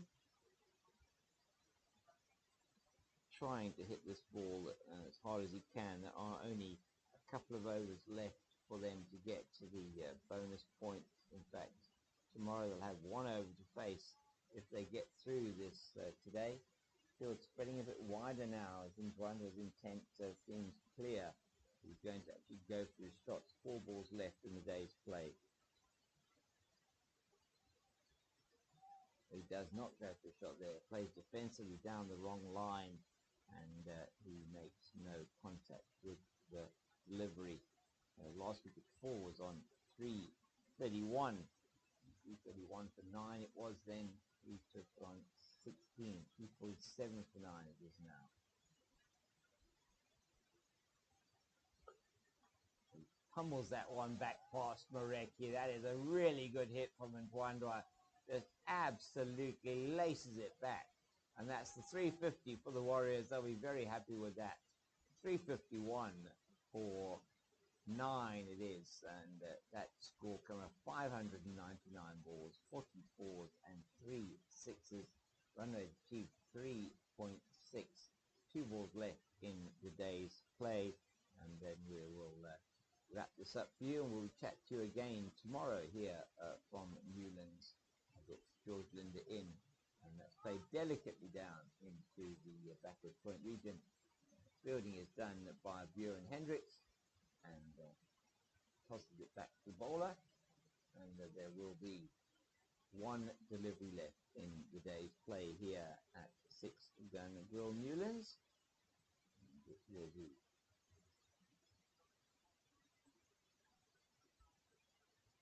Linder in to Ndwandwe. And that's played up off the pad, I think that is, into the hands of Daniel Smith, and there is no run. It is the end of the day's play. We have had 99 overs bowled. It is 351 for 9. Off those 99 overs, features of the day's play, the 81 from Jordan Herman and 59 from Diego Rosier. They put on 112 for the second wicket after the loss early on of Vian Libba. It was then good partnerships again between Britzka and second of 84, and it was the bowling of with Britzka also getting to a half century, second to 48, and it was the bowling of George Linder and Dane Patterson who were the ones that made the difference today on for the Western Province team, and both taking 3 wickets and really good bowling from their side. And we'll be back tomorrow with the score on 351 for the loss of 99 overs bowled. With 1 more over which can be applied for bonus points for the Warriors, and we'll be joining you again here from Newlands first thing tomorrow. Until then, it's goodbye from me, James King, the Cape Fox, and tomorrow I'm hoping to be joined by Nasri Alexander in the commentary box, and will be a good day for us here tomorrow at Newlands once again. Thank you for joining us. We hope you enjoyed the broadcast here today, and good night.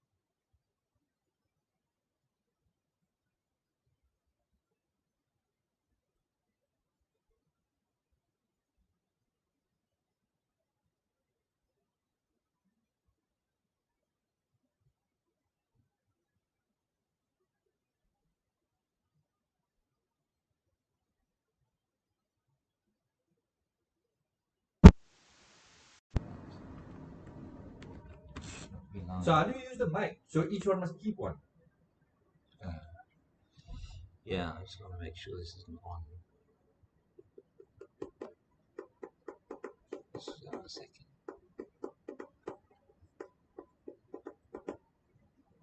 Sorry.